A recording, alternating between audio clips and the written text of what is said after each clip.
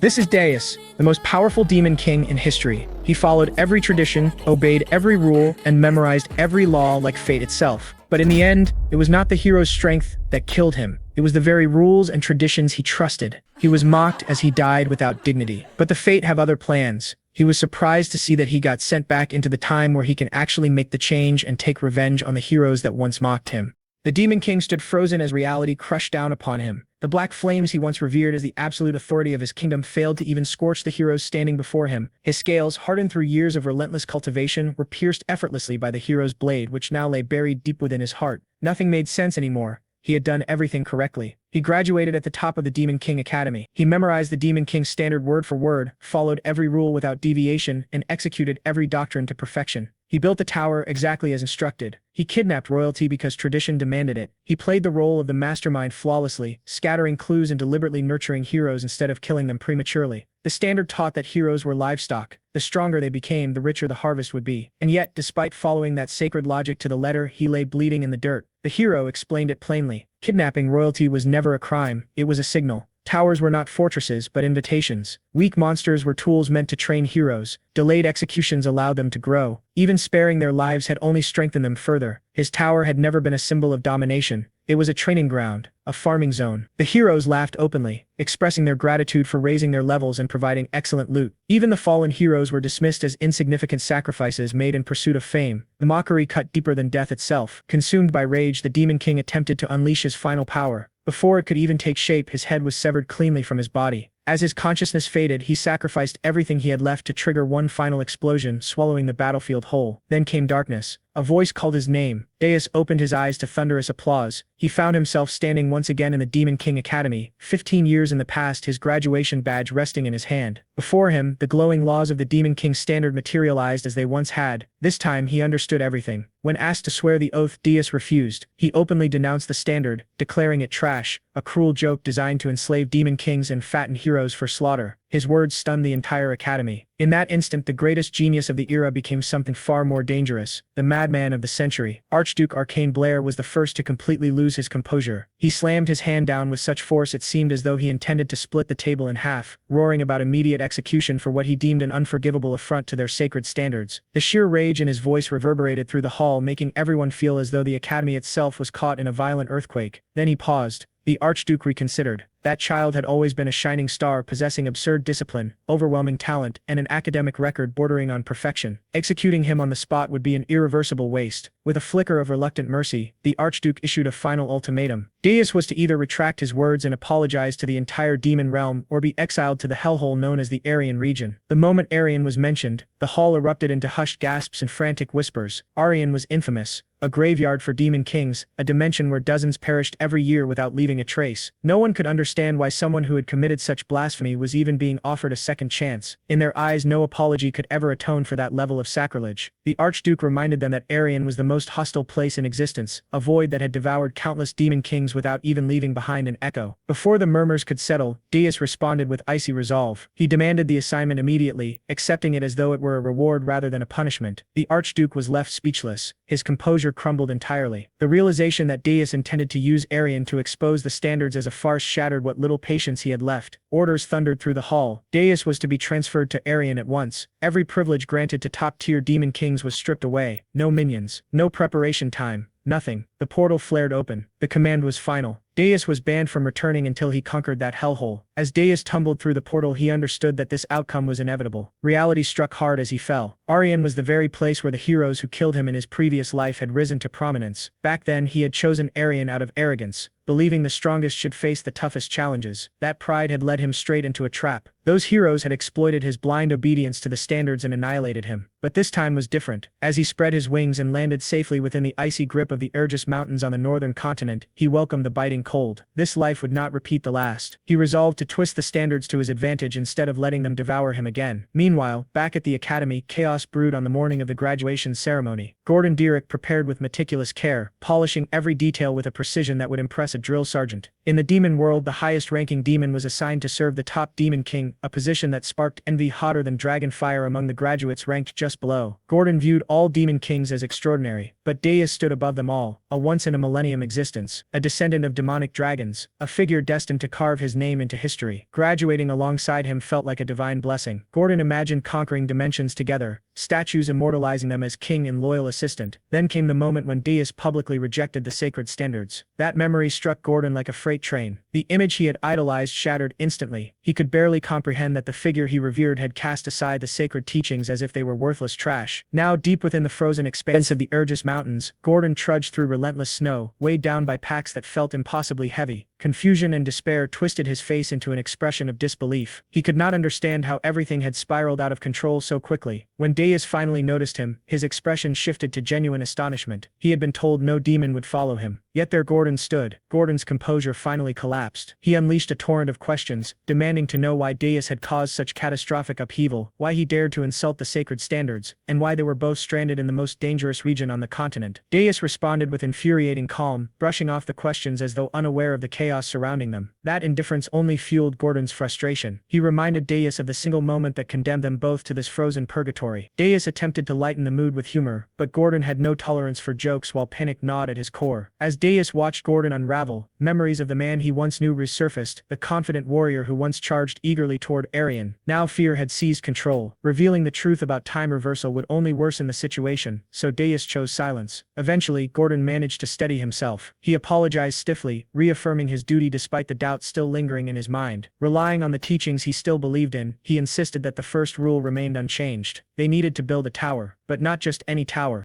The tower, according to Gordon, needed to be placed in a visible and accessible location, not hidden within a frozen wasteland crawling with monsters. The surrounding mountains were infested with ferocious beasts, making traversal nearly impossible for ordinary beings. He argued that choosing such a location blatantly violated every principle outlined in the Demon King's standards, and insisted they needed to retreat immediately. Desiree rejected the idea outright. Stubborn as an immovable pillar, he declared that the tower would rise exactly where they stood, here and now, and nowhere else. Without further debate, he produced the legendary tower seed and thrust it into the frozen earth. The seed required Demon King blood to awaken, and Gordon's panic surged instantly. He accused Deus of trampling over sacred traditions, but Deus responded with cold finality. He had never sworn allegiance to those standards in the first place. Gordon recoiled as though struck across the face. That rejection of doctrine hit him with crushing force. For demons, the standards were as fundamental as breathing itself. To deny them felt as unnatural as flying without wings, unless one had endured something truly hellish, like death itself. Deus sliced his palm open without hesitation and let his blood drip onto the seed. He asserted that Gordon needed to understand something clearly, that the standards were utterly worthless, especially within Arian. The seed absorbed the blood and erupted in a blinding red flare as a massive magic circle expanded outward. The tower began identifying its master, Deus of the Black Flame Demonic Dragon Clan. As the revelation unfolded, it shattered the foundations of everything Gordon believed. Deus explained that Arian swarmed with heroes because they had learned how to manipulate towers, weaponizing the Demon King's standards against demons themselves. That was the reason Demon Kings met their end in this cursed land time and time again. When the tower fully manifested, rising from the snow like a dark and brooding monument, Gordon stared in disbelief. Deus merely remarked that the standards deserved to be renamed, given that they now served humans far better than demons ever had. The interior of the tower was nothing but desolation. Upon entering the first floor, cold stone and suffocating silence greeted them. Gordon inspected the empty space with growing unease. A proper tower should have been overflowing with chambers, traps, and monsters, yet this one felt abandoned, stripped of every luxury a Demon King was supposed to possess. Each level above proved just as barren. By the time they reached the fifth floor, the so-called King's Chamber was as empty as the rest. Gordon reluctantly accepted that the tower's structure was beyond saving, but insisted that the next rule of the standards still needed to be followed. The second requirement demanded the kidnapping of a prince or princess, preferably someone close to the throne, to siphon the strongest emotional energy. Gordon asked for permission to offer his suggestion, and Deus granted it with a nod. Unfurling a map, Gordon pointed toward the kingdom of Corson, the closest realm to the Urgus Mountains. In his assessment, abducting the highest-ranking princess there would send waves of fear and despair through the kingdom, fueling their growth immensely. Deus cut him off before he could continue. He agreed with the kidnapping itself, but revealed that he had already chosen his target. Gordon's excitement spiked at the prospect of accompanying the mission until Deus ordered him to remain behind and guard the tower. Gordon took this as reassurance, convincing himself that his king had finally returned to reason and that the earlier erratic behavior was merely the stress of graduation. That fragile optimism shattered instantly when he learned the chosen target. Instead of Corson's royal princess, Deus had selected Hilderin, the kingdom farthest from the tower. And rather than a high-ranking royal, his target was the 13th princess, a girl with almost no influence and barely any presence at court. With unwavering resolve, Deus launched himself southward, crossing vast lands until he reached a distant castle. He slipped through a window and entered the princess's private chamber without hesitation. The mission felt disturbingly familiar. Yet this time, he moved with a purpose that defied every sacred rule of the demon world. Back at the tower, Gordon's heart pounded as panic set in. His king had chosen the least strategic option possible, the complete opposite of everything the standards demanded. Inside the chamber, the princess stared at Deus in stunned confusion, unsure of who or what had just shattered her quiet night. Deus wasted no time, declaring his identity and intent with unwavering confidence. Instead of terror, she responded with a soft, almost amused laugh. The reaction caught Deus completely off guard. Rather than shrinking back, the princess stood tall, meeting his gaze as though appraising him. Her audacity was baffling. He questioned whether she genuinely understood the danger or simply thought demon kings were some kind of joke. Even so, he bolstered his confidence, certain of his own presence. What he failed to anticipate was her calm acceptance, as though being kidnapped was little more than an inconvenience. That composure sent an inexplicable chill down his spine. He questioned her motives sharply, but she merely shrugged, explaining that she had long suspected something absurd like this might happen to a princess. He warned her not to attempt anything clever, insisting he would not tolerate deception, especially while feeling as though he stood on a fragile bridge above molten lava. She countered calmly, pointing out that she could not have plotted anything when she had no way of knowing he would appear that night. Her reasoning was sound, yet something about it unsettled him. Before he could dwell on it further, she extended her hand and beckoned him to leave. Deus took her hand, and together they soared back toward the tower hidden deep within the Urus Mountains. The moment they landed, Gordon rushed forward, tension radiating from every movement. Deus instructed him to place the princess on the 4th floor rather than throwing her into the dungeon, explaining that her lack of resistance warranted a small measure of leniency. Gordon complied, then requested to discuss an urgent matter. Meanwhile, the princess sat alone on the bare stone floor of the 4th level, quietly remarking to herself that she had truly been kidnapped. Her eyes wandered across the empty chamber, no bedding, no servants, no comforts of any kind. Yet despite everything, a small smile formed on her lips as she concluded that perhaps this situation was not entirely unbearable. At the same time, Gordon presented Deus with an ornate invitation from the Tower of Monsters. It announced a welcome celebration for the newly crowned Demon King. Deus dismissed it as a hollow display of intimidation, a posturing show of power. Under normal circumstances, demon kings would never cooperate, but Arin's grim reality had forced uneasy alliances. Still, he decided to attend. The stakes had grown too significant to ignore. The Tower of Monsters loomed from within a dense forest. There, Deus came face to face with Draxon, the demon king who had ruled the region for 70 long years. Draxon's first reaction was steeped in contempt. He assessed Deus as though he were nothing more than dust beneath his feet, making his disdain for the newcomer's disregard for tradition unmistakably clear. Deus responded with unbothered defiance, urging him to abandon theatrics and state his purpose. The reason soon surfaced. Draxon revealed that Archduke Arcane had ordered him to monitor Deus closely. Deus retaliated with an unfiltered insult, mocking how even exile to Arin had failed to extinguish the Archduke's arrogance. The remark ignited Draxon's fury. He attempted to assert dominance by issuing a humiliating command, but Deus did not yield. Instead, he questioned whether Draxon truly understood why he was there. Draxon insisted that Deus had violated sacred traditions. Deus cut him off, pointing out that those same traditions forbade demon kings from killing one another, before slamming his heel down and shattering the floor with a single thunderous strike. The sheer force of the display left Draxon frozen in stunned silence. Only then did Draxon realize far too late that he had gravely misjudged his guest. Scrambling to salvage what had already become a complete disaster, he dragged up the Archduke's orders once more. Orders tangled in the chaotic affair of a kidnapped princess and a report that wasn't even due for another month.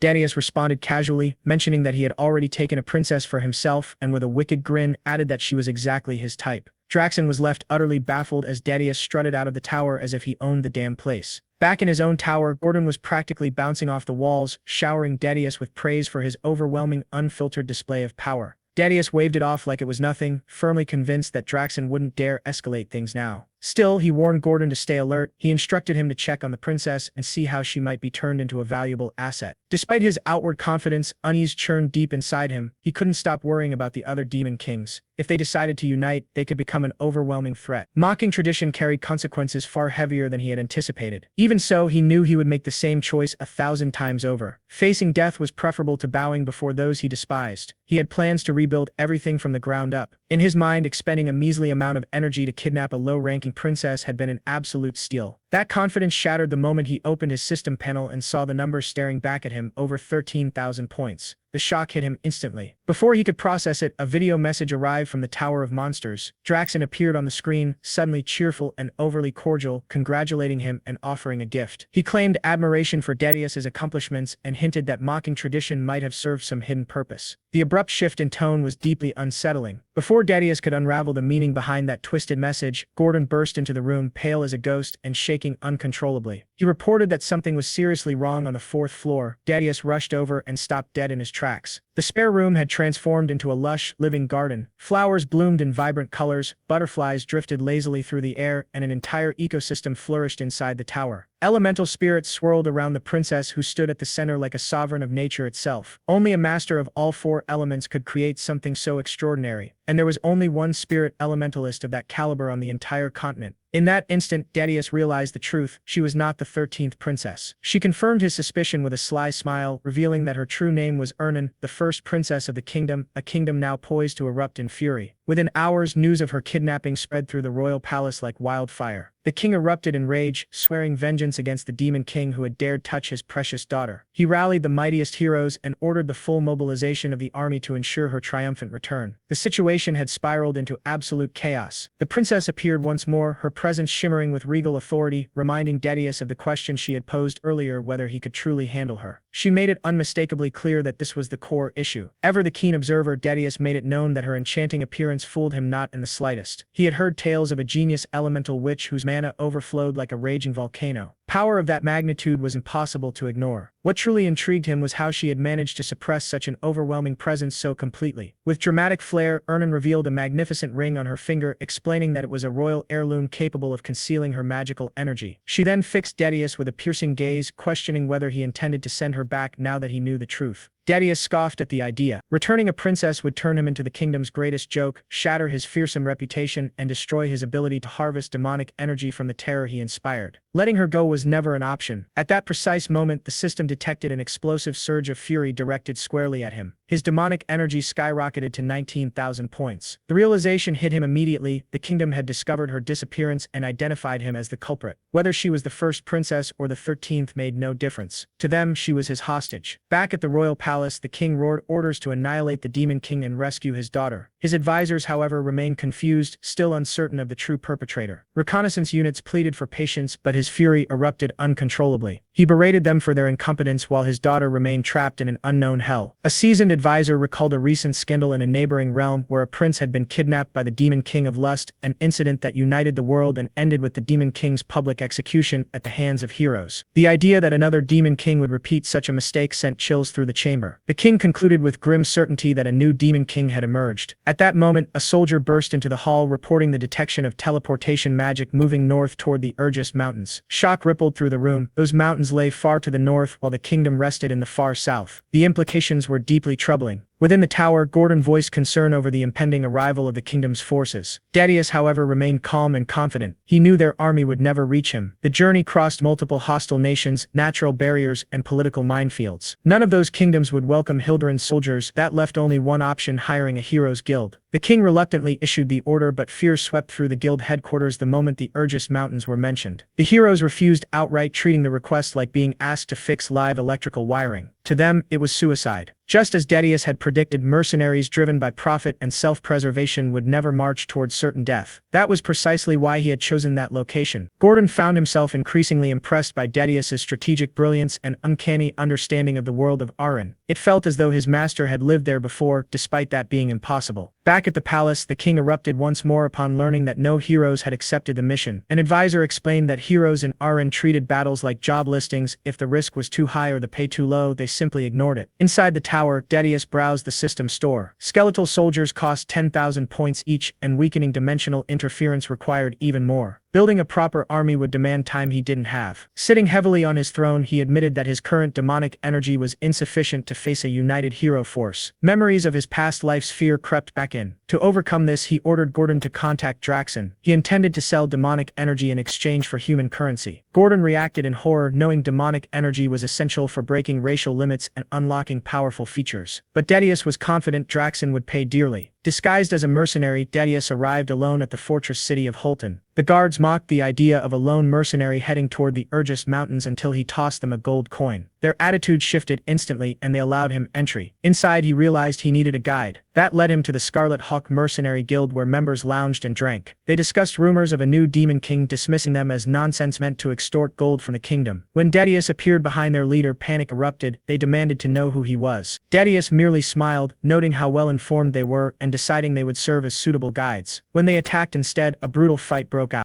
Darius moved with ruthless precision. One mercenary attempted a sneak attack from behind, only for Darius to block it as effortlessly as swatting away a mosquito. When another swung a massive hammer toward him, Darius caught it midair, stunning the attacker in the same way martial arts movie characters freeze when their strongest punch is stopped barehanded. Within moments, crossbows were aimed at him from every direction. Even then, he continued fighting without hesitation. He seized one large mercenary and hurled him into the others, scattering them like bowling pins crashing across the floor. The leader watched in absolute terror, no longer seeing a man, but a monster torn straight from a dark fantasy series. Outside the building, several mercenaries muttered in despair, questioning why the battle still hadn't ended and why exhaustion never seemed to touch their opponent. It felt as though they were trapped in a boss fight against an enemy who simply refused to obey stamina rules. When the rest finally collapsed, Darius approached the trembling leader, his eyes faintly glowing in the shadows. He assured the man that he would survive on the condition that he answered truthfully. Faced with a presence that felt like a final boss looming over him, the leader agreed instantly, begging for mercy without hesitation. Darius demanded the location of the slave market. Shaking uncontrollably, the leader guided him to a massive structure sealed behind a heavy iron gate. Darius quickly noticed that the market dealt exclusively in human slaves. The leader hesitated, uncertain whether this displeased him. Darius asked if there was anything rarer and casually tossed him a heavy bag of gold. Fear vanished in an instant, replaced entirely by greed. The leader's demeanor shifted immediately, like a shopkeeper adjusting his attitude for a wealthy customer, and he led Darius toward a hidden section of the market. As they walked, Darius couldn't help but notice how quickly the man recovered after witnessing his comrades' deaths.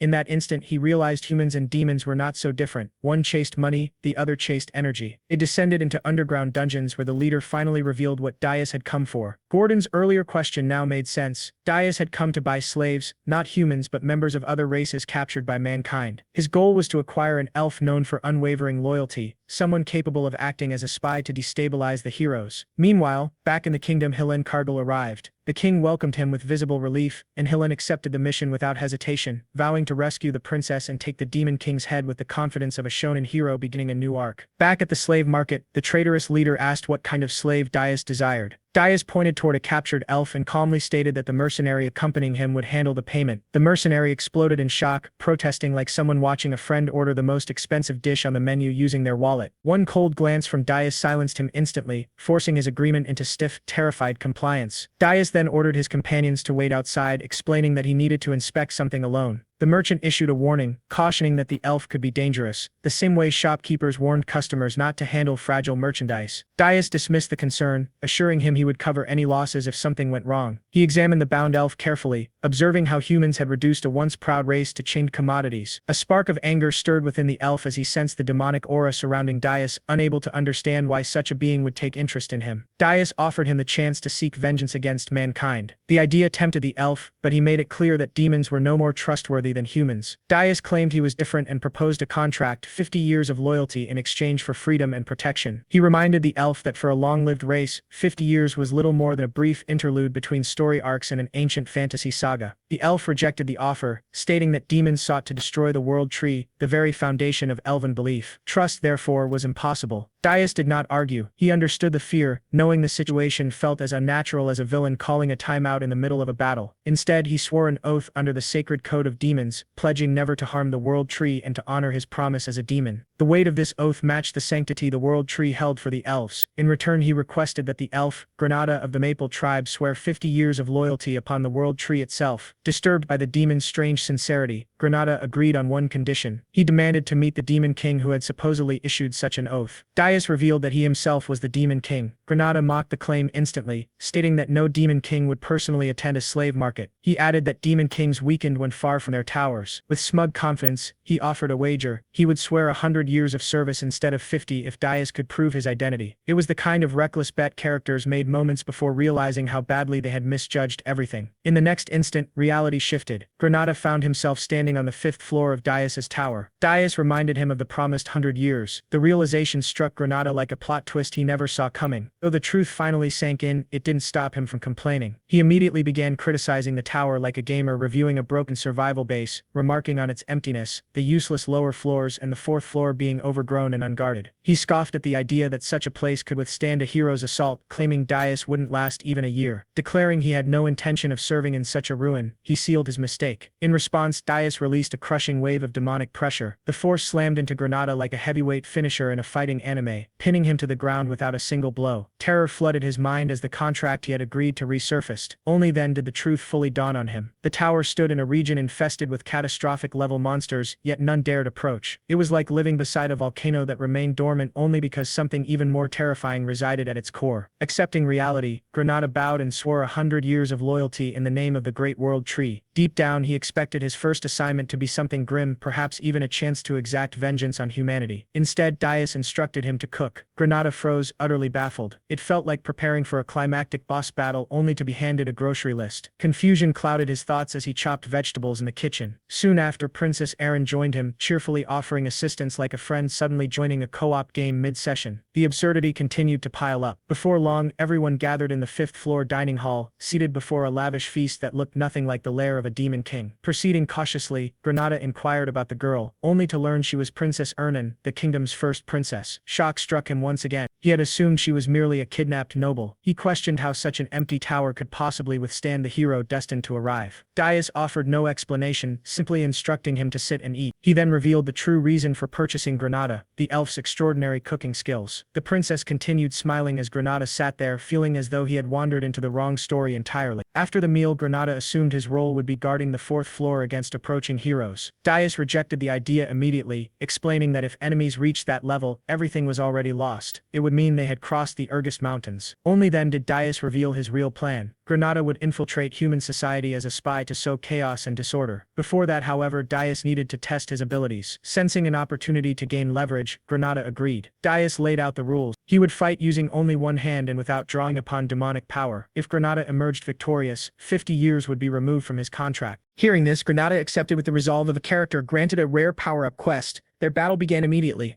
Movements sharp and deliberate. Darius quickly observed that Granada's technique remained refined and precise, untouched by years of enslavement. He even suspected that prolonged exposure to the tower's fourth floor had naturally strengthened the elf's body and magic. Granada unleashed powerful spells, revealing strength far beyond that of ordinary elves. His magic surged with confidence as he warned Darius not to underestimate him. Magically summoned roots erupted from the ground, wrapping tightly around Darius's leg. For a brief moment, Granada believed victory was finally within reach. Then a crushing presence descended, an overwhelming pressure slammed into Granada, a brutal reminder of the being standing before him. His body froze, instincts screaming danger. Darius maintained his promise to restrain his strength, yet the pressure alone made it difficult for Granada to breathe. Before he could respond, the fight ended in an instant. A single decisive strike from Darius dropped him to the ground, ending the battle and proving that the gap between them was far greater than Granada had ever imagined. From there, the story shifted to the city of Horton Walk, home to the Red Hawk mercenaries' headquarters. This time, the mercenaries welcomed Darius with warmth and respect, behaving like employees greeting a once strict boss who had returned with a rare smile. Darius informed them that he intended to hire their services for an entire year.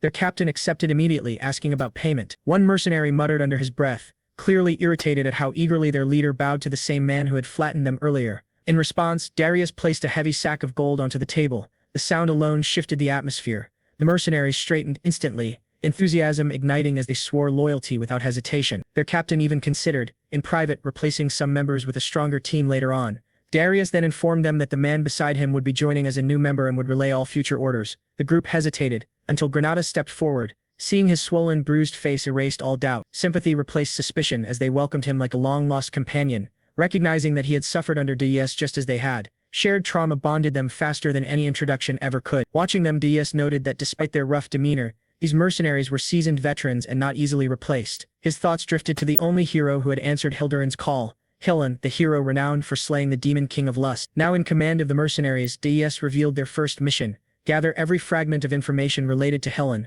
who was currently serving the Hildurin kingdom. The mercenaries stood straighter, determination clear in their eyes. With their assignment set, Darius departed Horton Walk, heading back toward his tower while already planning the next stage of his strategy like a tactician, setting up the next episode's cliffhanger. After assigning Granada to oversee the investigation, Darius decided it was finally time to strengthen himself. All demonic energy points that could have been used to reinforce the tower or empower himself had already been spent. leaving only one remaining option. His thoughts turned to the soul flower, a rare mana crystal formed over years of absorbing untouched natural energy. Consuming one could grant immense power. He believed the Urgus Mountains were the ideal place to search. Fierce mana storms and dangerous monsters had kept humans away for centuries, preserving the land in its natural state. While soul flowers couldn't compare to pure demonic energy, they were far better than having nothing. When he shared his plan, Gordon warned that searching for one was like hunting a needle in a mountain-sized haystack, and that monsters would attack the moment they sensed weakness. Deus explained that monsters weren't the real issue. The true challenge was locating the flowers without advanced mana detection. Their discussion was interrupted by a soft knock. Princess Urnam peeked in, a small blue slime bouncing happily atop her head like a living accessory. Both Deus and Gordon flinched at the sight. With a shy smile, she admitted she had never expected to be allowed beyond the palace walls and was grateful she had come. Before she could continue, Deus lifted her up, instructed her to hold on and launched them into the sky. They shot upward at breathtaking speed. From above, Urnam gazed down in awe, seeing the world like a first-time traveler staring out an airplane window. The sunrise, the clouds, the open land, everything felt unreal. Her thoughts drifted back to life in the palace, where every day felt identical. Training magic, studying history, repeating routines without variation. She had never imagined anything different. Yet soaring above the Urgus Mountains made her feel as though she had stepped into someone else's adventure. Deus ignored her reverie and reminded her of the task at hand. She asked him to use her name, since they would be together often. He agreed but warned her not to forget her responsibility. Failure to locate the soul flowers would result in punishment. She immediately apologized and summoned her water and wind spirits to begin the search. Deus expected the process to take time, but he knew her method far surpassed wandering blindly. Suddenly, Urnam cried out, claiming she had found something. Deus descended rapidly and saw monsters clustered around a glowing flower. Massive creatures emerged from the shadows. Deus identified them as a demonic race that had strayed from the demon realm long ago. As their king, he ordered them to step aside and leave the flower untouched. Their hatred for humankind burned intensely, and they declared their intent to kill him instead. Deus released a cold laugh. Gordon had been right. Expecting reason from monsters was pointless. He incinerated them without hesitation. The creatures fought back with desperate ferocity, defending what they believed was theirs. Their screams blended with the roar of spreading flames. When one commanded the others to attack the weakest and pointed toward Urnam, they charged in a frenzy. Deus annihilated them with a single burst of fire. Urnam remained calm, recalling how even ogres could fall through coordination. Yet these monsters never even reached her. Deus unleashed a massive surge of demonic energy that erased everything around them. When the smoke cleared, only Deus remained standing. Urnam stared at him in open amazement, eyes shining with excitement. He remarked dryly that humans only understood power once they witnessed it firsthand. That was when she noticed a ruby-colored spiritual flower buried in the snow,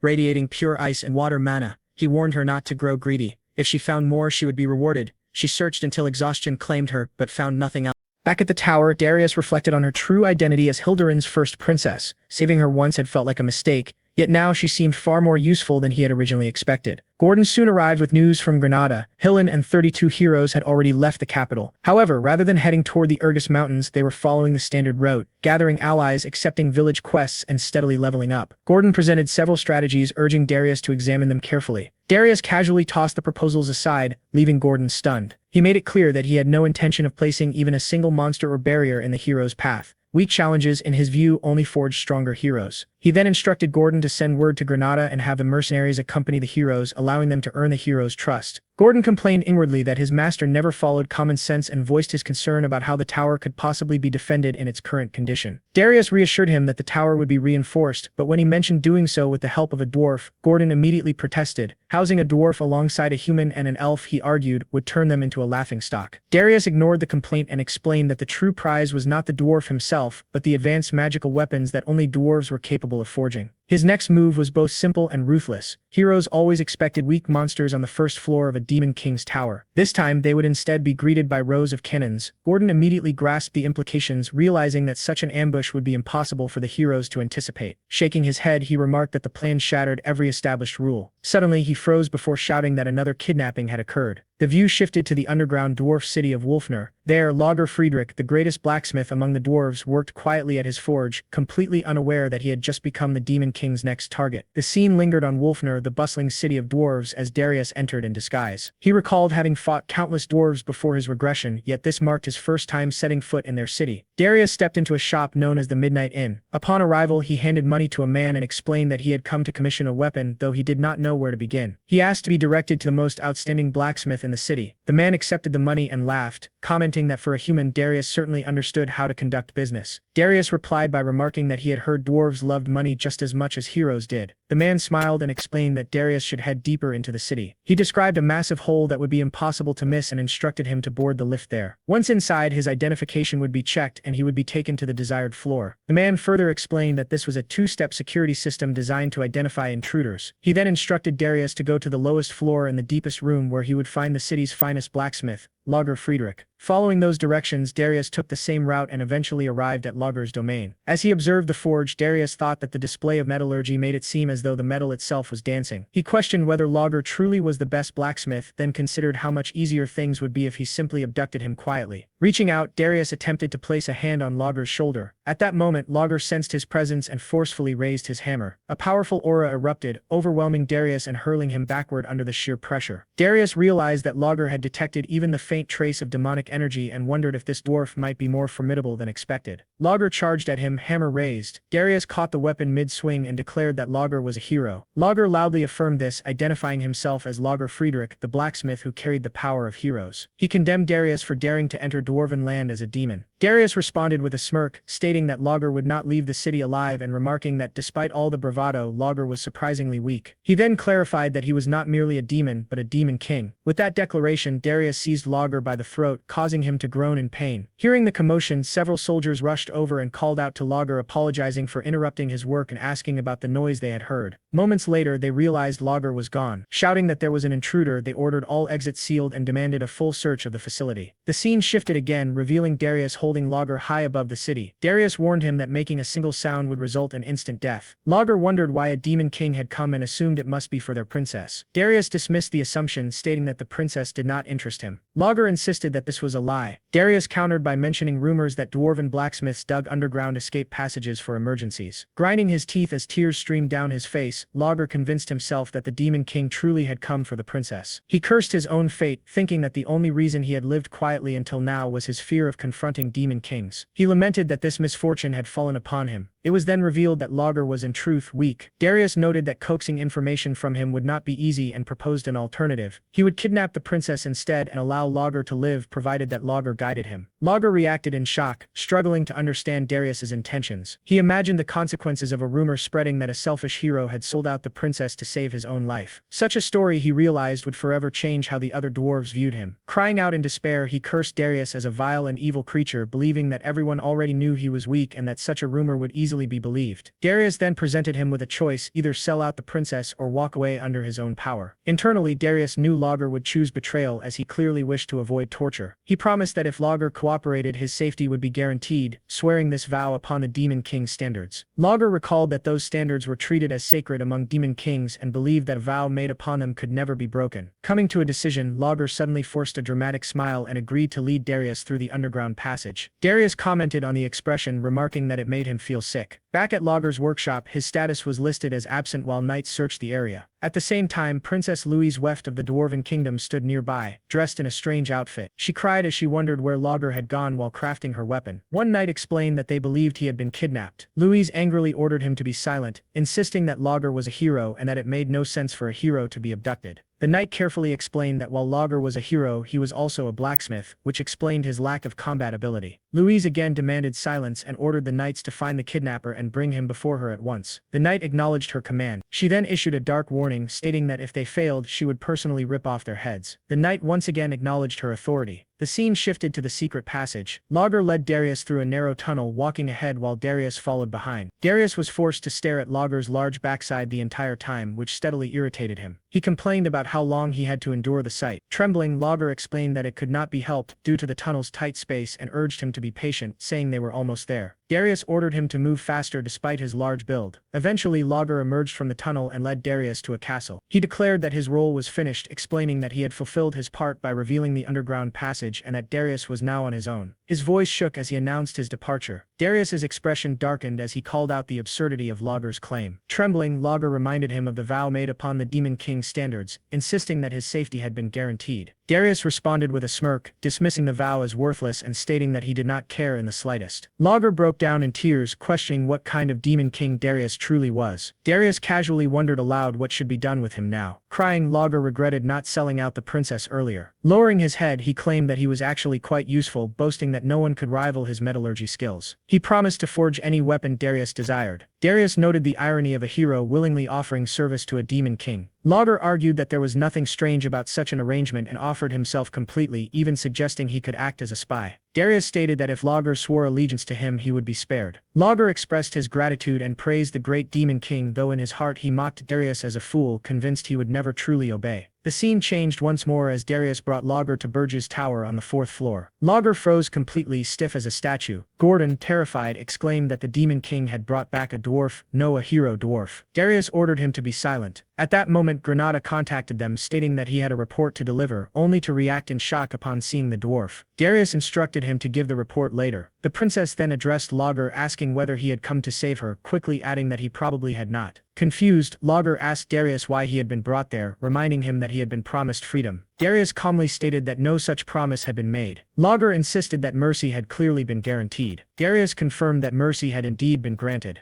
Lager was still alive. The scene returned to the station where preparations for the hero's journey were underway. A holographic communication link shimmered into existence as Granada finally delivered his report with steady composure, explaining that rumors were spreading rapidly among the heroes.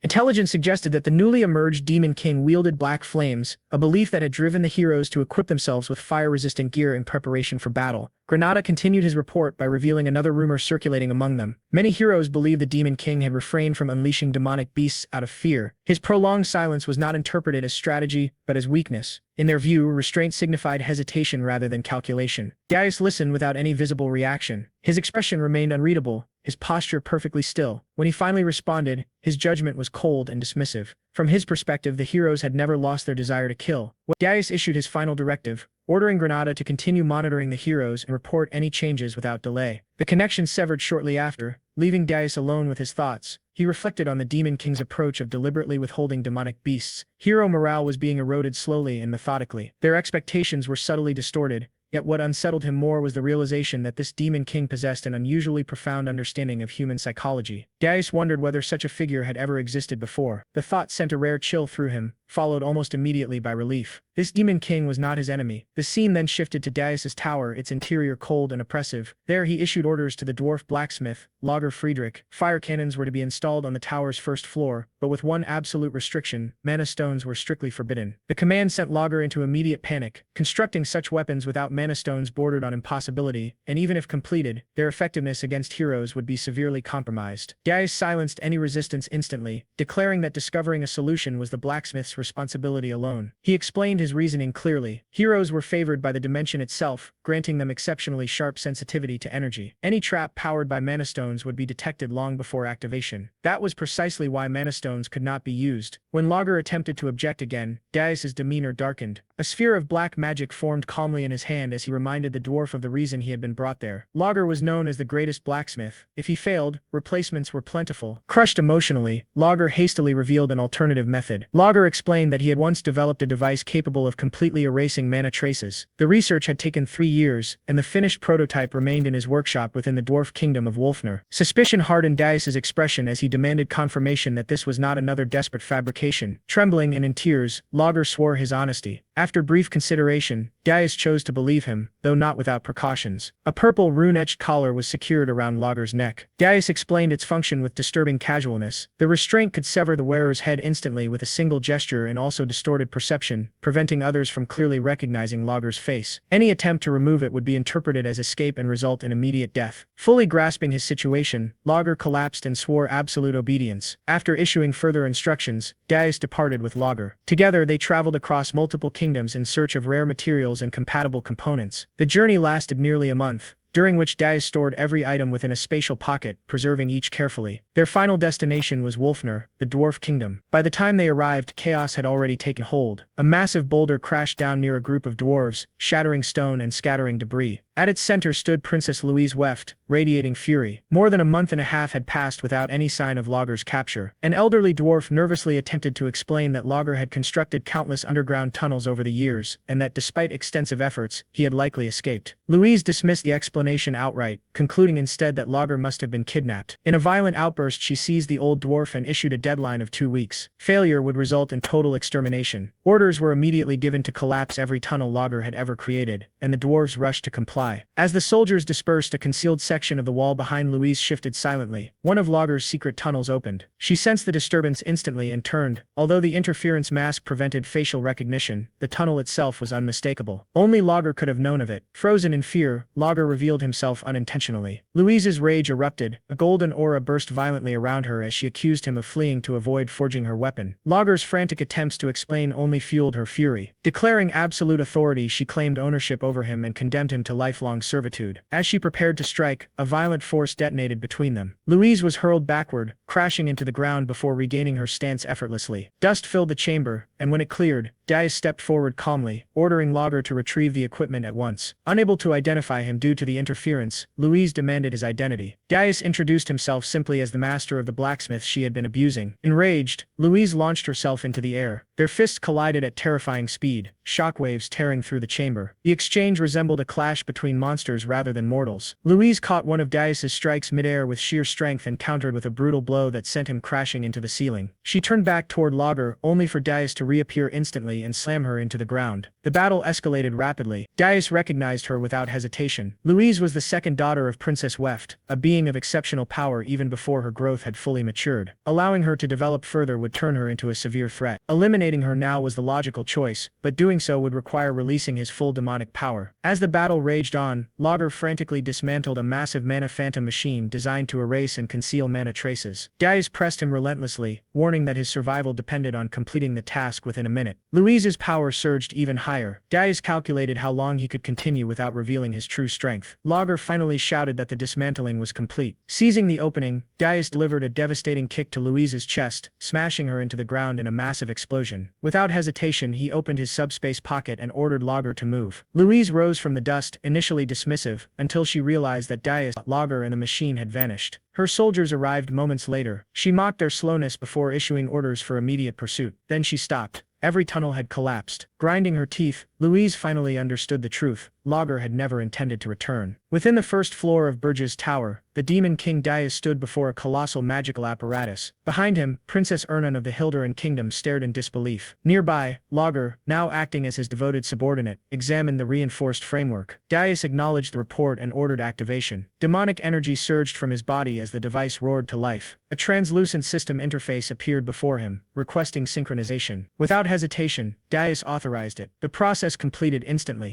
A final system update confirmed that the Mana Phantom had acknowledged Darius as its master. Its power source was fully converted, shifting entirely from mana to pure demonic energy. Darius turned his gaze toward Lager. The dwarf reacted with barely restrained excitement, insisting fervently that he had not interfered in the process in any way. Even so, amazement overwhelmed him. The fusion of the monophin with the tower, let alone the complete conversion of its energy source, surpassed anything previously thought possible. Lager immediately recognized it as a breakthrough beyond even what the original creator could have envisioned. Princess Ernan stepped closer, her eyes gleaming as she stared at the awakened structure. Darius casually suggested that she test it herself. Delighted by the opportunity, she eagerly began preparing a spell. Complex magical symbols formed rapidly as a massive sphere of multicolored magic condensed in the air. Lager panicked instantly. The thought of releasing such overwhelming power after he had just finished cleaning the tower nearly drove him to tears. His frantic pleas were completely ignored as Darius focused solely on observing the phenomenon. A spell of that scale should have been detectable far beyond the tower's walls. Darius moved toward the entrance and examined the outside world. There was nothing, no visual disturbance. No fluctuation in perception. The magic did not leak in the slightest. The effect was immediately apparent. A tower fully synchronized with a monophin completely concealed all internal magical activity. Curiosity stirred within Darius. He extended his demonic energy and attempted to manipulate the tower itself. In an instant, the entire structure vanished from existence. Moments later, with another gesture, it reappeared exactly as before. The realization struck him with quiet intensity. The tower could now be concealed or summoned at will. Though controlling this power freely would take time, Darius immediately understood its future value. A restrained smile formed as demonic light flickered within his eyes. Outside the inner chamber, Lager finally lost all restraint. His excitement burst forth as he begged for permission to examine the device further, nearly requesting permission to dismantle both the magical apparatus and the tower itself before hastily correcting his words. He declared the discovery unprecedented in all recorded history, his behavior bordering on obsession. Dadius studied him carefully, noting how completely Lager had lost control. After brief consideration, permission was granted under one condition. If Lager annihilated the heroes trapped on the first floor, he would be free to do as he wished afterward. Crimson energy surged around Lager as he immediately began chanting, fully immersing himself in what he now considered sacred research. Dadius then turned to Princess Ernan and calmly proposed that she confront the heroes who had reached the fourth floor. She hesitated, momentarily taken aback, though her protest carried a playful tone. Dadius reminded her that she was also a gifted spirit and that she had no intention of returning to her former royal life. Even as he spoke, Dadius recognized the weight of his decision. She remained an innocent princess, unfamiliar with the cruelty of the world, and asking her to oppose her own kind carried undeniable gravity. Ernan fell silent, uncertainty flickering through her thoughts as she considered what powers she could even use. Before she could settle on an answer, Dadius stopped her. Combat would not be necessary. All she needed to do was disrupt the heroes and openly reveal herself as their enemy. Success would be rewarded with another wish. She met his gaze, nodded slowly, and agreed on one condition. She wished to be introduced not as a princess but as his subordinate. Dadius accepted without hesitation. Her face lit up with unmistakable joy, her excitement barely contained. Even so, Dadius instructed her to follow his orders precisely. Some time later, Dadius sat in silence, studying the system screen floating before him. The plan unfolded clearly in his mind. The first floor would thin the heroes' numbers through overwhelming monarch cannon fire. On the fourth floor, Princess Ernan would serve as bait, drawing in survivors to be eliminated. Even so, the strategy was insufficient. With more than 200 heroes advancing, it would not erase even half of them. Only one option remained, strengthening himself further. His gaze shifted to a radiant treasure resting in his hand. Dense demonic energy coiled around it as it shimmered faintly.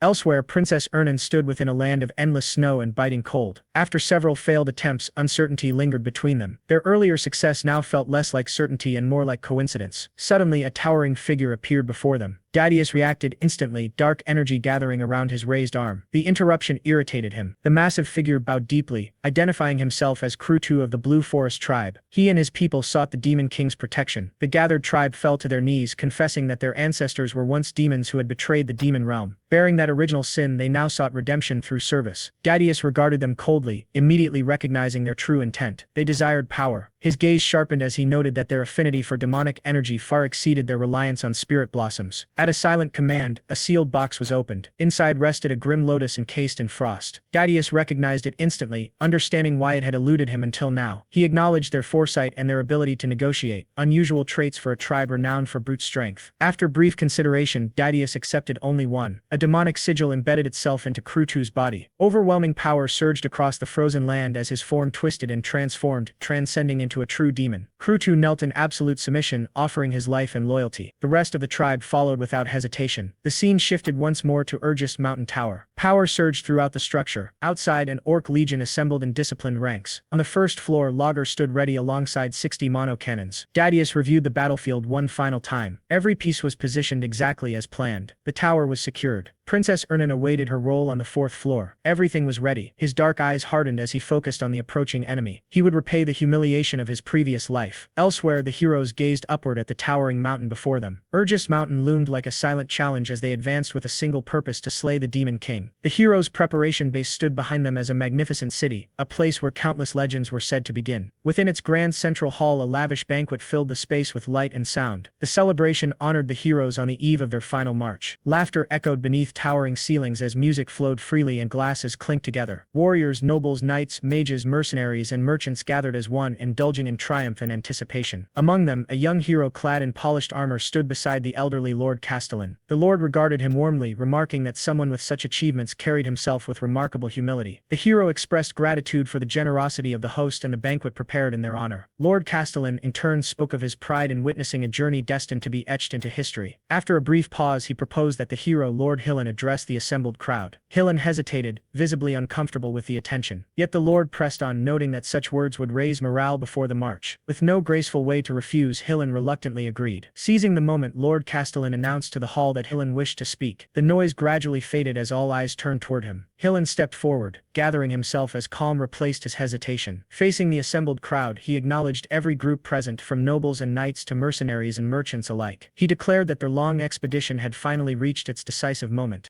With unwavering confidence, Helen spoke of their march for justice, boasting that it had frightened the Demon King so thoroughly that not a single monster had dared obstruct their path. Laughter erupted throughout the hall as confidence surged among the attendees. Yet Helen tempered their enthusiasm, reminding them not to lower their guard. Every possible preparation, he assured them, had already been made. His resolve sharpened as he proclaimed that the following day would mark the end of the foolish Demon King. Raising his glass, righteous fervor blazing in his eyes, he invoked the kidnapping of the Hilderan Kingdom's crown princess, Princess Ernan, declaring it time for the world to remember who truly held power. The speech ended in a fiery declaration of dominance, and the hall exploded into thunderous cheers. Amid the chaos, Granada the elf observed everything from a distance. Calm and analytical, he noted that the size of the expedition had neither grown nor diminished, exactly as the Demon King had predicted. Reflecting on the speech, Granada acknowledged that Helen's charisma was the true driving force behind the expedition's success. Helen had secured funding from the guilds and retained the loyalty of even the most unreliable mercenaries. Yet unease lingered. Granada's thoughts returned to the last tower he had investigated, entirely empty. That unsettling memory made him question whether the final confrontation would truly be as straightforward as it appeared. A dark, treacherous thought briefly surfaced, whether now would be the perfect moment to betray the heroes. Panic seized him instantly. He chastised himself for even entertaining such an idea. Subjugating the Demon King would finally free him from his curse, a future that undeniably benefited him. Shaking off the thought, Granada decided to clear his mind. He stepped outside for fresh air, intending to send a report. Later that night, beneath the glow of a full moon, Granada stood alone on a high balcony. A faintly glowing device rested in his hand as he communicated quietly. From the other side came a calm report confirming arrival at Holton Walk and stating that the climb would begin the following day, this time unmistakably belonging to the Demon King Deus. His tone carried cold authority as he issued final warnings. Granada was told to beware of the snow during the climb, to remain vigilant at night, and to heed one final cryptic instruction. When the tower door opened, he was never to be near it. The connection ended abruptly. Granada stood frozen, unable to grasp the meaning of the warning. Confusion weighed heavily on his mind. Suddenly, a presence emerged behind him. Startled, Granada turned to find Helen standing there, relaxed and observant. Quickly noticing Granada's tension, Helen offered him a drink, an elven fruit wine known for its calming warmth. Granada accepted, and as he drank, his nerves gradually settled. Helen casually remarked that Granada seemed troubled and asked whether he truly believed they could succeed against the Demon King. The tone was light, almost teasing, but the question lingered heavily. Granada hesitated before responding. As he did, Helen stared into his own cup, his reflection wavering. The cheerful expression he had worn earlier slowly faded, replaced by quiet honesty. He admitted uncertainty. Granada was caught off guard by the sudden candor. Helen continued, explaining that although people trusted him and followed his lead, attacking a Demon King's tower had always been hell. It had never once been an easy victory. Attempting reassurance, Granada mentioned Helen's past achievement, defeating the Demon King of Lust, implying that a newly emerged Demon King should not be as dangerous. As the words left his mouth, Granada realized something unsettling. Very little was actually known about how Helen had killed the Demon King of Lust. Growing curious, he asked about that battle. Helen avoided the subject. His expression shifted once more, returning to the familiar heroic facade. He credited his past victory to the brave comrades who had always stood at the front, facing monsters head-on. Turning to Granada, he placed a firm hand on his shoulder and reaffirmed his trust in him. With renewed confidence, Helen declared that he would lead the coming battle and asked Granada to guard his flank. Granada nodded in agreement. Satisfied, Helen wrapped an arm around him and guided him back toward the banquet hall. The two walked side by side, Helen leading his elven companion, his expression calm and unreadable, concealing the true nature of their alliance. Later, alone with his thoughts, Helen reflected on the conversation. A cynical smirk crossed his face as his gaze drifted to a ring set with a red gemstone. In that moment, the heroic mask vanished, revealing something far darker beneath. His true thoughts surfaced clearly as he silently placed his expectations upon Granada once again. The following morning, the preparation base buzzed with activity. As the massive expedition finally departed, citizens lined the streets, cheering loudly. Words of encouragement filled the air as the heroes marched forward. Cries praising Lord Granada and Lord Wharton echoed throughout the city. At the head of the procession, Granada marched with calm focus, his gaze fixed straight ahead. Beside him, Helen walked proudly, basking in the admiration of the crowd. Soon the city disappeared behind them, and the noise faded into silence. The expedition entered the harsh Urgest Mountain Canyon. Endless snow-covered cliffs surrounded them as biting winds cut through the air. The massive force wound its way through the desolate landscape, the cold their constant companion. Casual conversations emerged. Earlier worries slowly faded. Some remarked on the surprisingly mild weather, noting the clear sky and lack of snowfall. Confidence grew as others claimed that reaching the tower would be easy at this pace. Laughter followed, along with jokes about the absence of rumored disaster-class monsters and claims that any such creatures were likely too frightened to appear with Helen leading the expedition. That confidence shattered abruptly. A warrior felt a tap on his shoulder. When he pulled his hand back, it was coated in sticky purple slime. Confusion turned to horror as he turned around. Towering over them stood a massive ghoul. Panic erupted instantly as screams tore through the canyon. More ghouls poured in from all sides. Hillen's presence cut through the chaos as he raised his sword, his resolve unshaken. Orders were issued swiftly, placing the expedition on full alert. The narrow canyon became a battlefield. Knights shielded the mages and pushed forward, steel clashing against undead flesh as magic lit up the frozen terrain. Suddenly, a new warning echoed through the ranks. A colossal skeletal frost giant emerged from the canyon wall, its massive body formed entirely of ice. Shock rippled through the expedition. Hillen immediately ordered a retreat, declaring his intent to face the monster alone. As the expedition fled the canyon, Hillen charged forward. Blue energy crashed against the frost giant, yet the creature remained unmoved. Undeterred, Hillen pressed the assault. The frost giant's crimson eyes glowed as it swung its massive arm downward. Hillen met it with a powerful upward slash, shattering the icy limb and sending shockwaves through the canyon. Without pause, he destroyed the creature's remaining arm and carved through its massive frame, overwhelming it with relentless force. Seizing the perfect moment, Hillen unleashed a final flurry of devastating attacks and signaled the expedition to escape. The heroes did not hesitate. They surged past him as explosions erupted behind them. Hillen continued to hold the frost giant at bay until the last moment. Enraged and denied its prey, the monster released a final furious roar before collapsing inward and self-destructing in a colossal explosion that shook the canyon. The survivors stumbled into a nearby snowy forest, collapsing from exhaustion and shock. Conversations quickly turned grim as they reflected on the horrors they had endured. Yet casualties were low. Many credited their survival to Hillen's overwhelming strength. Speculation spread rapidly. Rumors claimed that Hillen had absorbed the power of the Demon King of Lust, placing him on par with the Demon King himself. Confidence returned as faith in Hillen solidified. Granada listened in silence, wondering if Hillen truly could defeat the Demon King. That hope was short-lived. Ahead of them stood another threat, a tribe of massive blue-skinned orcs led by a towering chieftain with curved horns. There was no time to rest. Granada immediately recognized them as pole beings infused with demonic energy, servants of the Demon King. As the chieftain stepped forward, the ground beneath the heroes began to tremble. A deep rumble echoed through the mountains. Deus's warning resurfaced in Granada's mind. Terror spread across his face as understanding dawned. The snow began to shift. Cracks spread across the mountainside as ice groaned under its own weight. The sound of an avalanche filled the air. Panic consumed Granada as the disaster struck. A massive avalanche tore down the mountainside, burying the entire expedition in an instant. Snow and ice swallowed warriors, mages, and heroes alike, dragging them into frozen chaos. Granada's final scream was crushed beneath the overwhelming weight. Far away, within his towering fortress, Demon King Deus sat calmly upon his throne. Holographic screens displayed the unfolding catastrophe. One by one, the images of the heroes vanished. A sinister smirk spread across his face as he watched their final moments. Leaning back, his eyes gleamed with cold satisfaction. His plan had succeeded perfectly. This time, none of them would escape. Still seated upon his throne, Deus remained utterly composed. His posture showed no tension, and his expression betrayed nothing. When he spoke, there was no emotion in his voice, only absolute certainty. The design he described had been set in motion long before the heroes realized it. The cold intensified until it became suffocating, and damage reports became meaningless as the blizzard erased all sense of order. Everything within that frozen domain was consumed. Amid the roaring wind, Deus raised his voice, issuing commands through the storm. He ordered the heroes to establish a temporary camp and search for those scattered by the earlier catastrophe. Every movement was slowed by relentless snow and freezing gusts, turning even the simplest actions into exhausting struggles. As the calamity unfolded, the Demon King continued his explanation with calm detachment. The second command had already been issued. When darkness finally settled, the situation worsened even further. From within the forest's deepest shadows,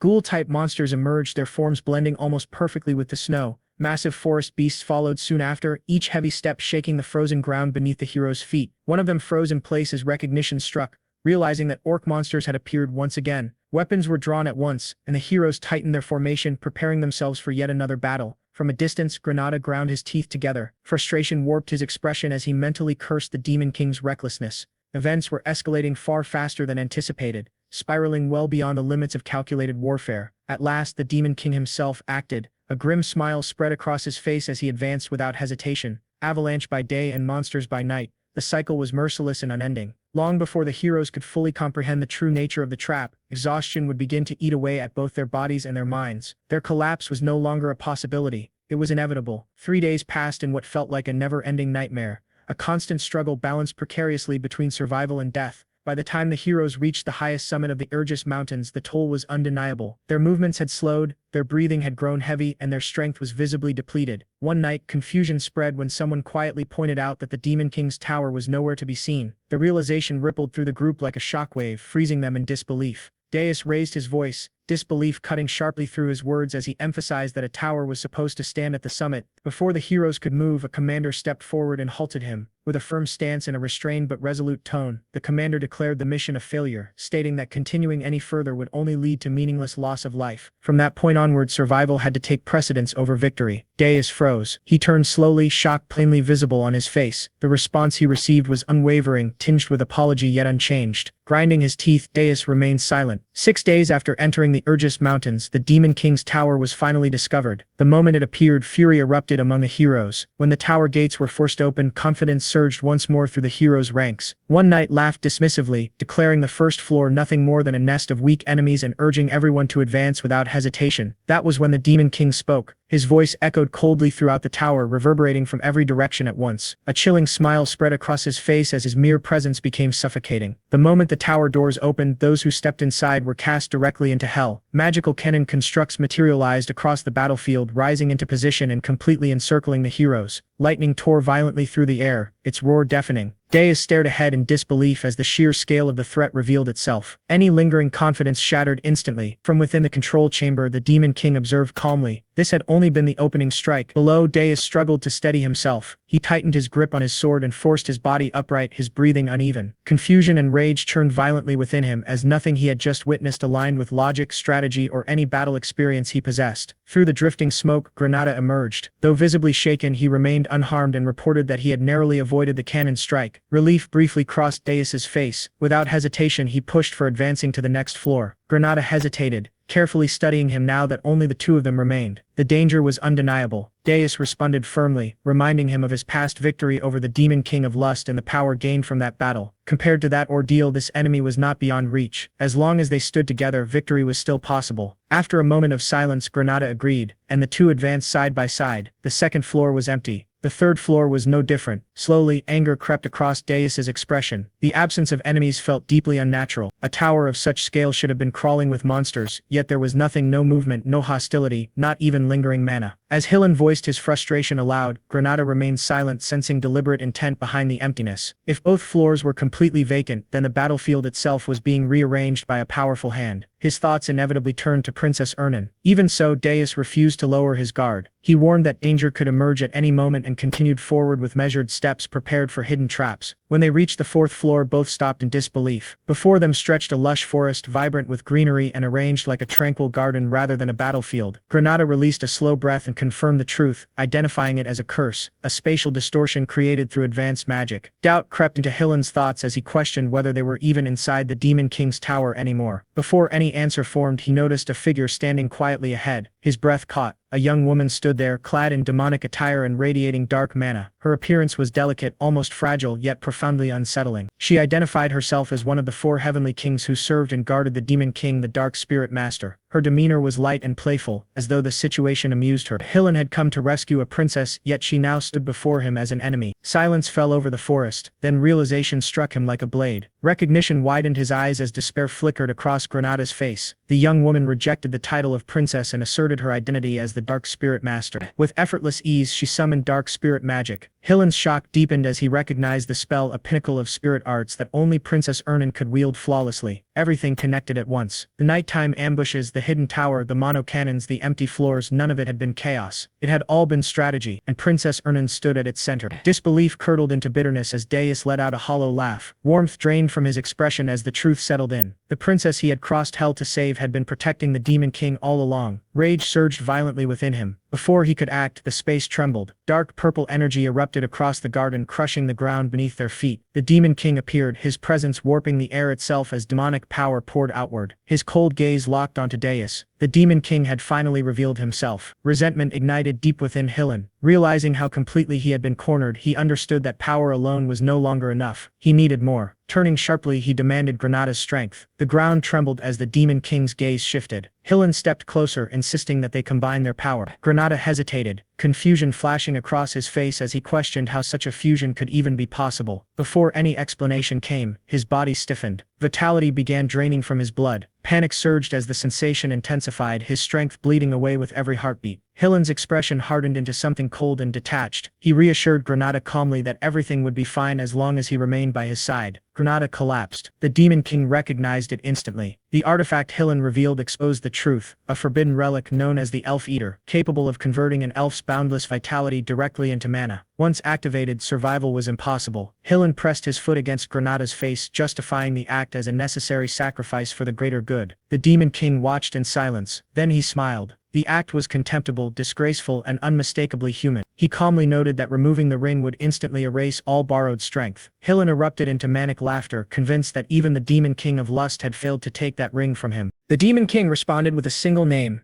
Gordon. In the next instant, Deus's expression twisted in shock as searing pain tore through his body and blood sprayed into the air. He had sensed nothing, no presence, no mana fluctuation, no warning whatsoever. His hand went slack, strength draining away instantly. Standing behind him was Gordon, the Demon King's loyal servant. His blade was already lowered, as though the strike had been nothing more than a trivial inconvenience. Before Deus could recover, Gordon struck again, sending him crashing violently across the ground. He lay there staring upward in disbelief. In that moment, Deus fully understood the threat before him. Gordon was a high-ranking demon. Even with the artifact's power coursing through him, Deus had been utterly overwhelmed. Then pressure descended. The Demon King appeared behind him, gripping his shoulder with effortless strength. Crimson light burned within his eyes as a faint, amused laugh escaped him. Escape was impossible. Deus attempted to move, but his body refused to respond. Only then did the truth become clear to him. Space itself had become a cage. Before him loomed a massive wolf-shaped presence, an ancient ruler whose authority had once dominated the entire continent. Understanding settled into Deus's eyes. There was nowhere left to flee. Dark energy gathered around the Demon King, swirling violently as the ground cracked beneath its weight. His voice carried a chilling calm as he declared that the moment had come to reveal what a true Demon King truly was. The rumbling intensified. Deus's eyes widened in pure shock as oppressive energy spread across the battlefield, whispering destruction into every corner of the world. After Deus landed a devastating strike, Hillen remained sprawled on the ground, half dead yet still alive. Even after defeating him, Deus acknowledged that Hillen's power and strength were remarkable, as surviving such a brutal attack was no small feat. Deus then issued a cold order for Gordon to bind Hillen's hands and throw him into prison. He further instructed that the other humans who had collapsed outside the door be locked up as well. Gordon accepted the commands without hesitation and moved immediately to carry them out. Granada, by contrast, was in terrible condition. His body resembled a white skeleton, and he groaned in pain, claiming that he could already see the afterlife. Deus praised his efforts and mockingly rewarded him before using Spirit Blossom on him. In an instant, Granada was completely healed. He stood frozen in shock, stunned by the sudden recovery. Deus then applied Spirit Blossom to the princess as well. Watching this unfold, Granada quietly wondered whether Deus had healed him in the exact same manner. Soon after, the dwarf cried out in excitement. Deus acknowledged his hard work and granted him permission to dismantle the tower. The dwarf reacted with overwhelming joy, celebrating loudly and expressing boundless gratitude toward the Demon King. With everything settled, Deus instructed everyone to return to their duties and restore and maintain the floors they had been assigned. After delivering his final orders, he departed the area. As the situation calmed, Granada reflected on everything he had witnessed. Even after such a fierce battle, the Demon King appeared completely unharmed, a sight that only reinforced his fearsome reputation. The princess, however, seemed lost in thought. When Granada asked what troubled her, she brushed it aside, claiming it was nothing. Still, she quietly remarked that the Demon King appeared tired. The scene shifted to Deus alone. Away from everyone's eyes, he lay exhausted on the floor, teeth clenched as he admitted to himself how close the battle had truly been. He reminded himself that a Demon King could never afford to show weakness. Inwardly, he cursed Hillen, acknowledging just how dangerous that human truly was. Deus reflected on what it meant to face one of the 10 stars, the 10 strongest heroes on the continent. He recognized that while Hillen was among them, he was considered one of the weaker members. He admitted that he had barely used any demonic energy points to strengthen himself in this life, partly because he lacked sufficient resources. He knew with certainty that if Hillen had been in perfect condition, victory would not have been possible. Instead, his plan had gradually worn Hillen down, provoked him, and pushed him into a state of panic. As events unfolded, Hillen's field of view narrowed, exposing a clear opening. That single mistake allowed Deus's all-out strike to land successfully. For now, Deus considered it a perfect victory, even if it fell short of the usual standards expected of a Demon King. He realized that something unprecedented had occurred. He had successfully altered fate itself. That realization filled him with resolve. He believed believed that he could change the future and finally take revenge on the heroes who had once destroyed him. As the tension faded from the battlefield, the scene transitioned to the Holton Walk press conference hall. Chaos reigned as people argued loudly among themselves. Reporters accused officials of spreading nonsense, openly mocking the claim that the heroes had simply given up because they could not find the tower. Investors raged with fury, demanding accountability and pressing to know who was responsible for the failure. Amid the uproar, one man insisted that the mission had not yet failed. He claimed there was still hope, emphasizing that Sir Hillen Cargill and the great heroes had not given up. According to him, they were still searching for the Demon King's tower and needed only a little more time. The king erupted in anger, cursing Hillen Cargill for his arrogance and failure. He raged that Hillen had spoken boldly yet delivered nothing. He declared that if Hillen failed to rescue his princess, execution would follow without mercy. The princess, burning with frustration, attempted to speak about the hero's journey, but the king cut her off completely. He showed no interest in explanations and ordered that lodger be found immediately. Around them, whispers spread rapidly. Some claimed that Sir Hillen had never returned. Others insisted that he was already dead. As these rumors spread, news of the new Demon King traveled swiftly across the continent. The story became twisted and exaggerated with each retelling. The world sank into deep sorrow. Because of this widespread despair, the tower's demonic energy points accumulated at an alarming rate. The scene then shifted to the Heroes Guild headquarters, where a tense conference was underway. The other heroes questioned Hero Wharton relentlessly, demanding to know whether there was even the slightest falsehood in his report. Wharton swore on his name that everything he had said was the truth. An elder hero responded coldly, stating that the situation was extremely serious. However, since the identity of the new Demon King remained unknown, he insisted that caution was essential. He reminded everyone that Hillen Cargill was one of the 10 stars and could not be defeated easily. A decision was reached to wait 10 more days for any news of Hillen. If nothing was heard after that period, then all heroes across the continent, 4,728 in total, would launch a full-scale assault to eliminate the new Demon King. From there, the scene moved underground to Burgess Tower Prison, where Hillen was being held captive. Deus arrived and observed him, noting that Hillen was already awake and remarking on his exceptional recovery speed. Hillen immediately stated that if he was being kept alive, Deus must want something from him and demanded that he get straight to the point. Deus responded with a smirk, clearly pleased by Hillen's willingness to talk. He made his offer clear, instructing Hillen to become his vassal. Hillen was stunned, completely caught off guard by the proposal. Deus then placed a bag filled with gold coins in front of him. He explained that a hero's journey required an enormous amount of money, covering food for hundreds, security, lodging, membership fees, armor, weapons, and even top-grade consumables. Normally, these expenses were paid through investments from merchant groups and nobles. He explained that when a Demon King was defeated, heroes' lives were transformed, but when they failed, they were buried under crushing debt. That was the fate of heroes who relied on investments. This time, all investments had been focused on a single individual, the captain of the hero party, Hillen Cargill himself. Hillen silently acknowledged the truth. Even if he escaped, he would be branded a failed hero and forced to live in hiding for the rest of his life, endlessly hunted by debt. He questioned how Deus knew all of this. At that moment, Granada stepped forward and revealed that he had been the one who told him. Hillen shouted Granada's name in rage, accusing him of betrayal. Granada fired back just as fiercely, calling Hillen a scammer and reminding him of what had been done to him. He declared that he had been on Deus's side from the very beginning. Deus then revealed the real reason for Hillen's failure. He stated calmly that there had never been a Demon King like him before. Still, something about Deus's confidence unsettled him deeply. Deus laughed and revealed Armani's orb in his hand. He pointed out that if one of the strongest heroes secretly interfered with human plans, the question became whether humanity could truly succeed at all. He explained that the orb was a magical tool used to monitor his subordinates. Once it entered the body, it would instantly attach itself to the brain.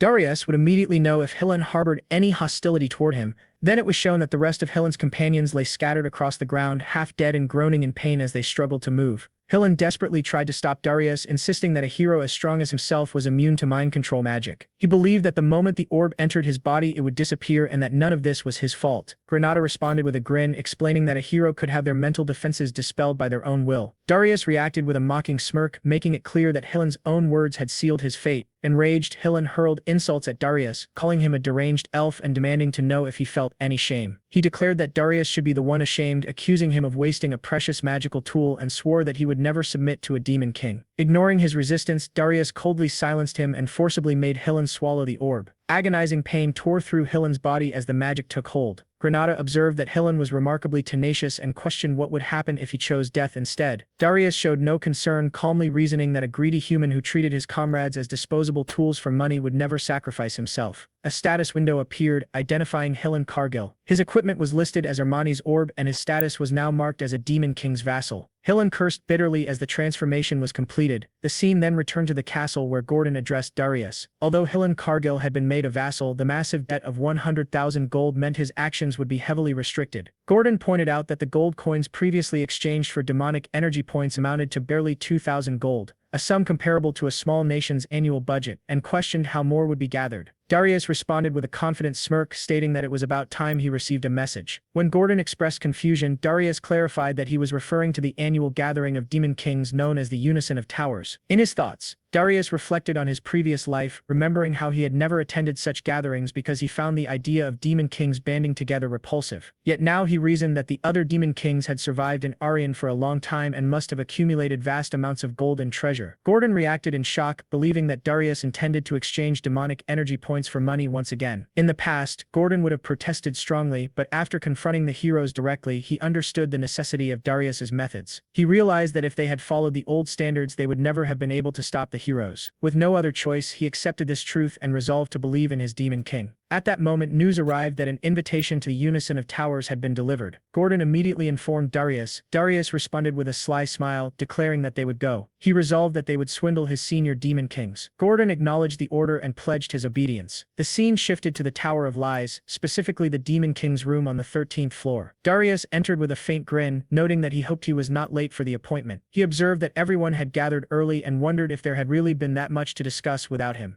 Draxon Doldov, the Beast King of the Wolf Beastmen race, stepped forward and welcomed Darius. Reyna Soldan, the Demon Lord of the Winters and a Frost Demon, remarked that Darius was the one everyone had been talking about. Ugur Belvek, the Demon King of Indestructibility from the Titan race, stated that the fool who had insulted Jason Kochman had already been taken away. Jason Kochman, known as the Devil of Lies from an unknown tribe, also happily welcomed Darius. Darius responded with a smile, internally labeling them as pathetic. He commented on Harmony and questioned whether a Demon King should feel ashamed. In his thoughts, he admitted that he knew this was the right path for Aryan, yet something still lingered in his mind. Belvek suddenly erupted in anger and cursed at Darius, demanding what a newcomer like him could possibly know about Aryan. Darius calmly reflected that by scratching the surface just a little, it was easy to read people. He sensed that Belvek was openly radiating murderous intent. Darius smirked and mockingly called him an idiot, stating that he thought he was the only one in charge there. Belvek's rage intensified as he threatened to kill Darius if that was what he wanted. Darius replied casually, telling him to try if he could. As the two demon kings locked eyes, Jason intervened, reminding Belvek that this place existed for harmony and asking him not to ruin it. In Darius' mind, he noticed that the killing intent of both demon kings vanished instantly. He realized it was not magic and wondered whether it was Jason's power or the power of the tower itself. Darius agreed to proceed. Jason thanked him for his cooperation. Darius considered whether this phenomenon was similar to Mana's ghost, then dismissed the thought as unfounded speculation. He reminded himself not to let his guard down. Jason announced the start of the harmony at the top and declared that everyone could now speak freely. Darius remarked that it was not particularly impressive. Draxon angrily demanded to know from Belvek where Hillen Cargill was now. Darius fell silent and finally stated that Hillen Cargill was. The scene smoothly transitioned to the adjutant's reception room within the Tower of Lies. There, the aides of the Demon King of Beasts and the aides of the Devil of Lies stared coldly at Gordon. One of them questioned whether Hillen Cargill was dead. Gordon, visibly nervous, claimed that he did not know and explained that he had not even come to the top. He guessed that Hillen Cargill might be wandering around Mount Irgist and begged them not to question him further. Another beast scoffed, saying that it made no sense and that the tower should be visible if that were true. Gordon responded that it was not their tower. A different beast remarked that perhaps the rumors were true and mentioned His Majesty the Demon King. Gordon thought to himself that everything was indeed as Darius had said. Darius' earlier instructions echoed in his mind, reminding him that if other officers asked about Hillen Cargill, he was to say that he did not know and to act as a spy. He recalled Darius emphasizing that strict confidentiality was the top priority. Even so, Gordon felt something was strange. He realized that the Demon King had not been wrong. Gordon finally spoke. He suddenly shouted that the devil he served was a rebel, a fool who never listened to anyone. He complained that if left alone for even a moment, that devil would start doing bizarre things and angrily declared that if things were going to be like this, then everything should just be done without him. As the outburst ended, Hillen felt an unexpected sense of relief wash over him, and he could not understand why it felt so refreshing. Hearing Hillen outburst, the remaining beastmen responded with understanding. They expressed that they already knew and truly understood how things were. They complained that all demon lords were the same and repeated the words about their own demon king again and again. As Hillen heard this, tears poured from his eyes. In his heart, he realized that he had truly needed this small moment of comfort.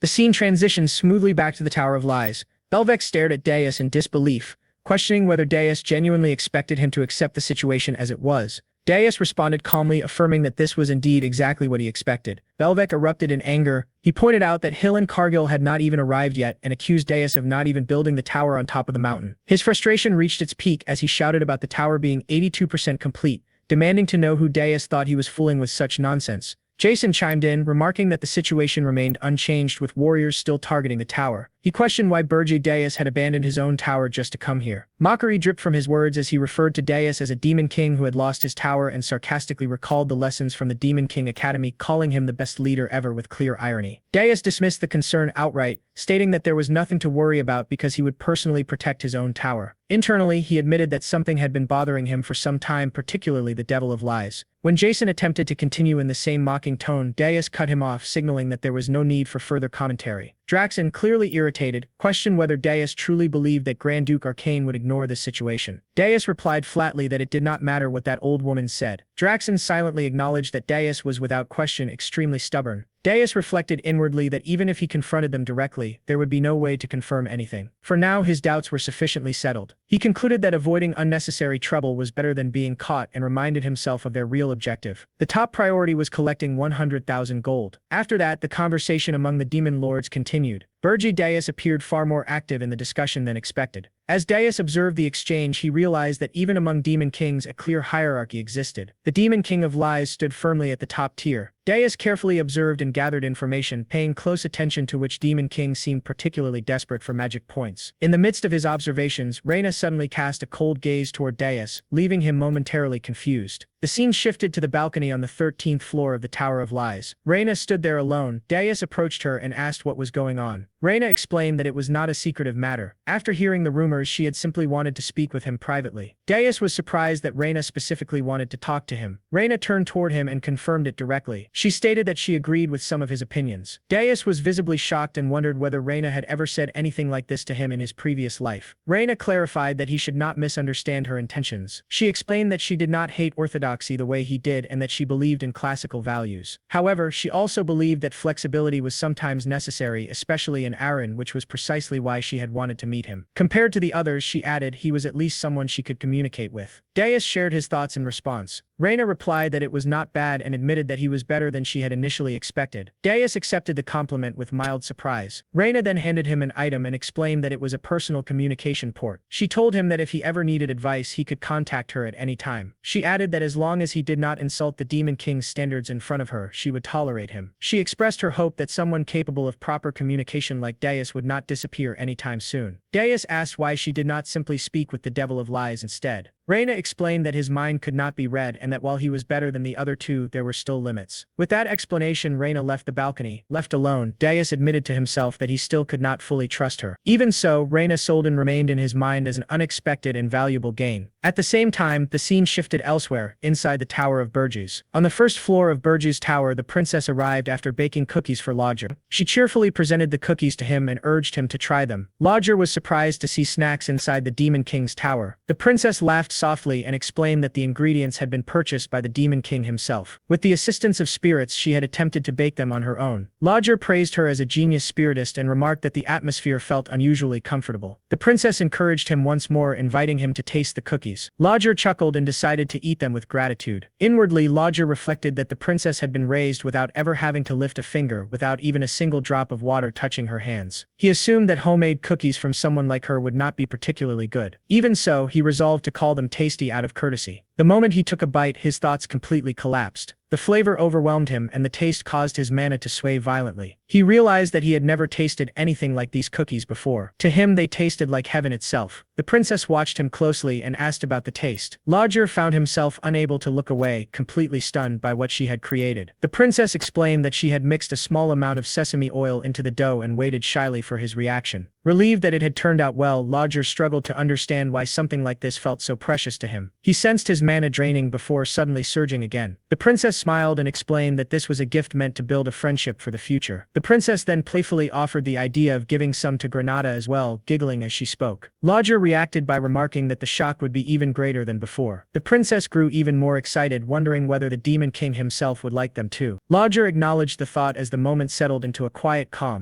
The scene then transitioned smoothly back to Dias, who had just finished his private conversation with Reina and made his way back to the meeting hall. Upon returning, he immediately noticed that the area was completely empty. Dias observed that everyone had already left. Jason confirmed that the Harmony meeting of the tower had officially ended. Dias remarked that it had ended far too quickly. Sensing his tone, Jason offered him a cup of tea, suggesting that he might be feeling some regret. Dias dismissed the notion entirely, making it clear that he felt no sadness over it. Maintaining a calm demeanor, Jason insisted that Dias, as a human, was in desperate need of something essential, and that thing was money. The statement left Dias visibly shocked. Internally, he questioned what Jason truly meant and wondered how he could possibly know something like that. Jason made it clear that pretending was meaningless. He stated that Draxon had already told him everything. The tension in that moment sharply intensified, but Jason dismissed it entirely, stating that there was no need to waste time on meaningless psychological warfare. He immediately moved to the main point and proposed a deal involving demonic energy points in exchange for human currency. Dishers reacted cautiously, demanding to know Jason's true intentions. In response, Jason let out a quiet chuckle and revealed his plan.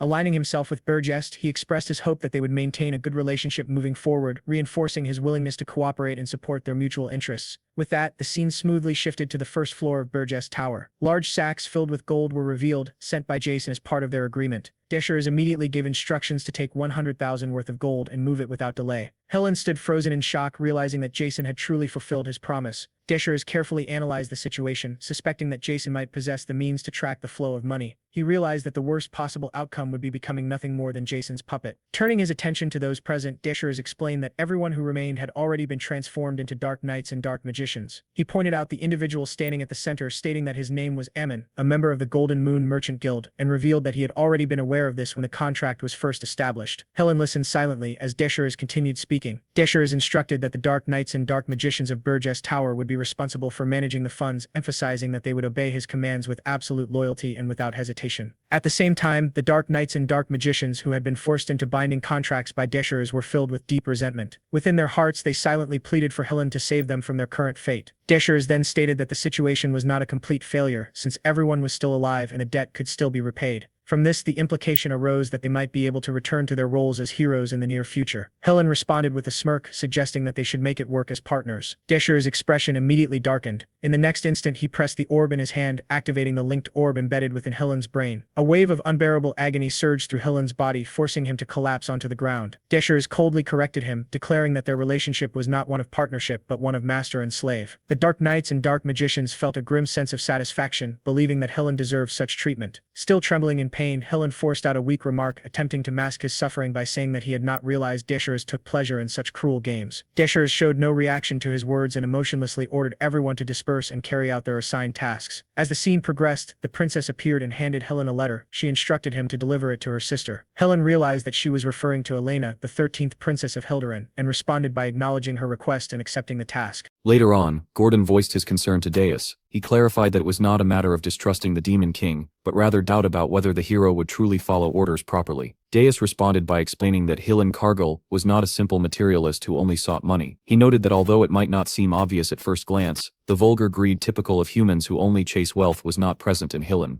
At the same time, Deus admitted that Hilan was not especially noble either. He concluded that Hilan Cargill did not seek honor, but popularity. Deus observed that Hilan was aggressive in everything he did because he wanted to stand out. He added that if Hilan controlled himself well using the Armani orb, there would be no better spy than him. Gordon reflected silently, realizing that Deus had studied humans to this extent. He felt that he could no longer remain idle. Deus then smirked and imagined the outcome. He stated that if a hero acting as a subordinate of the Demon King were to destroy human society from within, it would be a sight worth seeing. Gordon immediately agreed and affirmed his loyalty to the Demon King. At that moment, a knock echoed at the door, leaving both of them briefly confused. The scene then revealed the princess entering the room. Carrying a plate of cookies, she offered them cookies in a calm and casual manner. Deus took the plate from her, and commented that she had been coming in and out of the hall room whenever she pleased lately. He warned that if he disliked it, he would send her to the underground prison for an entire month. The princess responded confidently, insisting that he try them first. Deus looked at the cookies, and remarked that they were nothing more than a simple human dessert. As Deus took a bite of the cookie, his expression changed instantly. He was visibly shocked by the taste and reacted to the unfamiliar flavor. The princess watched closely, and thought to herself that he had reacted, wondering if he liked her cookies, just like others did. A faint sweat appeared on Deus's face, as he smirked and acknowledged it. He remarked that for a human dessert, it was decent. The princess was stunned internally, realizing that he had withstood it. Deus then pointed out that medicinal herbs had been mixed into the cookie. He noted that the flavor was dangerous. The princess openly admitted it, saying she knew he would notice immediately. Deus connected her action to the reward he had previously given her, and concluded that she clearly wanted something specific in return. The princess chuckled and confirmed that this was indeed the case. Deus remained silent, his confusion obvious. The narration then shifted forward in time. After arriving at Molten Walk, they immediately departed for Hilderan through the teleport circle, and Granada restored discipline soon after. The scene moved to the Scarlet Hawk mercenaries' headquarters, where all of Granada's subordinates returned beaten and battered. Granada, burning with anger, questioned how they had all fled during the first avalanche and left their captain behind. He accused them of abandoning him over something they did not even bother to face. One mercenary, his face swollen and tearful, tried to explain. He insisted it was not like that, and begged Granada to listen. He described Era Ergust as a place where even heroes had fallen and questioned how mid-rank mercenaries like them were supposed to endure it. He claimed they had no other choice if they wanted to survive. Granada responded with fury, beating the man as he shouted that survival did not justify abandoning their captain. Just then someone called out to Granada, causing him to turn around. Standing before him was a blonde-haired female knight. She introduced herself as Kaid, declaring that she was a hero. She explained that due to unavoidable circumstances, she had been unable to join the hero's expedition from the beginning, but had now come to seize the opportunity to participate. Despite her late arrival, she asked for permission to join the hero's expedition. Granada responded with visible confusion, questioning her reason for coming, and expressing his disbelief at seeing a hero appear in that place. At the same time, some of Granada's subordinates, already intoxicated and enjoying themselves, began joking around. They pointed out that Kaid had been the one who paid for their drinks, while their captain was absent, and casually suggested continuing to drink more. Granada immediately silenced them by striking them again, and ordering them to be quiet. He then acknowledged Kaid's generosity in paying for their drinks, but informed her that the hero's expedition had already ended. Hearing this, Kaid was left visibly stunned. Granada continued explaining, stating that Hilan Cargill and the others had already departed from Holton Walk. Kaid reacted with shock and disbelief. Unable to accept the situation, she apologized for her bold request, and asked him to tell her everything that had happened, expressing her desire to hear about the expedition's failure. Internally, Granada resolved that he would only reveal the information that the Demon King had permitted him to share. The scene then shifted to the two of them sitting together inside a restaurant. Granada began recounting the events in detail, explaining everything that had transpired. After listening carefully, Kaid handed him several gold coins, while showing clear disbelief. She realized that the Demon King's tower had not actually been located at the summit. With that realization, she concluded that there was no longer any reason for her to remain there. She expressed her gratitude to Granada for taking the time to share the information with her, and stated that the gold was a gift in appreciation of his help. After conveying her thanks, she stood up and left. After her departure, Granada's subordinates spoke dismissively, describing her as an inexperienced hero who lacked understanding of the world. They remarked that it would not be surprising if she were eventually betrayed.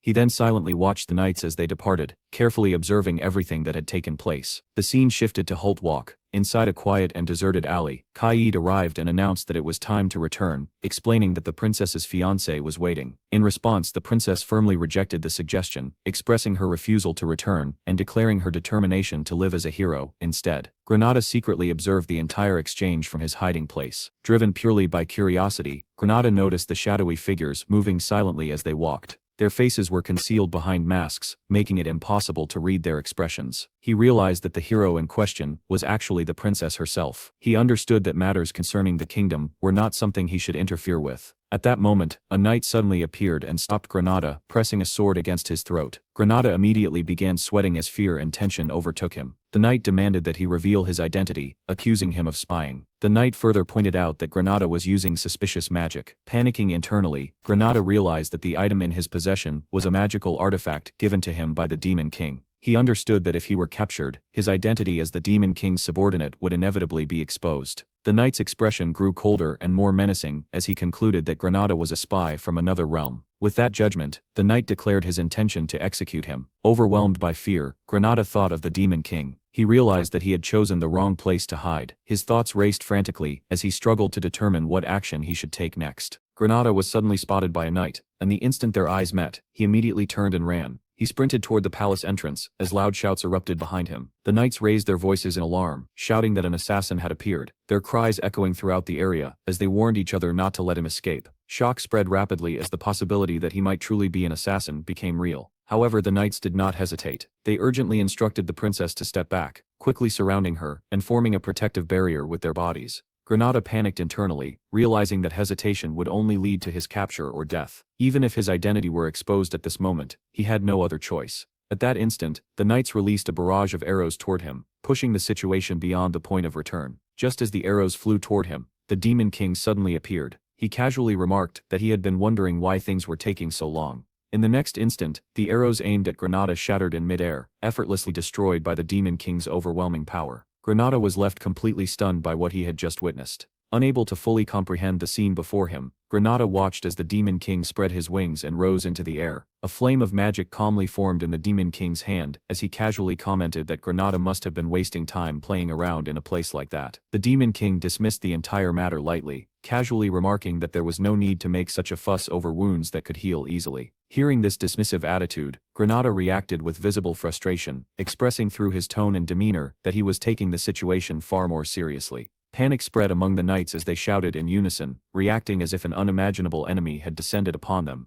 They immediately assumed that the Demon King had come for the princess and believed he intended to abduct her as part of some dark sacrifice. She urged the knights not to hesitate and declared that this was their opportunity to capture the Demon King. She ordered them to attack without concern for her well-being. The Demon King turned his gaze toward her, showing a brief hint of surprise as he realized something he had not previously known. The knights reacted with disbelief, shouting angrily as they rejected what they were seeing. Confusion spread among them as they questioned why the Demon King would appear in such a place. The Demon King remained calm, explaining that his presence there was merely coincidental, as he had been running an errand nearby, transitioning smoothly to an earlier point in time. Inside a quiet tower, the Demon King was shown sitting calmly while listening to the princess. She expressed her request, stating her desire to obtain senile powder. The Demon King immediately understood the meaning behind her request. He recognized that senile powder was a substance used to assist in forming contracts with spirits. The princess confirmed this understanding with a gentle smile, making her intentions clear. She then began recounting a story from hundreds of years ago. Long ago, an elf named Sel had returned to the human kingdom, where the king gave her a specific command. He had wished for humans to be able to form contracts with spirits more easily, and so Sel was ordered to develop a substance that could aid in that process. Through long years of effort and research, the substance later known as senile powder was eventually created.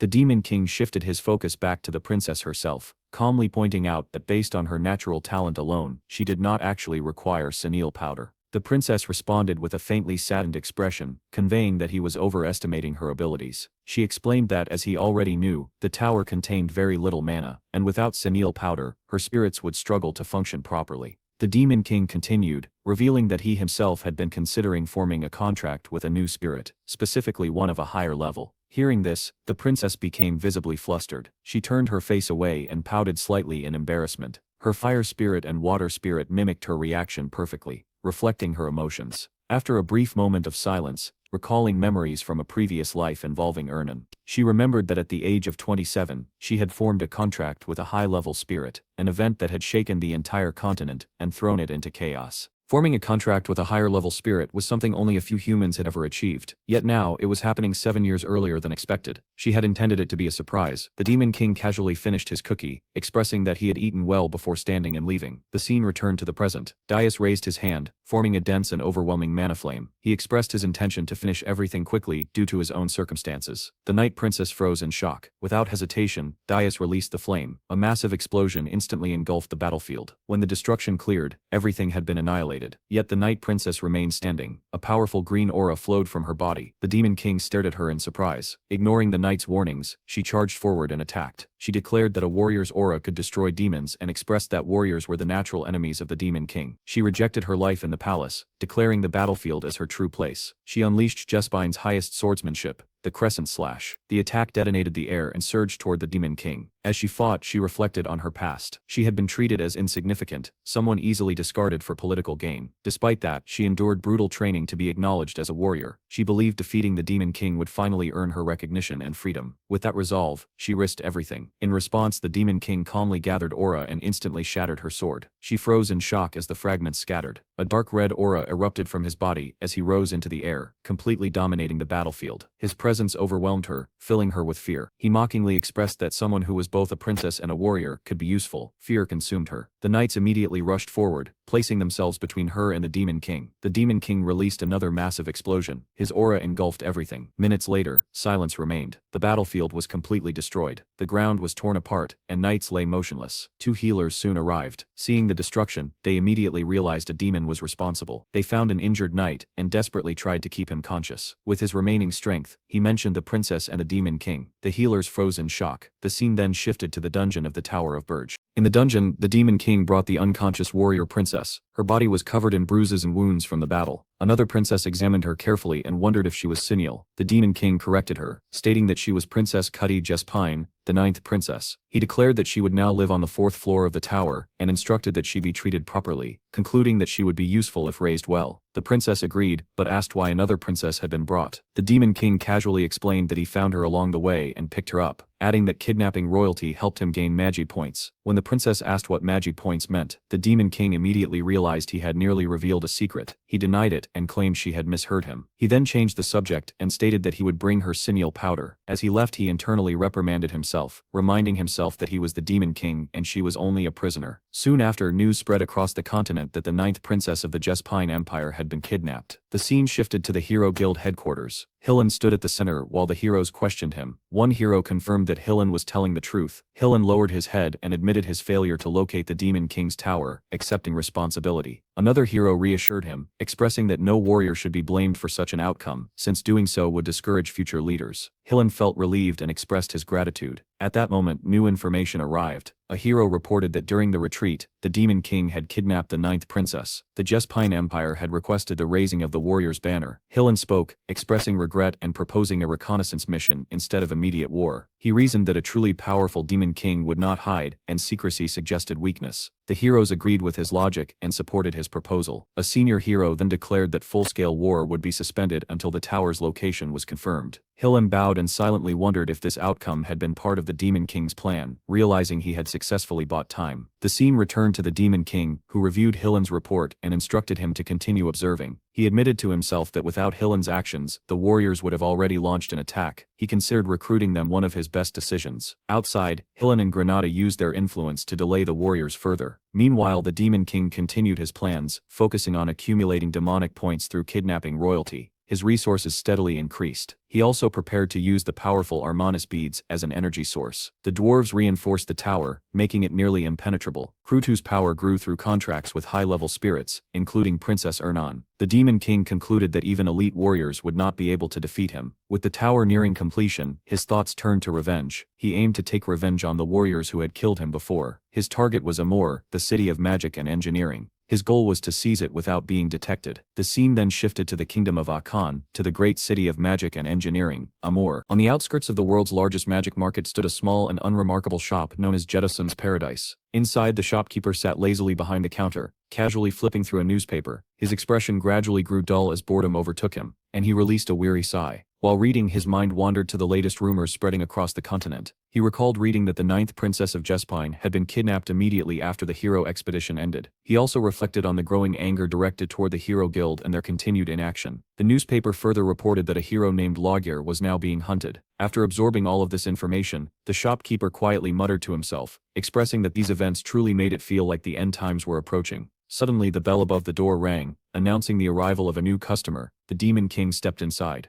The seller immediately set aside his newspaper, straightened his posture, and greeted the Demon King with an overly bright and friendly smile. He welcomed him enthusiastically, and asked if there was anything specific he was searching for. The Demon King, however, paid little attention to the seller's exaggerated enthusiasm. His gaze swept across the dusty and run-down shop with clear disinterest. He finally spoke, stating that he was looking for some powder and asking whether it was available. In his thoughts, he recalled that the princess had personally asked him to bring this powder for her. Upon hearing the request, the shopkeeper's mood shifted instantly to excitement. His eyes sparkled as he proudly declared that they absolutely had it in stock. He began speaking with excessive cheer. The narration then further explained the setting. The kingdom of Akan was known as the sacred land of magic engineering, attracting heroes, mages, and alchemists from all across the world. Because of this, famous shops were constantly filled with powerful individuals. Even when demonic energy was carefully concealed, the risk of being detected in such crowded places remained high. This was precisely why Demeas had deliberately chosen this quiet and isolated shop with almost no customers. The shopkeeper then eagerly held up 2 glass vials filled with sin powder. Laughing loudly, he cheerfully declared that the Demon King was extremely fortunate today.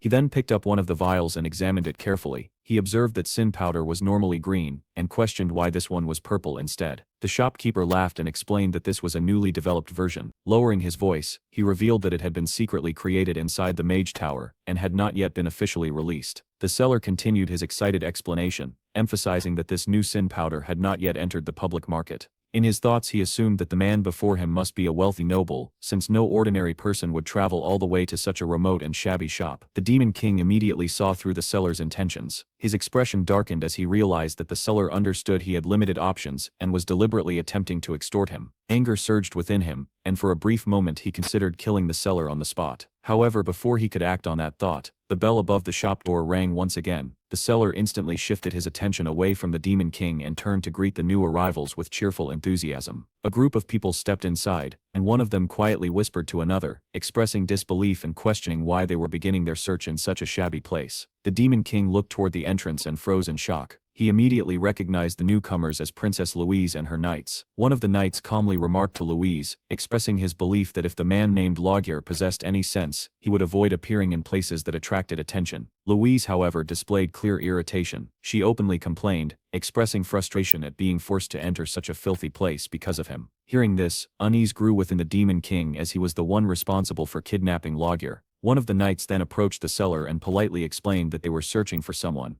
Meanwhile, the Demon King carefully observed Louise. He studied her sharp temperament, her rough tone, and most notably, her distinctive twin tails. He became certain that she was Louise Werft. At the same time, he reassured himself internally, reminding himself that she would not recognize him since he had used a magic item to conceal his identity during their previous encounter. The seller laughed awkwardly, and told the knight that he understood they were searching for someone. Then, in a strange and absurd claim, he stated that he suffered from a peculiar condition, explaining that his memory would fail him if he did not sell anything first. The knight reacted with visible confusion and shock at such a bizarre statement. Louise immediately responded with fury, expressing her anger through harsh insults directed at the seller. In the next instant, she stepped forward and pressed her sword dangerously close to his neck. He screamed in panic, reminding them that murder was forbidden in the royal capital and begging desperately for his life. Trembling uncontrollably, he pleaded that if they were going to threaten him, they should at least buy something first. Staring at him in disbelief and expressing that he had completely lost his sanity, he expressed his willingness to accept any punishment they chose, as long as they agreed to buy something first. Hearing this, the Demon King remained stunned in silence. Even Louise herself appeared momentarily surprised. She stared at the seller briefly, visibly taken aback by his boldness. Then, unexpectedly, she burst into laughter. Rather than remaining angry, she expressed amusement and commented that the man was surprisingly interesting. Deciding that she was willing to see what he had to offer, seizing this unexpected opportunity, the seller quickly changed his approach. He immediately renamed the sin powder and presented it proudly as arch powder. He confidently claimed that it was an extremely valuable item, particularly useful for dwarven masters. Without hesitation, he declared that its price was 3 gold coins. Watching this unfold, the Demon King felt his anger intensify.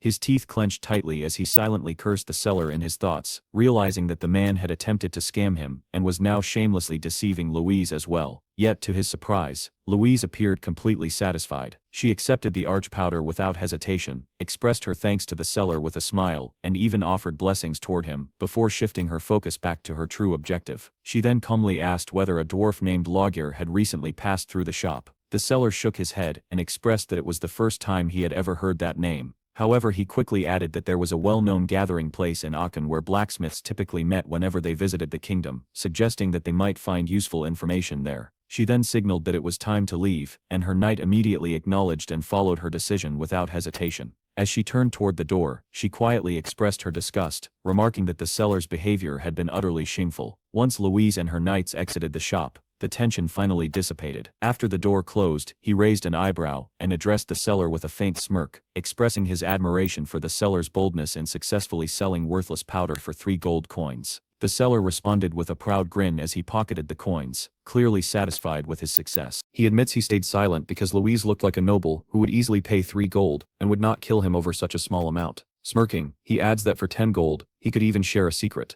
The Demon King internally calls him a scammer, but finds his boldness amusing. Leaning closer, he tells him to go to the Golden Moon Merchant Guild and say he was sent by the mountain, assuring he will be accepted. The seller is confused and questions why someone would associate with a nearly bankrupt guild. The Demon King smirks and reveals the truth. The woman he scammed was Louise Werft. The seller freezes. His hands tremble, the vials fall and shatter, and his face turns pale in terror. He realizes he scammed the infamous Mad Dog Princess. Panicking, he demands to know what the Demon King wants. The Demon King calmly places 1 gold coin on the counter and repeats his answer. Join the Golden Moon Merchant Guild, where the monthly salary is 1 gold. Smirking, he warns that if he refuses, he will bring Louise back. Terrified, the seller begs for his life. But suddenly, his fear vanishes, replaced by a mocking grin. He angrily orders the Demon King to leave, daring him to bring Louise back, and scoffing at the idea. The Demon King leaves without another word, muttering that things will go as the seller wishes. He goes straight to Louise and tells her everything. Hearing she was scammed, Louise explodes in fury and storms back to the shop. Inside, the seller sees Louise return and breaks completely. Outside, the Demon King examines the vial and realizes even the poorest shops sell proper sin powder, silently cursing the seller's shameless greed. Louise approaches and thanks him sincerely, saying she recovered her money because of him. He politely asks what she did to the seller. She clenches her fist and admits she could only teach him a small lesson in a foreign country, muttering that she should have ripped his heart out. One knight tries calming her, surprised at her rage. The Demon King grows uneasy, reminded how dangerous and eccentric she is. He quickly changes the subject and asks about Lager. Louise immediately brightens and eagerly confirms he is a blacksmith, asking if he knows him. The Demon King shows a necklace and asks if it belongs to Lager. The knight instantly recognizes it as Lager's early work. The Demon King fabricates a story, claiming he met Lager 2 months ago in Ormouth, helped him while starving, and received the necklace in gratitude. Louise grips the necklace tightly, trembling with emotion. She admits she owes him again, and wishes she could host him properly, making the Demon King uneasy. She hands him an emblem, saying it can be exchanged for the best equipment in the Dwarven Kingdom. He accepts it calmly. Louise and her knights leave. One knight asks her next move. She declares she will request reinforcements, and vows she will not let Lager escape. As they disappear, the Demon King's thoughts turn inward. One word echoes in his mind: the heart. Memories resurface. After regression, he realizes he forgot a crucial event. Draxon discovered the heart of a mystic beast. After absorbing it, Draxon gained overwhelming power. A realization settles in. That power was the only thing Demon King truly desired. Now reborn as a new Demon King, Demon King understands his current limitations. Dimensional interference is still heavily affecting him, restricting his true strength. If he were to fight Louise one-on-one under these conditions, especially with Louise being fully equipped with high gear, Demon King knows the outcome would be uncertain. At best, he would barely manage to win. That would not be enough to take revenge on the heroes, and to survive in this dimension. Demon King comes to a decisive conclusion. He will send Louise to Ormouth, to the place where the Tower of Beasts stands. Their two monsters will inevitably clash. The Mad Dog Louise and the Demon King of Beast Draxon. While those to tear each other apart in brutal conflict, Demon Kings will remain in the shadows, waiting for the perfect moment. And when the battle ends, he will claim the prize for himself. Deep within the Rainforest Kingdom, the scene shifts once again. The dwarf princess pushes through the dense jungle as her armor brushes against thick vines while her companions follow closely behind. One of the dwarves rushes toward her urgently and reports that airborne officers have delivered an ultimatum. An anonymous source demands that they withdraw immediately. Yet she does not slow down, and her eyes burn with determination as she answers firmly that she still has not found him. Continuing deeper into the dark forest without any intention of turning back, cold sweat rolls down the dwarf princess's face while her subordinate urges her again, warning that they must inspect only the areas permitted by the anonymous order. Yet she clenches her teeth as anger overpowers her hesitation, and she declares that there are still places she has not searched. Then her gaze suddenly locks onto Beast Mountain standing in the distance, and she freezes for a moment in disbelief. Even the domain of the Beast King is considered forbidden and dangerously beyond reason. A dwarf calls out desperately to stop her, but she continues walking forward without hesitation, confidently declaring that it will be fine because no one can touch her. Sweat soaks through her armor, yet excitement burns brightly in her eyes as she laughs sharply and declares that someone dared to challenge her, reminding everyone that they are part of the royal family, and the entire nation wields dwarven weapons crafted by their kingdom. If anyone wants war, then they will receive war. Beside her, the small doll companion whispers nervously and wonders what if there were never any loggers in this forest? What if the man they trusted fooled them? The princess immediately shoots a sharp glare toward the doll and coldly admits that such a possibility exists, but warns it to stay quiet or she will knock its head off first. Without waiting for any response, she marches forward again, while while glancing toward the distant tower and mutters that the Demon King's situation is becoming serious. Inside the tower, the Wolf Demon King slowly lifts his head as a demon girl appears before him and bows respectfully, while reporting that the dwarf princess is approaching Beast Mountain. His eyes widen in shock and he demands to know why that reckless princess has come here. Anger twists across his face as he suspects she may be trying to interfere with the heart of reincarnation. The chamber guarding that power is protected with absolute security, and even the pure mana sealed within the magma core cannot be altered. Even 10,000 spirits combined would be unable to move it. He mutters in frustration that the aggravation work is already in its final stage, and wonders why trouble appears now of all times. Suddenly realization strikes him like lightning, and he roars an order to stop her immediately and prevent the princess from approaching, but quickly adds another command that she must not be killed, and no one should be seriously injured. The demon servant hesitates and admits that such an order will be difficult to accomplish. Back in the forest, the princess suddenly halts as a towering muscular figure appears before her and blocks the path completely. His presence overwhelming and his calm voice carrying a deadly edge as he questions whether she has lost her mind and come here seeking death. The princess narrows her eyes proudly and refuses to be intimidated, declaring that the pride of the dwarves will never bend to threats. The man replies that this is the territory of the Demon King, and entry here is strictly prohibited, gripping his sword as he reminds her that someone should have warned her, adding with a dark chuckle that there is always the risk of being killed by demons in a place like this. The man is revealed to be Max, the Prince of Ormus, and orders him to move aside, demanding that he should not return until he finds the missing logo. Max's expression twists with irritation as he mutters that dwarves truly lack intelligence, remembering the full-scale war from 1 year earlier near the kingdom of Jasper, which borders the Demon King's castle. Ignoring the worried cries of her subordinates, she keeps her eyes locked on Max alone. Max begins speaking about how things work in his country, but she cuts him off with a sneer, declaring she's heard enough. The tension exploding as both prepare to strike, and the forest trembles under their power. Suddenly several men emerge from the shadows, shouting that it's their turn to claim the rewards. Max tightens his grip and orders them to kill everyone. Soldiers and hunting hounds surround the princess, cutting off every escape, while Max declares they will all die for the prosperity of Ormus. Rage surges from the princess as she raises her massive axe and shouts at them for daring to challenge her. In the distance, thunderous demonic gallops echo. Inside the tower, the Wolf Demon King roars in disbelief, realizing Ormus' forces intend to kill the princess and frame him, triggering a full-scale offensive like 200 years ago. Monstrous demons are dispatched instantly, as he grimly resolves the princess must survive. Back in the forest, blood and violent mana stain the battlefield, as Max's allies cut down dwarves with precision, chaos reigning until a golden shield flares around the princess. She shouts for her soldiers to be released while a wounded dwarf pleads that the enemy advantage is overwhelming, and they cannot win head-on, urging her to escape while they clear a path. Her teeth clench, fury burning as she declares she'll smash everything herself, ignoring the doll's plea to calm down. Max raises his weapon, mana blazing, sneering that she hides behind a shield like a turtle. Suddenly violent purple energy explodes before him, blinding and overwhelming. He freezes in shock, wondering if the Beast King's subordinate has arrived. A dark purple aura intensifies above them, and a cold voice echoes declaring the Ormus attack was never part of the plan, and humans are unpredictable. Max's eyes widen as he realizes the being before him is no mere beast or demon. At the same moment, both Max and the princess tremble under the Demon King's suffocating presence. Pierce Doss appears with a mocking smile and coldly orders the Princess of Ormus to die, activating his equipment magic tool with an unyielding expression. Someone shouts that high-level demons have appeared. At the same time, the Demon King releases a monstrous aura, the suffocating energy pressing down like a physical force, wrapping around Max and binding him completely. He struggles in shock, shouting in confusion as the crushing pressure freezes him in place. In that exact moment, Princess Louise Vert flashes forward with unstoppable speed, closing the distance in the blink of an eye, ready to strike. Some of Max's soldiers gather their courage and angrily shout that she dared to attack the prince and must pay for it. Yet even as they speak, they can feel the terrifying power radiating from her body, the pressure alone making it hard for them to stand their ground. Louise's expression hardens as she fires back that they came here to kill her first, and now she will send them to their prince as well. At that moment, the dwarf soldiers arrive and immediately form a defensive shield around the princess, while others rush forward to launch counterattacks. The forest erupts into chaos as explosions shake the trees and violent shockwaves rip across the battlefield. Watching everything from a distance with calm, unreadable eyes, the Demon King quietly remarks that Louise will not die here, deciding that the time has finally come to set his true plan into motion, as his gaze slowly rises toward the towering beast tower ahead. As the scene shifts to the tower, an immense surge of energy radiates from it, thick and overwhelming as if the very air itself is trembling. Inside the chamber, the Beast King rages as he realizes another demon lord has sent demons into his territory, his anger growing as he understands that the timing is far too perfect while the princess and Ormuth forces are clashing outside.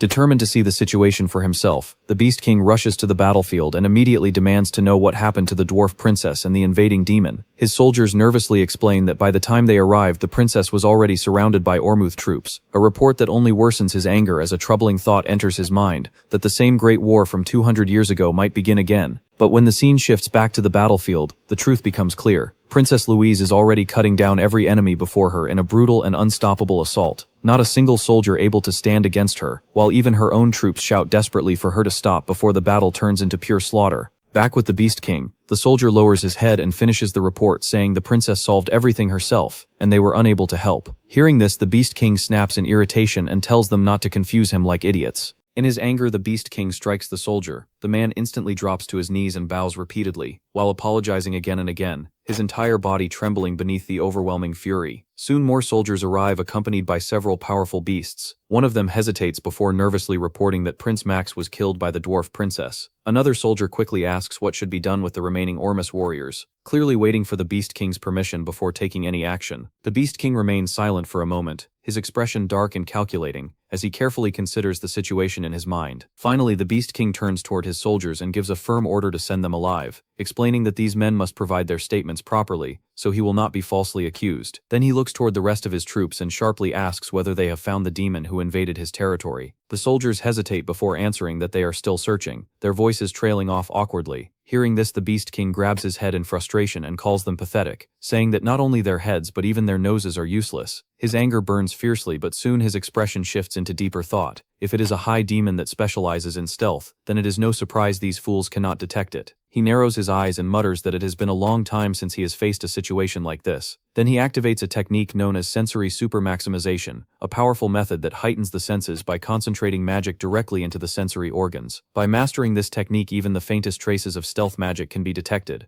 After a moment he senses it, faint traces of an unfamiliar demon lingering in the area. His expression darkens as a thought crosses his mind that perhaps that bastard had chased the dwarf princess. Immediately he turns to his soldiers and demands to know which direction the dwarf princess ran. One soldier quickly points and answers that she went that way, but before the sentence can even be finished, the Beast King vanishes from the spot and rushes forward with incredible speed, his furious voice roaring through the forest as he curses the Demon King. In that instant, the Beast King suddenly understands everything, his eyes widening as the truth pieces itself together inside his mind. It was all about the dwarf princess and Prince Ormus. Even exposing the magic was part of the plan. Everything was meant to lure him away from the volcano. Rage surges through him like wildfire as his aura erupts violently, and he races toward the mountain, the ground cracking beneath his steps while the wind howls around him as he moves. The scene shifts deep within the Beast King's territory, inside a massive cave hidden near the volcano. Numerous beast warriors guard the area heavily, while bear demons carry materials back and forth with urgency and discipline. The entire place feels like a secret operation moving in perfect coordination. Then the view moves deeper into the cave, where the Demon King himself has already arrived at the hidden location. Standing before a massive pool of extraordinary lava while observing it carefully, the molten flow glows unnaturally as it radiates a strange and powerful energy. He quietly mutters that this is no ordinary lava, and that the energy of return is being transmitted there. No matter how tough Draxon was, it would have been impossible for him to jump into it, meaning the lava must have been secretly constructed to drain it, though he calmly adds that he does not mind at all. As he speaks, dark energy begins rising around his body while mysterious abilities awaken within him. He calmly explains that the black flame dragon's scales are capable of moving even within lava. Just then, someone senses his presence. A tiger demon, sharp and alert, instantly locks onto him and launches a full-force attack without hesitation, his weapon infused with all his strength as he strikes with deadly intent. Yet the Demon King simply raises one hand and stops the attack effortlessly, the weapon unable to move forward even a single inch. Without even looking troubled, the Demon King calmly remarks that at such a distance it was inevitable. A high demon would eventually discover him. The tiger demon bares his fangs and angrily shouts for him to stop right there. But before he can react further, the Demon King coldly tells him that he should come with him.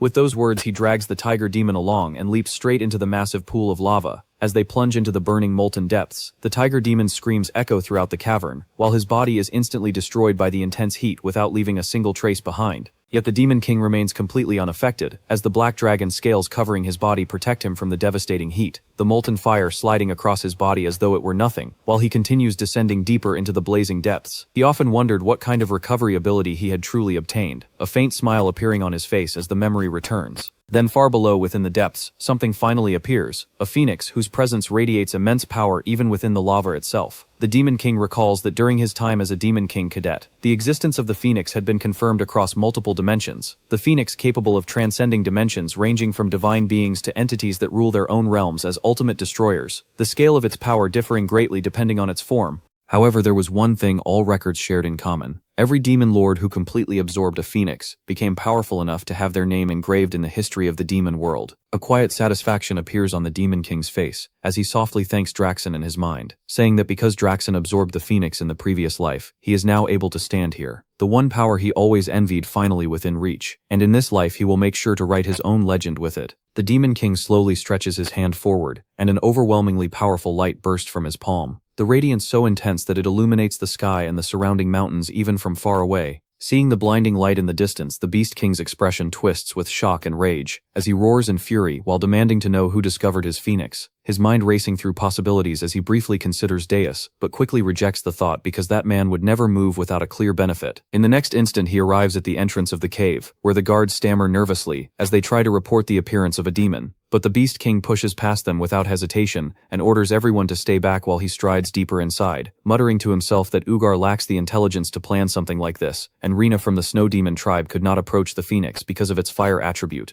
Leaving only one possible explanation, he suddenly turns toward his soldiers and sharply demands whether they are safe. One soldier hurriedly explains that earlier the tiger demon suddenly jumped into the lava. The Beast King immediately snaps in disbelief, saying that such a thing is impossible, yet the trembling soldier continues and explains that the tiger claimed he was going to steal it. At that moment someone shouts that the Demon King is inside, and that it is dangerous, an immense light pouring outward from deep within the cave, growing brighter with every passing second as its glow spreads far beyond the cavern and becomes visible even from great distances. From afar several figures witness the astonishing sight: Princess Louise, Merchant Granada, Cargill, and Princess Elena, standing beside their soldiers as they watch the radiant eruption in stunned silence. Meanwhile, the Beast King's fury reaches its absolute peak as he clenches his fist and his aura explodes violently around him, roaring with uncontrollable rage that he will kill the intruder. And within the blazing depths the Phoenix finally reveals itself.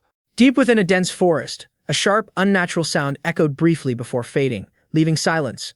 On the forest floor lay Deus, motionless, abandoned by life. Minutes passed before his eyelids trembled and opened, confusion clouding his gaze as he stared at the tangled canopy above, unsure where he was or how he had arrived. Around him, animals had gathered, wolves in the shadows, small creatures peeking from bushes, birds perched above. None attacked, they simply watched the stranger in their territory. Ignoring them, Deus slowly pushed himself up, heavy and disoriented, searching his memory. Then it hit him: the Phoenix. His plan had been simple: kill it, store it in his subspace, and return to his tower. But the volcano erupted, its force hurling him across the sky before he crashed in this forest. Walking through the trees, he reached a narrow stream and froze at his reflection. His appearance had completely changed. The face staring back was unfamiliar. Far away in Ormus, Princess Louise reported to the king about the battle.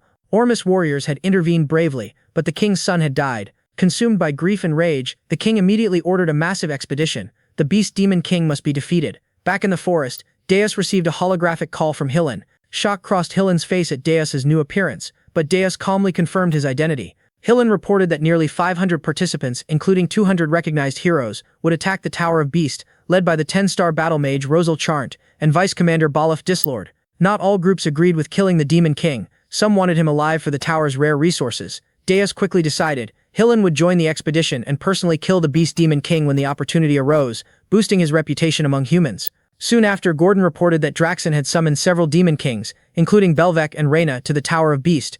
Recognizing the urgency, Deus transformed into his demon form and took to the sky. The Phoenix's mana flared violently, igniting his wings. He shot through the sky like a burning comet, crashing into the barrier surrounding his tower but stabilizing safely. As Deus confirmed his safety, Gordon prepared a portal to the Tower of Beast. Heroes gathered from across regions. Rosal drew admiration as she boldly declared she would defeat the Beast Demon King, while Hillen internally resolved the victory would ultimately belong to him. Deus, Gordon, and Jason arrived at the tower's top level, where Draxen awaited. Calmly acknowledging them, Draxen led them into the meeting chamber. Deus noted that arriving late would have been unwise.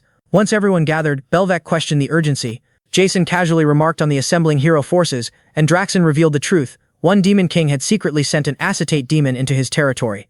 That intruder had stolen the corpse of the Phoenix that Draxen had been preparing to absorb. Even worse, the same culprit had caused the death of the second Prince of Ormus, which had triggered the current hero expedition. The other Demon Kings silently considered his words.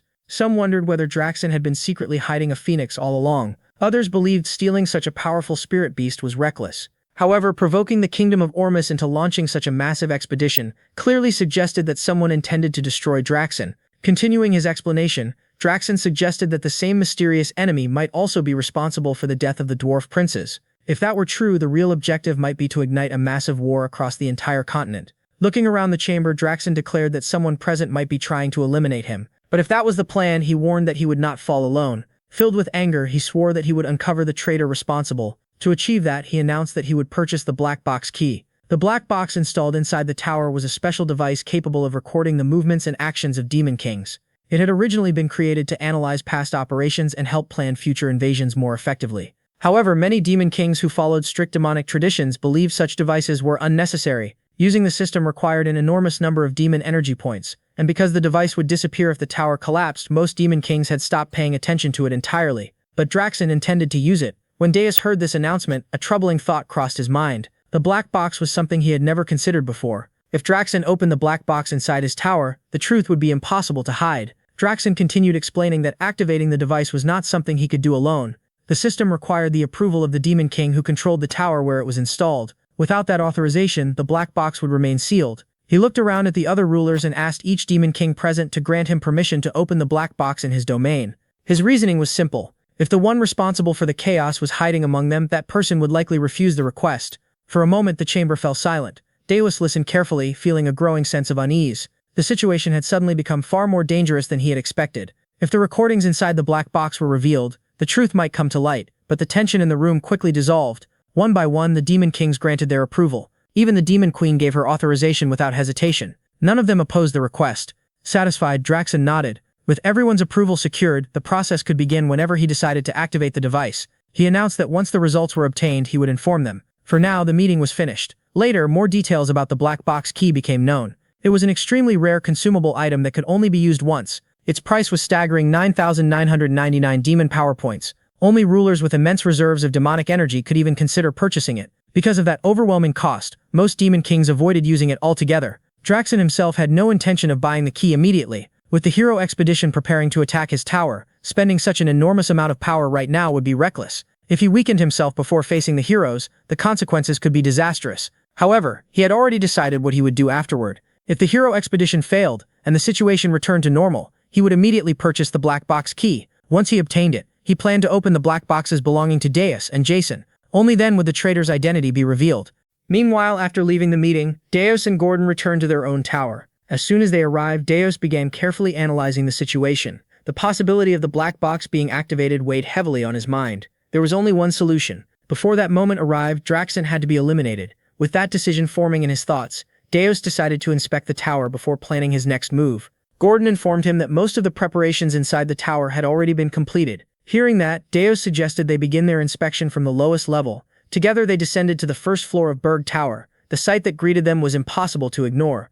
A gigantic magical weapon dominated the entire floor. The structure resembled a colossal cannon, towering like a siege machine built for pure destruction. Standing proudly on top of the massive device was Lager. The moment he saw Deus arrive, his excitement exploded. He began enthusiastically explaining his newest creation. This, he announced proudly, was the weapon forged in the Hell Forge, Hell's Catapult Mark I. His voice overflowed with admiration for his own masterpiece. According to him, the design was both magnificent and elegant. It was without question the greatest creation he had ever produced. As Deus and Gordon turned to leave, Lager continued shouting excitedly behind them, thanking the Demon King repeatedly and promising that the next weapon he created would be even bigger, stronger, and more extraordinary. Leaving the loud inventor behind, Deus and Gordon moved up to the second floor of the tower. There they found Kate Turde standing alone in the training area, practicing her swordsmanship with focused determination. The moment she noticed Deus entering the room, she did not hesitate for even a second. She lunged forward and launched an attack immediately. Her blade moved with impressive speed, cutting through the air toward him. Deus calmly raised his weapon and blocked the strike with almost no effort at all. "Nothing has changed," he remarked quietly, observing her technique. Kate Turd narrowed her eyes as determination filled her gaze. "The real battle begins now," she replied firmly. Without wasting another moment, she activated the Qin combat technique and unleashed a modified attack known as Waxing Moon, breaking the waning moon. The power behind the strike was clearly greater than before, refined through careful practice. Yet even this improved attack failed to trouble Deus. He stopped it just as effortlessly as the first. A faint smirk appeared on his face as he spoke again. "You've improved a little," he admitted, "but you still have a long way to go." K-Turd stared at him in disbelief. She could not understand how her carefully refined technique had been neutralized so easily. Before she could gather herself for another attempt, Deus launched a swift counterattack. His strike landed with controlled precision, hitting just hard enough to nearly knock her unconscious. The brief exchange ended as quickly as it had begun. Deus then turned his attention toward Gordon, curiosity appearing in his voice. He asked why Princess K-Tur had been placed on the second floor. Gordon explained that Princess Ernan was currently conducting a summoning ritual on the fourth floor. To prevent any interference during such a delicate process, he had temporarily moved K-Tur to another level of the tower. Hearing this explanation caused Deus to raise an eyebrow slightly in mild surprise.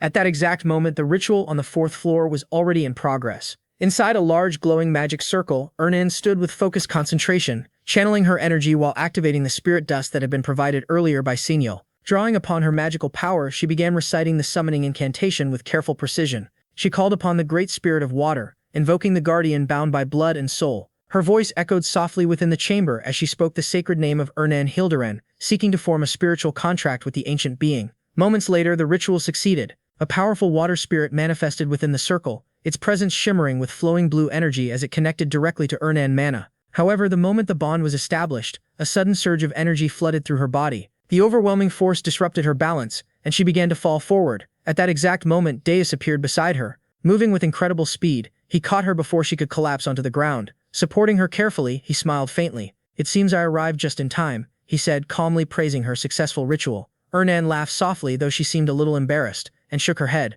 She explained that the ritual had succeeded largely because of the spirit dust she had received earlier. But then something completely unexpected happened. In a quiet voice, Ernan suddenly said that she loved the Demon King. The words left her lips before she could stop them. Deus froze in surprise. Ernan immediately panicked. She insisted that she had not meant to say those words, even though the voice had clearly come from her mouth. She claimed she had no control over it at all. After a brief moment of confusion, the truth revealed itself. Those words had not actually been spoken by Ernan. They had come from the newly summoned water spirit. Ernan sighed lightly and remarked that she seemed to have summoned a particularly troublesome spirit. Hearing this, the spirit burst into laughter. Soon afterward, she introduced herself properly. Her name was Nairuniel, a high-ranking water spirit. Her personality quickly became obvious. She loved reading romance novels, especially dramatic stories involving forbidden love. With cheerful enthusiasm, Nairuniel declared that she truly adored the Demon King. She even pointed out that he had clearly noticed Ernan's feelings already, and immediately began asking when the two of them planned to officially become boyfriend and girlfriend. Hearing such outrageous claims left Ernan completely flustered. Her face turned bright red as she demanded to know what kind of nonsense the spirit was talking about. Meanwhile, Nairuniel appeared thoroughly entertained by the entire situation. With a playful smile, she continued teasing Ernan relentlessly. She urged the princess to admit the rumors that were apparently spreading throughout the spirit realm. According to those whispers, the innocent demon princess had already entered a romantic relationship. To Nairuniel, the situation was simply too amusing to ignore. She leaned further into the topic, asking when the supposed relationship had begun. In flustered frustration, she asked Nairuniel to return to her own domain, hoping the spirit would leave and end the humiliating teasing, but Nairuniel had no intention of leaving so soon. Deus stepped forward and interrupted. His expression remained calm, yet his voice carried a serious tone as he addressed the high-ranking spirit directly. He asked Nairuniel what impression he gave in her eyes. Nairuniel studied him carefully for a moment. Then a slow smile appeared on her face as she answered honestly. To her, he looked like a refined and striking demon king, someone who appeared perfectly suited to stand beside the princess. Maintaining his steady composure, he repeated the question once more. Then, without any warning, he activated his magic. His appearance began to change instantly. His hair shifted into a vivid shade of red, and the energy surrounding him transformed dramatically. Ernan and Nairuniel were both stunned by the sudden shift. The transformation had been so intense that neither of them had expected it. Nairuniel attempted to analyze the sensation carefully. Just moments earlier, his power had felt like a dense cluster of magical energy typical of a demon king, but now it felt entirely different. What she sensed now resembled pure monosign, refined and unlike the aura of any demon lord. Instead, it carried the unmistakable essence of a spirit. At the same time, a blazing aura surrounded Deus as flames of energy radiated outward. Calmly, he explained the purpose behind his transformation. Even a superior spirit like Nairuniel had been deceived by his disguise. If she could be fooled so easily, then the other demon lords and warriors would likely never detect the difference either. A confident smile formed on his face as he reasoned aloud that the Beast Demon King could probably handle matters independently. For the moment, Ernan remained confused, struggling to process everything she had just witnessed. The conversation had shifted so quickly that she could barely follow its meaning when she heard the idea of one demon king eliminating another. The thought unsettled her deeply. Not long after, the scene shifted again. Deus moved swiftly through the sky, flying at tremendous speed with clear determination. While he traveled, a system notification suddenly appeared before him. Gordon's face appeared on the screen. His expression was filled with stress and urgency. He looked completely overwhelmed, even grabbing his own hair in frustration as he shouted loudly. Deus remained calm and asked what had happened. Gordon immediately responded that the situation involved the Demon King. The news surprised Deus briefly, though he quickly regained his composure. Gordon continued speaking in disbelief. He could not understand why a Demon King would attempt to eliminate another. Deus answered without hesitation. He reminded Gordon that he had already stated his intention clearly before. He planned to remove Draxon. That response only increased Gordon's panic. He protested loudly, explaining that such actions violated the long-standing rules among Demon Kings. If the others discovered that rule had been broken, the consequences could become uncontrollable. Deus tightened his jaw slightly as he considered the urgency of the situation. He explained that the matter had to be resolved quickly if Draxon succeeded in opening the black box first. The entire situation would turn against him. In that case, Deus himself would be the one to suffer the consequences. Gordon admitted that he understood the reasoning, but understanding the logic did not make the plan any less dangerous. He emphasized the risks involved. The Demon King had not yet obtained Orion dimensional energy, and Deus still lacked the ability to fully control such power. Dimensional energy was a fundamental force that existed between worlds. Without mastering it, the margin for error remained extremely small. Every realm naturally resisted intruders from another dimension. When a being crossed into a foreign world, that world reacted defensively. It pushed back with overwhelming pressure, using dimensional energy as a barrier. The force alone was enough to suppress the abilities of the invader. Because of this natural rule, demons who entered the devil experienced extreme weakening. Their original strength was heavily restricted. A demon whose power ranked at the terrifying level of 666 in their own realm would be reduced to something closer to level 1 after arriving in another world compared to their original power. They became almost insignificant. In that weakened state, they would have to face warriors chosen by the dimension itself, guardians who existed to preserve the balance of that world to overcome this natural suppression. The demon race had created a specialized invasion system. That system was known as the Demon King's Tower, sometimes called the Devil's Tower. The tower functioned as a magical conduit that linked the demon world, the Demon King, and the flow of magical energy. By investing accumulated magic points into the structure, the Demon King could gradually draw stronger power from their home realm. As the tower expanded upward, the connection became stronger, slowly restoring their original strength. In many ways, the tower's growth directly reflected the ruler's true power. However, the system came with an important limitation. The farther the Demon King traveled away from the tower, the weaker the magical connection became. With distance, the energy supply thinned and their strength declined accordingly. Gordon reminded Deus of another crucial detail. The Beast King's tower had already reached 13 levels. In comparison, their own tower had only grown to the 5th floor. Reluctantly, Gordon admitted something uncomfortable. Even if Deus truly held the title of Demon King, victory inside the Beast King's territory could not be guaranteed. Deus acknowledged the situation calmly. Although he had absorbed the Phoenix Heart, he had not yet fully integrated its power.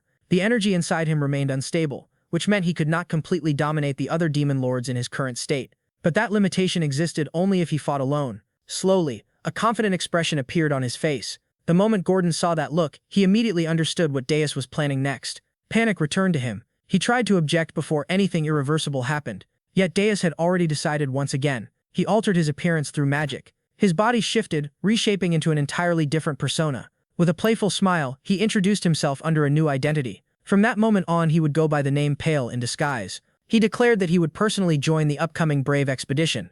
Gordon froze in disbelief. The scene transitioned. In the distant region of Ormus, intense combat raged across the land. The Knights of Hillen were engaged in a fierce confrontation with invading demons.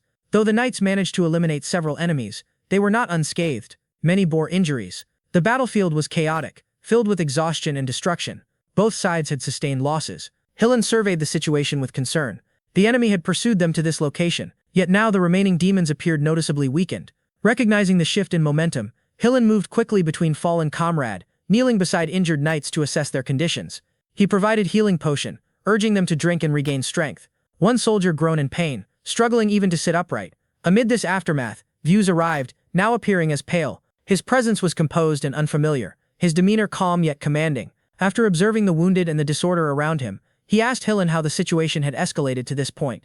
Hillen instinctively began to address him formally, but Deus interrupted gently, instructing him to use the name Pale instead. Hillen nodded and complied. He then began explaining the events. Once the expedition force had gathered, they initiated their assault on the Beast King's tower as planned. Their strategy relied on exploiting the Beast King's vulnerability, specifically targeting the tails by concentrating their attacks on that weakness.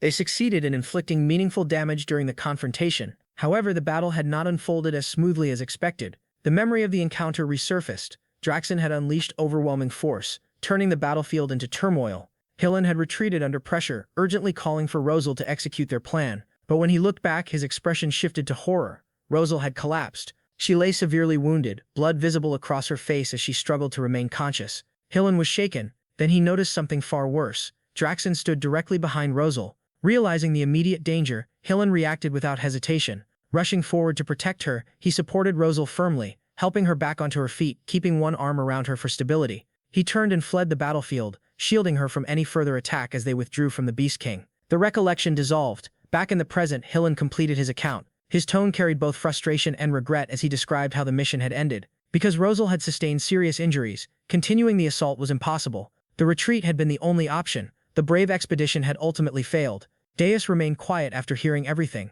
A subtle smile briefly touched his lips as he processed the details.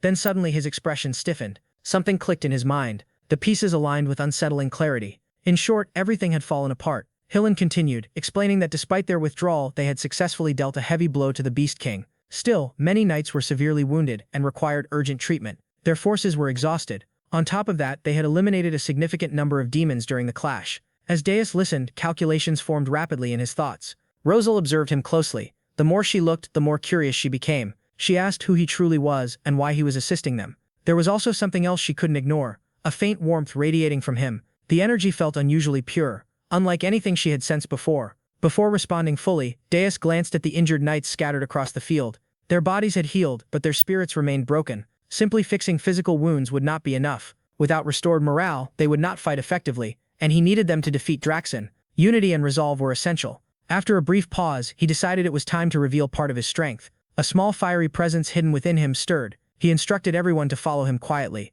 Then he began, rising into the air. The knights stared in shock. Rosal immediately recognized the energy forming around him. A golden flammable-like aura expanded outward. Behind him, a massive silhouette resembling a phoenix unfolded its blazing wings, dominating the sky with radiant power. The atmosphere transformed completely. Deora spoke clearly. He revealed that he was the wielder of the phoenix. His name was Pale and his objective was simple: to defeat the Beast King. Rosal's eyes widened. The phoenix was a legendary existence. The overwhelming surge of energy she had sensed earlier now made sense. That immense presence had likely been his. Judging purely by mono output, his strength was comparable to that of elite 10-star warriors. She felt a surge of hope. If she fought alongside him, victory against the Beast King might truly be achievable. The display quickly revitalized the battlefield. Knights who had been emotionally drained began regaining confidence. One by one they straightened their posture and rose to their feet. Hillen felt his determination returning as well. Though Diaz was operating under a new identity, his leadership and strategy naturally guided the group forward. None of them realized that the mysterious warrior known as Pale was in truth the very Demon King himself. Draxen stands before his companions declaring his intent to reclaim the tower. He reveals that he used far more demonic energy than expected. Because of this, he was only able to obtain a single black box key. Deciding to leave the other for later, he grips the black key tightly, preparing to open the box. His focus sharp and unwavering. He calls out toward his unseen opponent as he begins opening the black box of a consenting Demon King. A dark and powerful aura erupts outward, filling the space with an ominous presence. Draxen demands to witness everything, seeking to uncover all hidden truths, but as the process continues, something feels wrong. He realizes the black box is not being manipulated. Instead, he himself is being affected. Shock overtakes him as he struggles to accept it. The truth becomes undeniable. The black box cannot be controlled at all. The cryptic indicator confirms it with 96% certainty. Frustration surges as he recalls past actions. Finally understanding the reason behind them, urgency fills his mind as he decides to inform the other Demon Kings. At that moment, his servant rushes in, bringing alarming news. Draxen demands an explanation immediately. The servant reveals that the heroes have launched an invasion. The situation escalates even further. He adds that a newly risen 10-star hero is leading the charge. Ralph Schmidt's at the front of the vanguard. Draxen's expression darkens as the reality sets in. Meanwhile, Ralph makes his entrance into Draxen territory. His presence alone shocks the surrounding wolves. His posture steady and filled with determination, signaling the start of a decisive battle. The scene shifts 1 hour earlier, back to Ormuth, where tension fills the battlefield. Deus hovers before the advancing soldiers, confronting them directly as they prepare to push forward. The soldiers rally themselves, declaring they will try again. Their confidence rises to 93%. They remind each other they have the Phoenix on their side. With renewed courage, they dismiss the Demon King as nothing, calling him the King of Beasts. They draw their swords and charge forward. A loud battle cry erupts across the field. They vow to slaughter the demons, believing the Phoenix power guarantees victory, declaring the Demon King treasure will soon be theirs.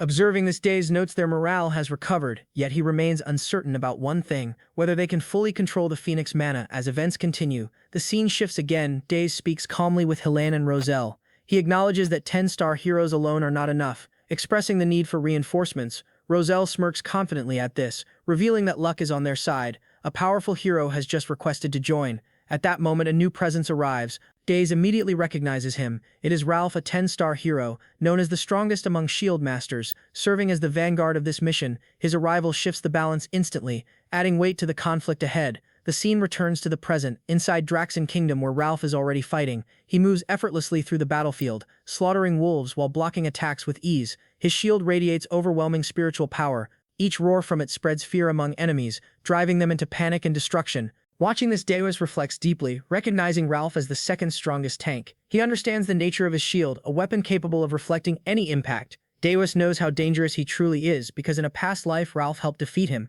and even mocked him afterward. Anger rises within Deus at the memory. He wants to tear Ralph apart immediately, but he restrains himself, knowing Draxen is the true priority. Rosal then informs him of something. Ralph only arrived after the expedition ended. Frustration fills her voice. She clenches her teeth in anger. If he had come earlier, things would be different. Together they could have won without losses. Meanwhile, the troops continue advancing. They announce the first floor has been cleared. Confidence continues to rise among them. They push forward, eager to face the Demon King, determined to end everything. But Deus warns Rosal seriously. Confidence is fine, but underestimating a Demon King is fatal. Rosal questions his warning. Deus explains that every Demon King holds a trump card, something revealed only at the brink of death, a final instinctive move capable of changing everything. As he thinks further, he considers a possibility. If Draxen reclaimed the tower and used his energy, then he would not have enough left to stop them. In that case, a rare opportunity appears. For the first time, Deus might witness the hidden trump card. The scene shifts to the Beast Tower. Reaching the 13th floor, the Demon King chamber, an eerie silence fills the space.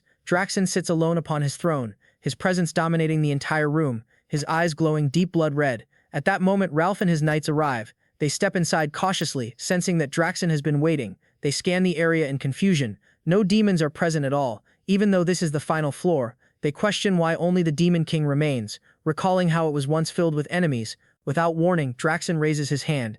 A sphere of demonic energy forms instantly. He speaks with contempt, calling them insects. He shows no surprise at their return, though he did not expect them so soon. He reveals he has been preparing for this moment. Rosal is shocked by the dense energy, realizing all demons are gone for a reason. Draxen opens his mouth, releasing a beam of aura. He confirms he gathered all his vassals into himself, planning to eliminate them in a single strike. Deus analyzes the situation carefully. This breaks standard dungeon strategy. Instead of placing strong enemies on upper floors, Draxen absorbed everything into himself. His red eyes glow even brighter. He declares he will erase them completely, ensuring they never return again. Helen, Rosal, and Deus are visibly shaken, while Ralph remains calm and focused. Deus senses something critical approaching. The moment is coming. Suddenly, Draxen unleashes a deafening roar. Dark red energy explodes from his body. Two knights rush forward to attack. Another knight shouts a warning from behind, telling them to stop immediately, but they ignore it, believing this is the perfect moment to strike. Their confidence shatters instantly. Draxen power erupts violently. A massive shockwave blasts through the room, sending everyone flying backward. Even Ralph is shaken by the force. Hillen realizes the terrifying truth. Draxen magic has reached another level. Rosal cannot believe their attacks failed so easily. She recognizes this as the true power of the Beast Demon King, now far stronger than before. Draxen stands surrounded by overwhelming aura. The entire chamber is filled with dark red energy. His glare alone instills fear. Knights begin trembling uncontrollably. Some struggle even to breathe. At that critical moment, Deus takes action. He activates a high-ranked defensive spell, Protect Phoenix from his back. Two radiant wings emerge behind him. The atmosphere shifts instantly. The others feel relief and gratitude, recognizing it as a legendary ability. They vow never to forget this moment, but Deus remains focused. He cannot allow Draxen to grow stronger. Creating a barrier, he protects everyone inside. He orders them not to step out, saying they will only become a burden. Grateful, they thank him sincerely. Deus steps forward without hesitation. Hillen, Rosal, and Ralph follow beside him. Together they prepare to confront Draxen. Observing them, Draxen notes only four can still move. His attention locks onto one figure. The red-haired individual irritates him greatly. It becomes clear he does not recognize Deus. Under his new identity, Deus smirks quietly at this advantage, knowing this ignorance gives him an edge. As the battle reaches its decisive moment, the final clash is about to begin. The battle reached a boiling point as Draxen finally recognized Deus. Rage exploded within him as he roared about the theft of the Phoenix. Enraged that Deus dared to step foot inside his tower, his fury shook the surroundings, but Deus remained completely unfazed. With calm authority, Deus silenced him, creating a domain and activating sound removal magic. A faint smirk appeared as he declared control over every sound. The battlefield shifted instantly. Roselle immediately understood the brilliance of the move. Draxen's roar was completely nullified. At the same time, enemies could not hear spell chants. the advantage had subtly shifted in their favor. Without hesitation, Deus unleashed high-rank binding magic. Sage's chains shot forward to restrain Draxen, but Draxen responded with overwhelming force, roaring in fury as he shattered the chains effortlessly. The gap in power became clear. Draxen declared it was not a fight but a hunt, promising to tear them apart piece by piece. Even then, Deus remained calm, mocking him by saying he could not hear the barking. The silence remained focused solely on Draxen. Rosal urged the others to focus on Pale. At that moment, Deus launched a direct assault. A massive explosion erupted on impact. The battlefield descended into chaos. Both sides exchanged relentless blows. Their movements became faster and unpredictable. Deus moved so fast Rosal could no longer track him. Hillen dismissed the concern, saying following orders was enough. Draxen continued roaring in disdain, calling their actions madness, yet he acknowledged they dared challenge him. The tension continued to rise. Deus suddenly shifted direction at incredible speed, attempting to reposition himself. Draxen reacted instantly, warning him he would not leave alive, calling his name with burning rage. At that moment, Deus locked eyes with him. A memory surfaced from before the battle. He had explained the strategy to his team. Speed was the key to defeating Draxen. Draxen's massive body was matched with terrifying reflexes. They needed to bind his feet and exploit his weakness. Hillen doubted himself, questioning if he could keep up. Deus reassured him confidently, promising to give a signal. Hillen was confused about what that signal meant. The memory faded. The present battle resumed instantly. Draxen lunged forward to crush Deus, believing he had finally caught him, but Deus dodged effortlessly. Then suddenly he stopped moving, revealing Armani's orb with a smirk. Draxen mocked the attempt, calling the orb useless. Deus calmly clarified its purpose. It was meant to reveal a master's location to a vassal. Draxen scoffed, believing no vassals were present. At that exact moment, the signal was given. Hillen appeared instantly, leaping into the battlefield, activating Armani's orb.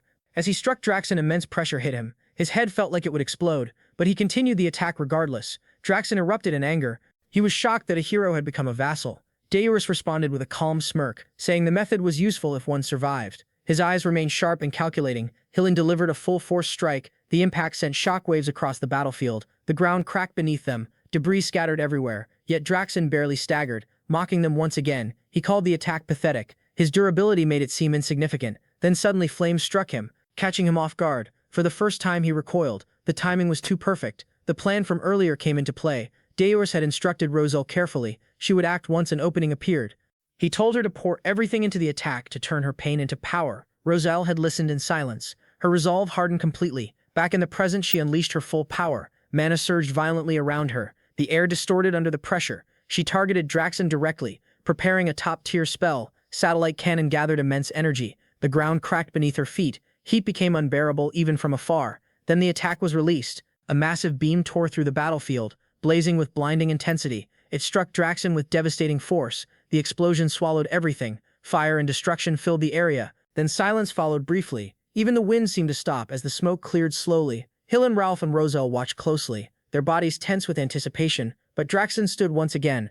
Rage consumed him as he mocked them. His laughter echoed with madness, sending chills through them. Deus remained calm, acknowledging such an enemy would not fall easily. There was no panic in his expression, only calculation, as if everything was expected. Draxen's fury surged to new heights. His mana exploded uncontrollably. A terrifying red aura erupted, engulfing the battlefield. The pressure forced the heroes back. Draxen declared his identity proudly, the Demon King of Beasts. He swore none of them would leave alive, charging toward Deus once more, faster and more erratic than before. But Deus stepped back effortlessly, a faint grin appearing. Seeing Draxen had become a mad beast, consumed by rage, Draxen screamed he would silence Deus, revealing the power of the Phoenix. A massive aura gathered in his hand. Heat distorted the surrounding space. He spoke with hatred and desperation. But before he could act, Deus struck with a precise attack, interrupting the build-up instantly. Draxen screamed in pain, yet refused to fall, declaring he would not die easily. Rosal identified his weakness immediately, his tails. Without hesitation, she aimed carefully. Gathering just enough mana, she released a precise strike, cutting through one of his tails cleanly. Draxen screamed in agony, his weakness exposed. The opportunity appeared. Deus activated Sage's chains once more, this time instantly binding Draxen. Draxen realized the danger. If struck now, it would be over. He struggled violently, but the chains held firm. At that moment, Ralph stepped forward, activating his healing power. A blue aura spread outward, restoring his allies, strength returning instantly. Then he reinforced himself, preparing to strike. Draxen continued cursing in rage as defeat drew closer. Everything aligned in that moment. Draxen restrained and weakened. Unable to defend himself, the final blow was delivered. In one clean motion, his head was cut down. The battlefield fell silent. Only the aftermath remained, a battle that pushed them to their limits. Deus stood over the fallen king, a faint smirk on his face, confirming the end. He declared he would use the Phoenix, and bid farewell to Draxen, his blade slicing cleanly through the air and through Draxen's neck as the Demon King's head separates from his body, spinning away before crashing heavily onto the ground. For a brief moment, everything falls silent. Then the remaining heroes erupt into cheers as relief and triumph flood the battlefield. Voices rise in unison, declaring that they have finally won. Yet beneath that proud expression, his thoughts twist with ambition. The cheers are not enough. He craves more recognition, more admiration, more worship. He imagines a future where those voices never fall silent. The ground trembles violently. Cracks spread beneath their feet as the tower begins to collapse. Celebration shatters into chaos in an instant. As panic surges through the crowd, voices shout in every direction, while orders are barked rapidly to grab whatever treasures they can, prioritizing recovery potions for the 10-star heroes before escaping immediately. Amid the confusion, Deus stands still for a brief moment, his gaze fixed silently on Draxen's lifeless body. His thoughts linger as he reflects on the path the Demon King chose, wondering if someone like Draxen had been given another chance, whether anything would have changed. The answer comes quickly: no. Draxen had clung to his identity as a Demon King until the very end, leaving no room for anything else. Urgency finally overtakes hesitation as everyone flees the collapsing structure, carrying whatever treasures they can. Outside, Rosal approaches Hillen, her gaze sharp and observant as she calmly states that it seemed he had planned everything from the beginning, intending to be the one to take the Demon King's head. Hillen dismisses her claim, effortlessly brushing it off as a misunderstanding born from the chaos of battle. Rosal does not argue yet. Her expression reveals she does not fully believe him, recalling the moment he chose to join the fight and how suspicious it had felt. Though the Demon King had not been as overwhelming as expected, the battle still pushed them to their limits, and she cannot deny Hillen's contribution. Changing the subject, she informs him that she has taken possession of the Demon King's corpse. Asking if he objects, Hillen replies that he does not. At that moment, urgent voices call out to Rosal, urging her to come quickly, as something unexpected has been discovered among the ruins. She rushes over, only to freeze at the sight before her. The kidnapped prince, and beside him the Akan Kingdom's third princess, Lavinia Akan. Lavinia lies unconscious at first, but slowly begins to stir. Shocked, Rosal demands to know why she is there. Lavinia responds in her usual fragmented manner, mentioning materials. Rosal quickly pieces it together, realizing the truth. Lavinia had entered the tower alone to gather materials for creating a chimera. The realization leaves her stunned as the recklessness of such an act defies belief. Lavinia adds scattered words about monsters, deepening Rosal's concern as she grasps the full situation. Others watch in confusion, unable to understand how Rosal can interpret her speech. Staying focused, Rosal asks if the Demon King harmed her. Lavinia replies with disjointed words about money and monsters. Rosal interprets it quickly, realizing she had been trading monsters for money. Lavinia confirms it without hesitation. Watching them leave, Deus reflects on her actions. Entering such a deadly place alone and negotiating with a Demon King for research is not just reckless, but dangerously unpredictable. The scene shifts to the Hero Guild, where elder heroes gather to discuss the aftermath. They note the loss of the Beast Tower, once a valuable hunting ground. Frustration evident as they speak of the effort invested coordinating sponsors and managing the 10-star heroes, only for an unknown figure to claim victory. This individual, known as the owner of the Phoenix, holds no affiliation with the guild. The elders question his identity, recognizing the importance of uncovering who he is. For the first time since a Demon King descended upon Urgest, the threat has been ended so decisively. Realizing the shift in power, they decide it is time to tighten their control over the heroes once more. The scene transitions to the Ormus Royal Banquet Hall, where the atmosphere is filled with conversation yet weighed down by exhaustion and grief. The king, overwhelmed with emotion, repeatedly expresses his gratitude, thanking the heroes for defeating the Demon King and rescuing the prince. Despite the lack of preparation, he urges everyone to enjoy the banquet while knights gently try to persuade him to rest. Among the guests, Rosal stands out, dressed elegantly as she sips a cocktail, observing the room quietly, noting that despite the somber mood, the drink is surprisingly good. Hillen approaches, offering a compliment on her appearance, remarking that the dress suits her well. While mentioning the princess has safely returned to the Akan Kingdom, Rosal responds with suspicion, questioning if he is trying to leave a good impression. Hillen laughs it off, claiming such efforts are meaningless before her. Shifting the topic, Rosal asks about Pale, expressing her desire to meet him, especially regarding the Phoenix. Others echo her curiosity, wanting to thank him. Then unexpectedly, Ralph speaks his voice alone, shocking everyone as he praises the Phoenix's owner. Hillen reveals that Pale has already left, deepening the surprise among the guests. The narrative shifts to the Urgus mountain range at Burgess Tower, where Gordon stares in disbelief, thanking Deus, asking if he truly killed the Demon King Draxen and returned. Deus confirms it calmly, leaving Gordon stunned. Struggling to process the reality, concern creeps into his thoughts as he wonders about the consequences and what comes next. Dismissing him, Demon Kings tells him to stop staring before taking his seat on the throne. He explains that with Draxen gone, the other Demon Kings will inevitably make contact and his absence would immediately raise suspicion. Gordon understands and accepts the reasoning. Reflecting on the battle, Demon Kings admits to himself that he is still not strong enough. Even Draxen's final attack had not been as devastating as expected, partly due to his weakened state. Relying solely on his current strength will not suffice. he needs to grow stronger and so must the power of the Phoenix. At that moment, a message arrives from Jason requesting a meeting of the Demon Kings. The timing feels immediate, as if Jason already knows of Draxon's death. Internally, Demon King smirks knowing the truth, while outwardly feigning shock. Then another revelation comes. A new Demon King has already descended. This genuinely surprises him, as the speed of replacement suggests preparation or foresight from higher powers. Still, with no evidence linking him to Draxon's death, and the tower now gone, he feels confident enough to attend. The scene shifts to the Tower of Lies on the 13th floor, where several Demon Kings gather, including the Demon Queen of Bitter Cold, Jason the Demon King of Lies, and Big Rock Belvec. Draxon's absence is noticeable. Among them stands a new figure introducing herself as Vivian Blunt, Queen of the Blood Moon Clan. Demon King shows little interest, correcting her on his name before taking his seat. Vivian is caught off guard by his indifference, having expected acknowledgement yet receiving none. Recalling her orders, she reminds herself that Draxon's fall is suspicious and that Demon Kings is the likely suspect. Instructed to observe him, she instead finds his sharp, dismissive nature intriguing, perhaps even easier to manipulate. Deciding to test him, she rises, approaching him as the meeting begins, speaking casually about the strange cooperation among Demon Kings, before shifting focus entirely onto him. Admitting her interest, moving closer, she boldly sits before him. Demon Kings immediately questions her behavior, irritation clear. Vivian brushes it off, claiming curiosity about the kind of demon capable of disrupting the entire realm. With a confident smile, she compliments his appearance and makes a suggestive advance. Without hesitation, Demon Kings rejects her, pushing her hand away with a blunt insult. The reaction leaves her stunned, unable to process what just occurred. As a succubus queen, she is not someone easily dismissed. Yet here she stands facing a man who rejected her without a second thought. Reina, slightly irritated, told Vivian bluntly to return to her seat. Vivian stood there, stunned by the sharp tone. Reina continued, firmly explaining that the gathering was meant to welcome Vivian, but it also served a more serious purpose. It was a place to uncover the cause behind Draxon's senseless defeat. She emphasized that everyone present should maintain their dignity. Jason, observing the situation, found himself shocked that Lady Reina herself was presiding over the meeting. Meanwhile, Vivian responded with a grin, teasing Reina by implying that she too desired the same man. Reina, growing frustrated, dismissed Vivian, thinking as shallow and lame. Vivian brushed it off casually, saying that was enough for the day before taking her seat. Jason stepped in to restore order, calling for the meeting to resume. The discussion shifted to the 10-star heroes described as the main force behind the current hero expedition. From there, the meeting continued in a monotonous manner, as the Demon Kings began sharing the information each of them had gathered individually. As the exchange progressed, one topic rose above the rest as the most significant point of discussion. That topic was the emergence of a new powerhouse known as the Owner of the Phoenix. Despite the disagreements, the meeting concluded with a unified decision to investigate the Owner of the Phoenix more thoroughly while remaining cautious.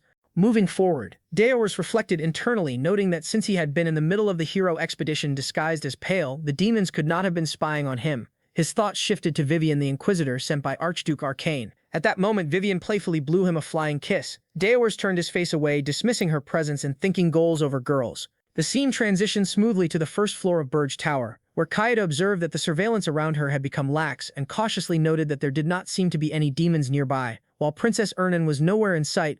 Seeing this as her opportunity, Kaide resolved to escape, focusing on the exit door. Believing that once she crossed it, she would be free. With determination, she began running toward it. However, just as she moved closer, Ernan suddenly appeared alongside her spirits. Ernan confronted Kaide, declaring that for the peace of the tower and Kaide's own safety, she would stop her escape. Kaide, realizing the danger of Irgis, drew her sword and warned that staying any longer could lead to unpredictable consequences. She admitted she had not wanted to fight, but now she had no choice. The two locked eyes as tension rose between them. Before the conflict could escalate, Gordon arrived, telling Kaide to leave if she wished, claiming he did not care what happened to her. He added a dismissive remark about humans, leaving Kaide shocked and confused, unable to understand how they could kidnap her and then suddenly act indifferent. Despite her confusion, she suspected a hidden scheme at play, yet decided to take advantage of the distraction. She planned to escape the tower, survive in the Irgis mountain range somehow, and then head straight to Holton Walk to request reinforcements. Acting quickly, Katie dashed toward the door at full speed, but the moment she touched it, an overwhelming aura burst forth from the door itself. The force hurled her back violently, sending her crashing to the ground. Everyone present was shocked by what had just happened. Gordon calmly explained that such a reaction was normal, meaning anyone not permitted by the Demon King could not leave the tower. Despite the warning, Ernan approached the door as Gordon cautioned her not to touch it carelessly or she might face consequences. However, to everyone's surprise, Ernan opened the door with ease, leaving Gordon stunned. Ernan herself seemed confused, awkwardly admitting that she simply felt like she could open it. Unsure of what to do, she attempted to close it again, but at that moment, Deus appeared from outside, pushing the door open with a smirk. He questioned whether Ernan was finally attempting an escape.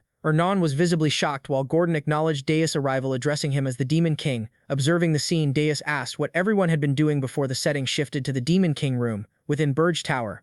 Deus ordered Gordon to lock Princess Katie in the underground dungeon for attempting to escape, and Gordon accepted the command without hesitation. However, he raised a concern regarding Princess Ernan, asking what had happened with her, since only those recognized by the Demon King could leave the tower. Yet Ernan had opened the main gate. Deus explained that the tower had already recognized Ernan as one of its members. Shocking Gordon, Deus then observed her through a system window, reflecting that now that she had formed a contract with a high-ranking spirit, escaping the tower and crossing mountains alone would not be difficult for her. He wondered why she had not attempted to escape yet, and questioned her true intentions. The scene shifted to the underground dungeon of Burge Tower, where Kaede was imprisoned and Ernan came to visit her, reminding her that she had warned her not to attempt escape. Kaede responded with suspicion, stating that there was no kindness without motive, believing the Demon King had a hidden scheme and attempting to warn Ernan. At that moment, Ernan looked upward as if aware that Deus was watching through the system window and calmly stated that she had come to the tower of her own will. Kaede was shocked by this revelation, while Deus, watching, was equally surprised, realizing she had looked directly toward him as if she sensed his presence.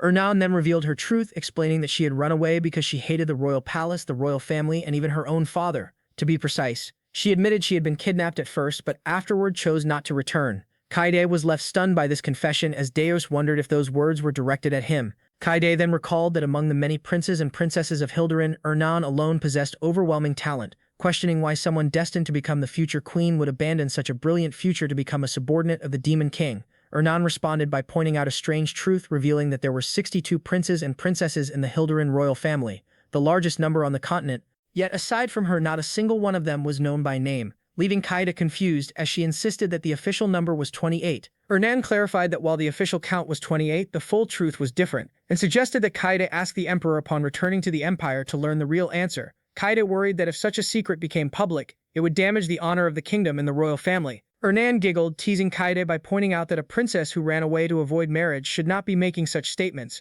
causing Kaede to blush in embarrassment. As Ernan left, she casually said she was joking, and that they would meet again tomorrow.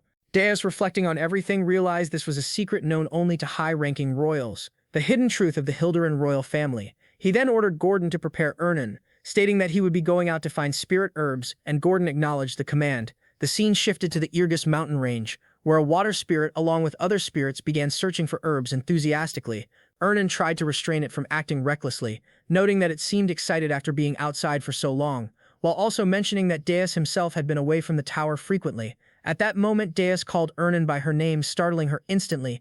With a dark expression, Deus formed an aura flame in his hand, demanding that she reveal what she had been hiding from him. Ernan stood frozen, shocked by the intensity of his presence, while from a distance someone observed Deus through a telescope. The observer finally recognized him as the Demon King of the Irgips. Deus' question immediately unsettled Ernan, causing her to grow anxious and hesitant. Her reaction was obvious, but Deus showed no patience. He made it clear that there was no other option, leaving no room for avoidance or delay. Without waiting, Deus moved Ernan aside and stepped forward. He extended his hand and unleashed a powerful attack. A surge of energetic purple flames erupted from his palm and shot forward with precision.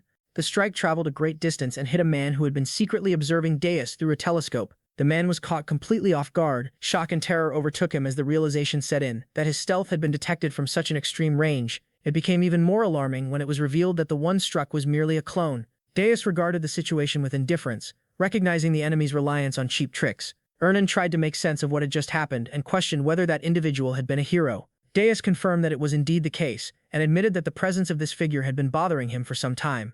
Ernan continued analyzing the situation. She reflected on the unusual circumstances of a hero traveling all the way to Urgest under the guise of exploration. A hero who relied on stealth techniques could only be one person. She identified the individual as the 10-star hero, Daphne Filion, a mercenary known for expertise in information gathering and espionage.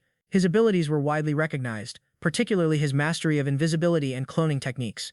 Hearing the name triggered Deus's thoughts. He recalled Daphne Filion from his previous life, realizing that much of his own information had supposedly been exposed because of that individual. Despite knowing of him, this was the first time Deus had encountered him at such close proximity. Ernan then shifted her concern toward the tower, wondering whether it would remain safe. Deus reassured her that there was no problem. The scene then transitioned to the Burge Tower in the Irgus Mountains. Inside the tower, the same hero was analyzing the situation and confirming the existence of multiple clones. He speculated that if a Demon King existed, there had to be a tower nearby. Despite his efforts, he was unable to detect anything around him. At that moment, Deus received a notification through his system window. The ability known as Mana Ghost Remote Control had been activated, rendering the tower invisible. However, this ability came at a cost, consuming 10 demon power points every second. Deus acknowledged the activation of the invisibility function. From the moment he detected the threat, he had already taken action. He recognized the usefulness of this ability, especially for avoiding encounters with heroes. As he monitored the system, he noticed his points steadily decreasing. The cost of maintaining invisibility was significant. With the immediate danger under control, Deus turned his attention back to Ernan. He instructed her to continue their conversation and demanded that she reveal everything she had been hiding. He made it clear that refusal would result in her never being allowed to enter the tower again. Ernan lowered her head and remained silent for a moment. After gathering her thoughts, she decided to reveal the truth about herself. She brought up the concept of the Child of the World tree, questioning whether Deus was familiar with that magic. Meanwhile, inside the tower, Deus's guards maintained surveillance on the spy attempting to infiltrate. They reported back that the hero had emerged from the Urgus Mountains without using any stealth techniques. As expected, it appeared to be another clone. Deus acknowledged their efficiency and ordered them to locate all remaining clones and track their movements. The guards accepted the command without hesitation. At the same time, the system window continued updating. The Mana Ghost ability remained active, and the demon power points kept decreasing. Deus reflected on how close the situation had come to exposing the tower's location. Although the tower was now more reinforced than before, it was still not ready to withstand a full-scale expedition of heroes. Eliminating Daphne fully had become a necessity. Ernan then revealed that Daphne had likely come in search of her, sent by her father, the king. Deus interpreted this as the royal family's unwillingness to give up on the first princess. He connected this to her earlier mention of the Children of the World tree, suspecting a deeper link. Ernan admitted that the story was long and complex, and Deus assured her that there was time to listen. She began recounting the past. The kingdom of Hilderan had once been a powerful empire. However, after enduring several wars, its national strength declined significantly, reducing it to a mere kingdom. Her father, the king, desired to restore it to its former imperial glory. To achieve that goal, he believed that instead of relying on tens of thousands of soldiers, what was truly needed was a single genius mage capable of dominating the battlefield. However, geniuses could not simply be created through education, nor were they easy to find naturally. Deus began to suspect the truth behind her words, and Ernan confirmed it. The Child of the World tree was the answer, a form of magic capable of creating humans. The revelation stunned Deus, his eyes widening as the implications sank in. Ernan continued explaining that from the fetal stage, an immense amount of mana was forcibly injected into developing bodies. The success rate was extremely low, with only a small fraction true prodigies emerging from the process. The goal was to create magical geniuses with exceptional sensitivity to mana. She added that humans were capable of acts strikingly similar to those of demons.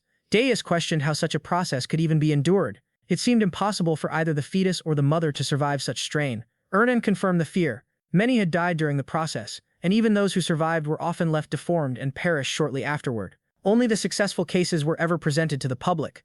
As this heavy truth settled in, Deus noticed something unusual behind Ernan. A creature resembling a one-eyed octopus-like demon had appeared. He quickly assessed the situation. The creature had likely been drawn by the demonic power he had unleashed earlier. Judging by its presence and aura, it was a monster of superior rank. Deus once again extended his hand, gathering mana within his palm as its energy condensed into a destructive force, and ordered Ernan to step aside, addressing her firmly as the princess. However, Ernan did not retreat. Instead, she raised her hand alongside her water spirit, preparing her own attack. As she stood her ground, she revealed that she was among the successful outcomes of that forbidden magic, a being created as an overwhelming genius. At the same moment, the demon formed a powerful red mana circle, its energy swirling violently before being hurled toward them. The air trembled under the pressure of the attack, yet Ernan reacted instantly. Through her water spirit, she manipulated the surrounding water, compressing it into a sharp, ice-like spear. With precision and speed, the attack was launched forward, piercing straight through the demon's body and ending its existence in a single decisive strike. As the demon fell, Deus observed the outcome in silence before acknowledging the feat. The fact that a human had eliminated a higher-ranking monster in an instant made it clear why the king refused to abandon his ambitions. Ernan, however, did not take pride in her strength. A sense of guilt weighed heavily on her as she described her power as something stained with blood. Deus responded by pointing out the contradiction. With such immense power and a position so close to the throne's succession, her claim of not wanting to return to the kingdom sounded unbelievable. He questioned whether she truly expected that explanation to be accepted. Ernan, now visibly irritated, insisted that she was telling the truth. She demanded that she be taken along, just as a magical artifact had been used on Hillen. Her tone carried urgency, emphasizing her sincerity. Deus dismissed the request, explaining that the Armani orb could not withstand the mana of spirits. Raising his hand once more, he gathered mana again. He demanded that she reveal her true intentions. Frustration overtook Ernan. With a sudden movement, she grabbed Deus's hand and pressed it against her chest. Her voice rose as she insisted that the truth had been told all along. Caught off guard, Deus reacted with shock, questioning her actions and demanding that she release his hand. Ernan insisted that the heartbeat could be heard, using it as proof that nothing but the truth had been spoken. Her words left Deus momentarily confused, but then something unusual occurred. Through her, he began to sense something deeper. It was as if a phoenix existed within her, allowing him to perceive her internal state. The rhythm of her heart became clear, conveying emotions directly: shame, anger, and disappointment, all blending together within her. Ernan, slightly embarrassed yet still holding on to her anger, explained that this was a method of communication used by spirits. When mana was pure, it allowed one to perceive subtle waves that revealed the feelings of others. She reaffirmed that everything she had said was the truth. Deus, reflecting on what had been sensed, acknowledged internally that her words aligned with those emotions. Ernan then revealed something more personal. From the very first moment she saw the Demon King, she had sensed something different about him compared to the others, and that difference had given her hope. Deus reacted with confusion and disbelief when she spoke of needing help, struggling to understand what was being implied. With urgency and desperation, Ernan pleaded for assistance. Her intention was declared clearly: she wanted to bring down Hilderan itself. The statement left Deus stunned. Even as the words were processed, disbelief lingered, and the question remained whether such a claim could truly be taken as the truth. After hearing everything Ernan had explained, Deus finally accepted her words and chose to trust her. Ernan responded with quiet gratitude as her face turned slightly red. Watching them, Naruniel could not resist teasing. She became curious about what was happening between them and wondered how they had grown so close without her noticing. She playfully accused Ernan of pretending to be innocent while hiding something. Deus was left surprised by her reaction, while Ernan, flustered and shy, tried to explain that it was not like that and that it was only the spirit's method of communication. Naruniel continued teasing with a soft chuckle, implying the exchange seemed deeper than simple communication, clearly enjoying the moment before the topic shifted. Bringing the focus back, Deus acknowledged that he understood Ernan's seriousness. He suggested continuing the discussion about Hilderan once they returned to the tower, and Ernan agreed without hesitation. Before moving on, Deus gave another instruction, ordering Ernan to use the spirits to locate the real body of Daphne Filian since they planned to capture him. As the scene shifted, the surroundings changed into a freezing mountain where heavy snowfall covered everything. In this harsh environment, Daphne, known as the hero, reflected on his cloning magic. His ability allowed multiple clones to share power, but as their number increased, their individual strength weakened. Even so, the technique allowed him to search a vast area at once. Looking at the map, he analyzed the situation carefully. A Demon King's tower should be at least 50 meters tall, yet after scanning the entire region there had been no sign of it. Based on information previously provided by Lord Wharton Cullo and Lord Hillen Cargill, the route and timing of the hero expedition had already been calculated with high accuracy. With that in mind, he concluded the tower had to be nearby. He scanned the surroundings again, convinced it was within reach. The Demon King should also be close, yet nothing appeared. The complete absence of any trace left him unsettled as he tried to understand what was happening.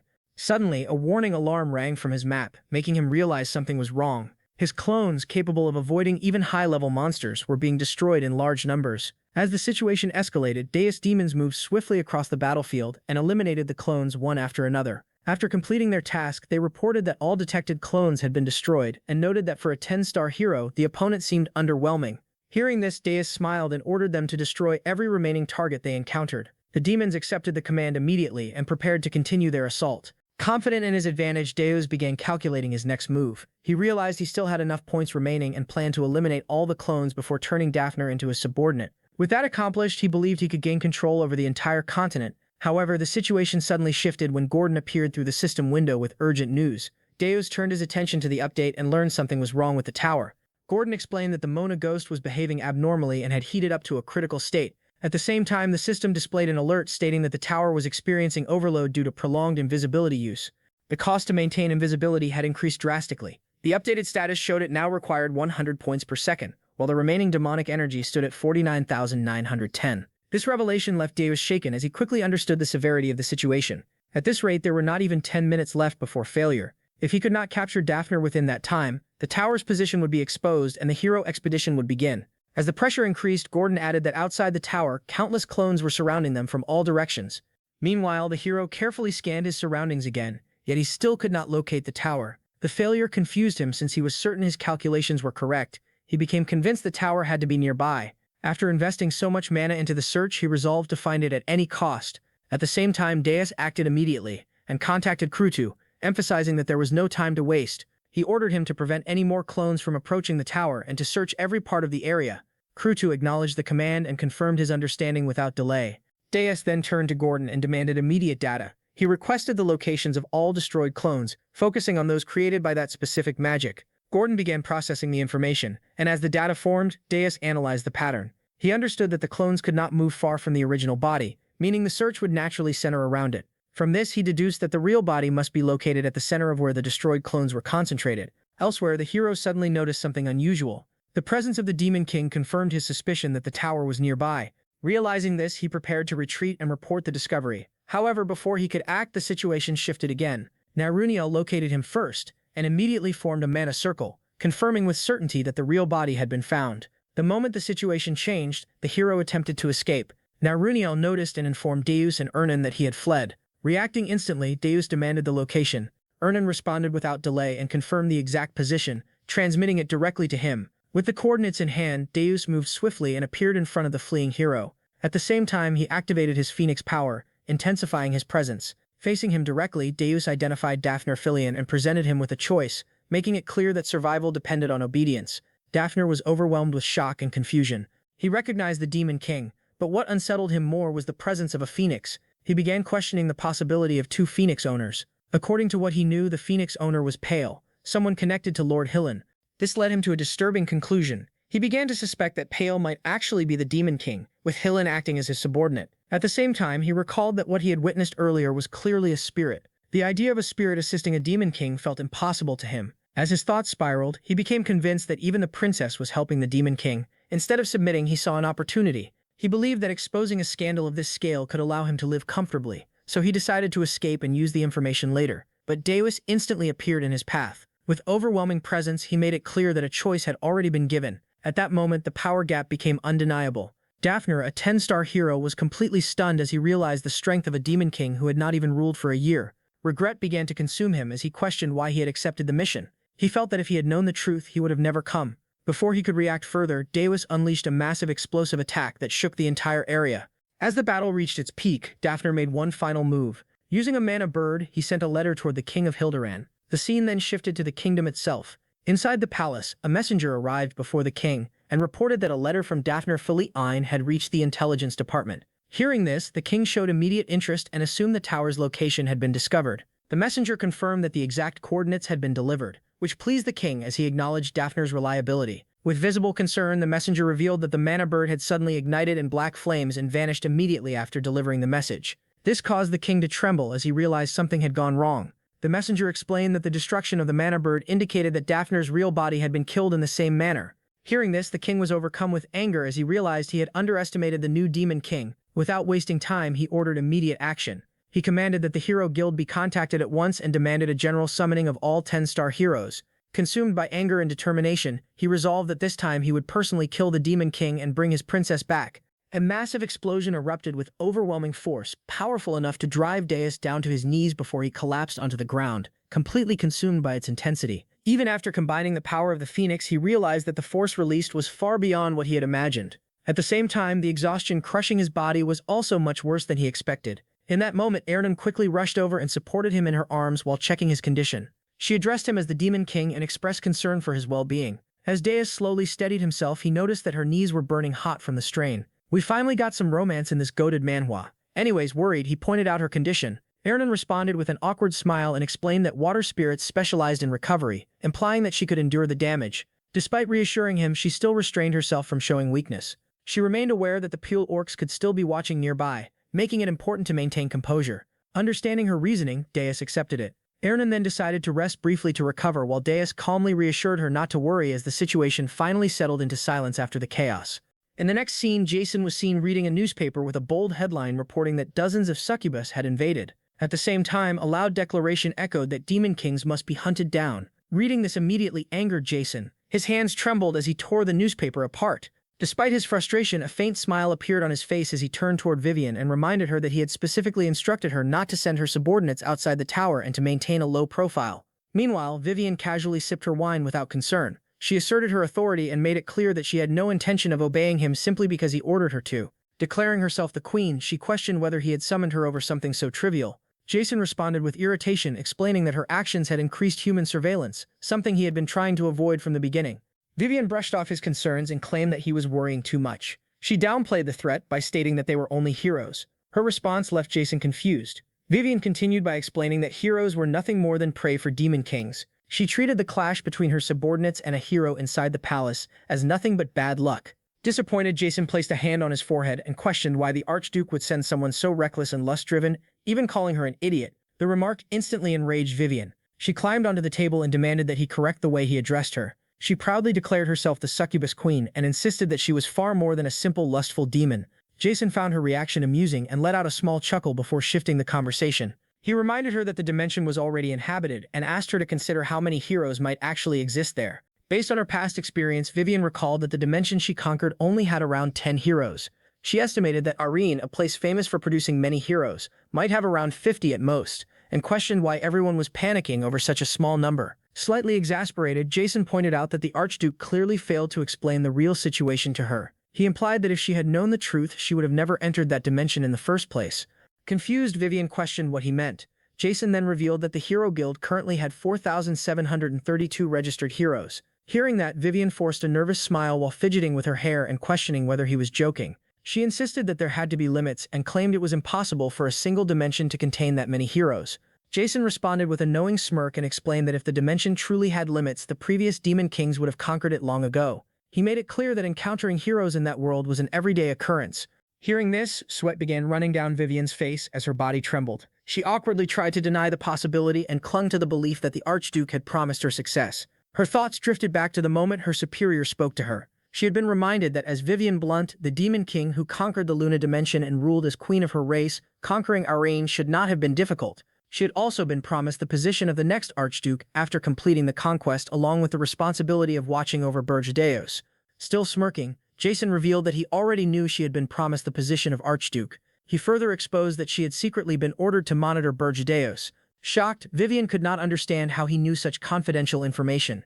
Jason calmly explained that he understood the situation well, because it was the same method he occasionally used whenever treating someone as a disposable informant. Without hesitation, he unleashed his power and violently slammed Vivian into the ground. Stunned by both his words and actions, Vivian reacted in disbelief after being called disposable. Jason answered with a piercing glare and declared that she had already been abandoned. He mocked her as a foolish succubus queen, and warned that from that moment onward, with her limited intelligence, she should stop trying to think for herself. He demanded absolute obedience to every command he gave.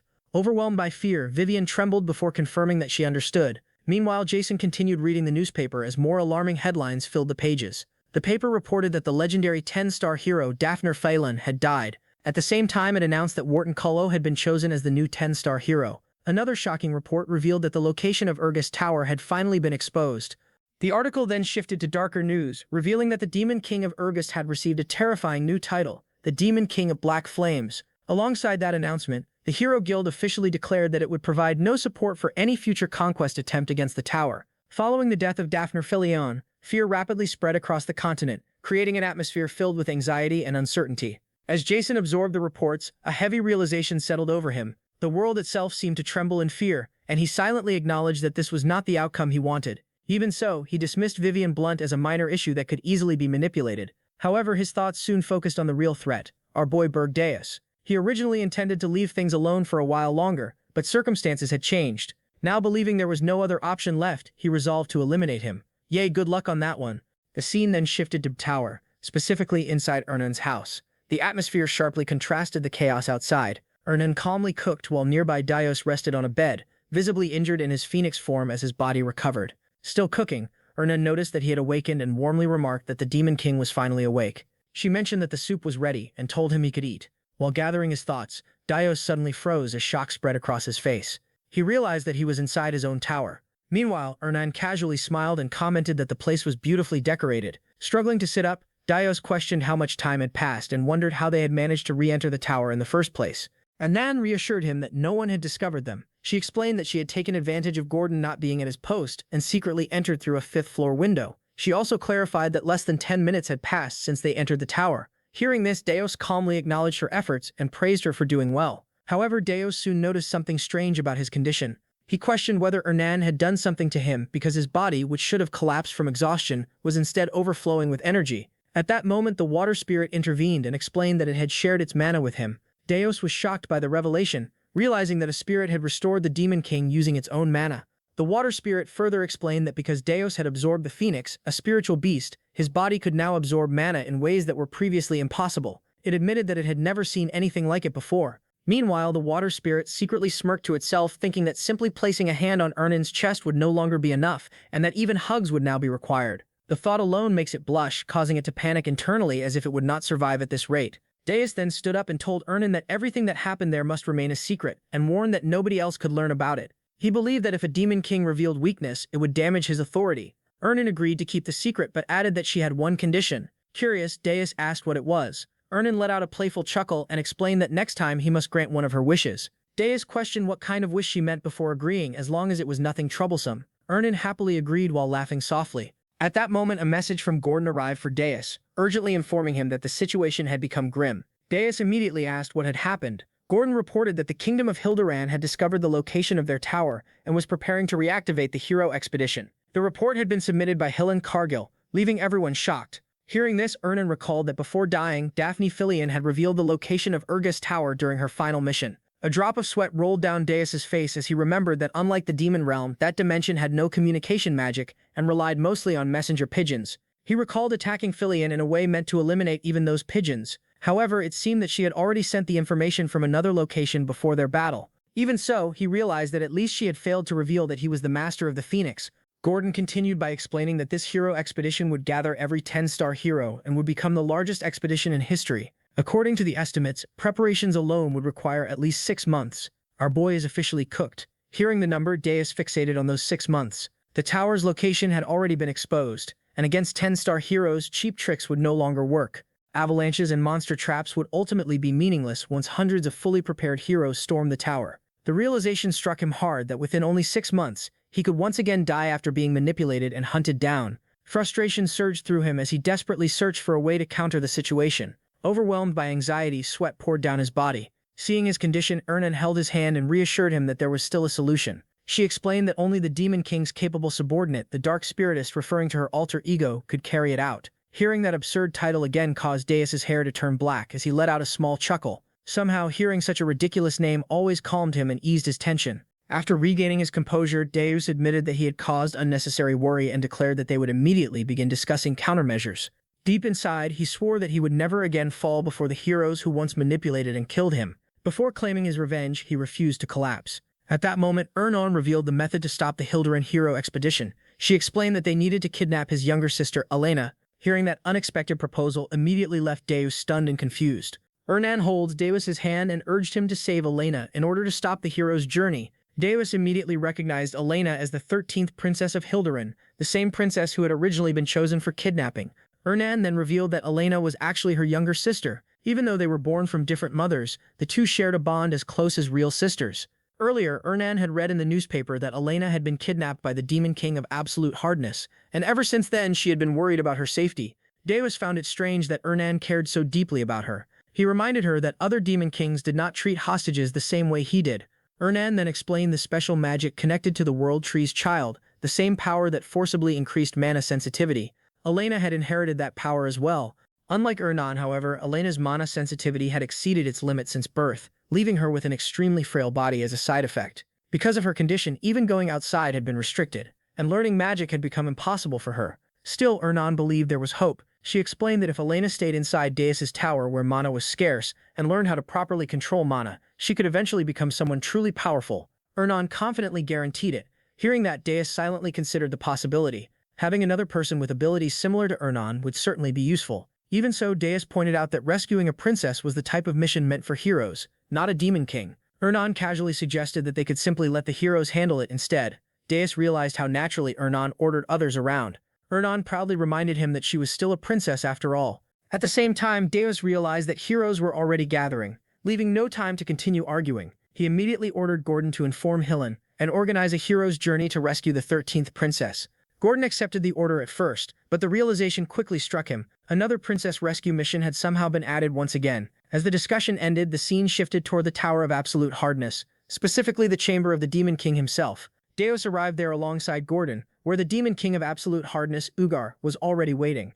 Ugar had already heard the news that another hero's journey was preparing to invade Deus's tower. He wondered if Deus had come seeking assistance this time. At the same moment, Ugar questioned why he should help someone foolish enough to insult the standards. Deus slowly spread his wings and rose into the air. Looking down at Ugar fearlessly, he declared that he had not come to ask for help, but to offer it instead. Hearing those words, Ugar was completely shocked. He could not understand what Deus meant. Deus calmly revealed that a hero's journey was targeting the tower. The statement immediately startled Ugar once again. Without hesitation, Deus instructed him to place the 13th princess on the first floor of the tower. He explained that if this was done, the hero's journey would simply rescue the princess and leave without causing further trouble. Ugar's anger instantly flared. Furious, he called the idea complete nonsense. He argued that there had been no reports regarding a new hero's journey.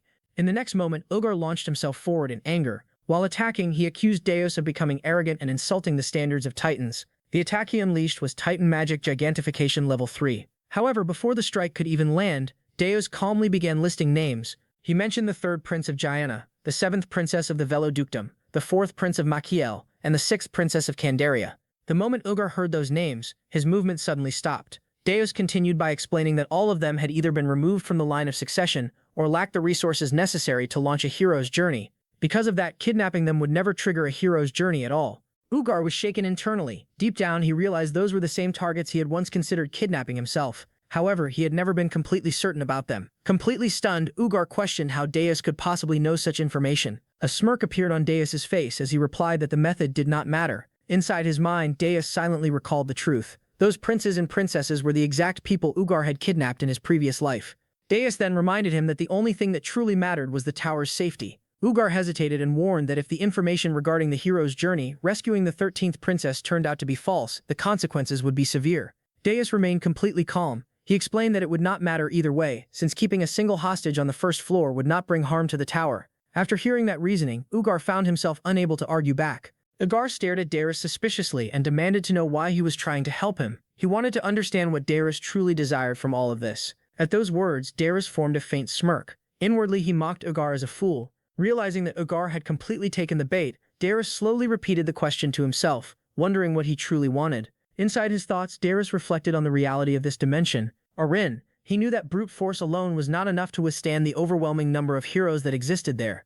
Deep down, he understood that Ugar shared the same fear. Deus realized that Ugar knew he lacked the intelligence needed to completely stop the heroes of this world. Because of that fear, Ugar constantly lived in anxiety, only kidnapping targets who would never trigger a hero's journey. To Deus, the situation was no different from before his regression. As he continued thinking, Deus understood what would eventually happen. The large and cowardly Ugar would one day try to cling to a certain man in order to survive within this dimension. That man would become a ray of hope for Ugar, Jason. After reaching that conclusion, Deus calmly stated that he wanted nothing in return. He simply believed that a great demon king deserved to live longer. After delivering those final words, Deus began leaving the area. As he walked away, another thought crossed his mind. He decided that he would personally take that role, bring Ugar to his side, and neutralize one of Jason's future pieces before it could become a threat. The scene then shifted to the Golden Moon Merchant Guild base, specifically the teleportation circle station. Deus arrived there while using his alternate identity. With Ugar's side already settled, his attention turned toward the next phase of the plan. Hillen confidently reported that everything had been prepared according to Deus's orders, and that the group could depart at any moment. At the same time, Archmage Roselle revealed that she had personally taken responsibility for creating the tower raid map. She explained that she only accepted the role because Hillen had personally requested it. Nearby, Hawk, the leader of the Scarlet Hawk Mercenary Guild, proudly announced that his entire guild was present and ready. The mercenaries intended to prove the true strength of their guild during the mission. Deus quietly concluded that the mission only required reaching the first floor, meaning their current preparations were already sufficient. He then turned his attention toward Granada and Amon, and asked about the elf slaves. Amon reported that 33 elf slaves had been rescued from various regions across the continent. Granada added that every one of them had willingly sworn loyalty to her. Jettison proudly claimed that none of those negotiations would have succeeded without his assistance. At the same time, he secretly wondered if another bonus reward would be waiting for him. After settling everything, Deus officially announced the departure of the hero's journey. Their mission was now to rescue the 13th Princess of Hilderan. The entire group responded in unison and immediately prepared to depart. As the preparations outside came to an end, the scene smoothly shifted deep underground into the warehouse beneath the Golden Moon Merchant Guild. There, Deus questioned Granada regarding the loyalty oath she had mentioned earlier. Granada confirmed that all of the elves had sworn loyalty upon the World Tree itself. The other elves explained that Deus and Granada had saved them from lives filled with disgrace and suffering. Because of that, expressing gratitude through loyalty was the only way they could truly feel at peace. To them, serving the great Granada was also considered an honor. Satisfied with their response, Deus congratulated them on becoming vassals of the Demon King of Blazing Fire. At that moment, Deus spread his wings and revealed his true identity as a Demon King. The entire group of elves froze in shock. Deus casually questioned why elves always reacted the same way whenever they discovered his true identity. Granada explained that such reactions were only natural. After all, no ordinary demon king would travel across the world while disguised in such a manner. The other elves immediately became furious and demanded an explanation from Granada. Granada then revealed that she had already sworn loyalty, meaning every elf who followed her would also have to pledge loyalty to the Demon King. One elf cried out in disbelief, unable to accept that Granada had seemingly betrayed the World Tree itself. Granada angrily revealed her true feelings. Everything she had done was for revenge against humanity. She could never forget the humiliation and suffering humans had forced upon her and the other elves. Those memories were filled with cruelty. Humans had slaughtered elves without reason, shown them no mercy, enslaved them, assaulted them, and tortured them endlessly. Even when the elves begged for mercy, nobody listened. Hearing those painful memories awakened fury within the other elves as well. One after another, they clenched their fists and admitted that humans truly had committed all those terrible acts against them. Soon they openly supported Granada's desire for revenge. They all agreed on one thing: humanity deserved revenge. Watching their hatred continue to grow, Deus quietly realized that even pure elves could eventually fall this far after witnessing the ugliness of humanity firsthand. Without wasting time, Deus ordered Gordon to gather every piece of information related to the elves and create a route that would allow the girls to secretly infiltrate human society. Gordon immediately accepted the order. Deep down, Deus continued calculating his next moves carefully. In 6 months, the 10 Stars heroes would gather together in order to kill him. Before that day arrived, he needed to recruit more talented individuals to strengthen the tower and expand his influence throughout society. Creating chaos across human civilization was also an important part of the plan. Delaying the hero's journey for as long as possible would buy him valuable time. Until the 10 Stars heroes finally gathered together, 6 months still remained. And regardless of what happened during that time, Deus was determined to survive. The scene shifted to the Tower of Adamant, specifically the first floor where multiple Titan corpses were scattered across the rocky ground. Hillen and the others carefully moved through the area, while the mercenary bragged that the tower was far easier than he expected. He even joked that he might abandon his current profession and become a tower climber instead. Rosal explained that the monsters on the first floor were naturally weak and mostly consisted of low-level creatures. Hillen immediately warned the group not to become careless, simply because the enemies were easy to defeat. Suddenly, a loud scream echoed through the floor as someone announced that they had found the girl. Princess Elena could be seen sleeping quietly inside a cage. Hillen quickly ordered Granada to carry the princess and guide everyone back toward the kingdom, and the elf immediately agreed. While the group continued walking, Rosal mentioned that something about Hillen felt unusual. She pointed out that the old Hillen would have pushed everyone to continue deeper into the tower instead of retreating so soon. Hillen explained that their priority now was the safety of the others, since many could lose their lives during the battle against the Demon King. Rosal became even more convinced that Hillen had changed, though he simply denied her suspicions. In the past, Hillen had been driven entirely by greed and his obsession with glory. Now, however, he seemed calmer and far more restrained than before. Although Rajal admitted that this version of him felt unfamiliar, she also confessed that she actually preferred the person he had become. Her honest words briefly caught Hillen by surprise before he urged everyone to keep moving. Now we finally get a romance on this one. After rescuing the princess, the heroes returned triumphantly to the Hilderin kingdom, where a grand royal banquet had already been prepared in their honor. Inside the magnificent hall, the king openly praised Hillen for protecting the kingdom's reputation and rescuing Princess Elena from disgrace. He proudly declared that Hillen deserved rewards worthy of a true savior chosen by the crown itself. Despite the overwhelming praise, Hillen humbly insisted that the mission could never have succeeded without Rosal's support. The king appeared highly impressed by Hillen's modesty and presented him as a role model for every noble attending the celebration. Amid the celebration, Hillen suddenly realized that Princess Elena was nowhere inside the banquet hall. The king calmly explained that the princess was currently resting under strict protection after suffering through a traumatic experience. However, behind his reassuring expression, the king secretly began analyzing how emotionally attached Hillen had become to Elena. He believed that arranging a marriage between the hero and the princess could permanently tie Hillen to the Hildeharan royal family and transform him into a weapon fully controlled by the crown. Filled with pride, the king raised a golden goblet and announced a grand toast celebrating the man who conquered the Tower of Steel. The nobles enthusiastically raised their cups alongside him as he loudly proclaimed that no kingdom would ever dare underestimate Hilderin again. Cheers echoed endlessly throughout the banquet hall as everyone celebrated the kingdom's glory and strength. Yet far away from the feast, another plan had already begun unfolding in secret. Ernan quietly infiltrated the tower with the intention of rescuing her sister personally. She realized that the heroes capable of sensing demonic energy were too distracted by the royal celebration to detect her presence. Alongside her was Deus, who silently eliminated guards while warning Ernan not to waste unnecessary strength that might attract suspicion. As they advanced deeper into the tower and approached the staircase, several guards attempted to raise the alarm. Before they could react properly, Ernan immediately summoned her water spirit and unleashed a massive torrent that exploded through the corridors. The violent flood threw the defenders into chaos and completely overwhelmed the area. Standing confidently before the captain of the guards, Ernan revealed herself as the Dark Spirit Summoner, one of the 4 heavenly lords serving the demon lord of the Black Flame.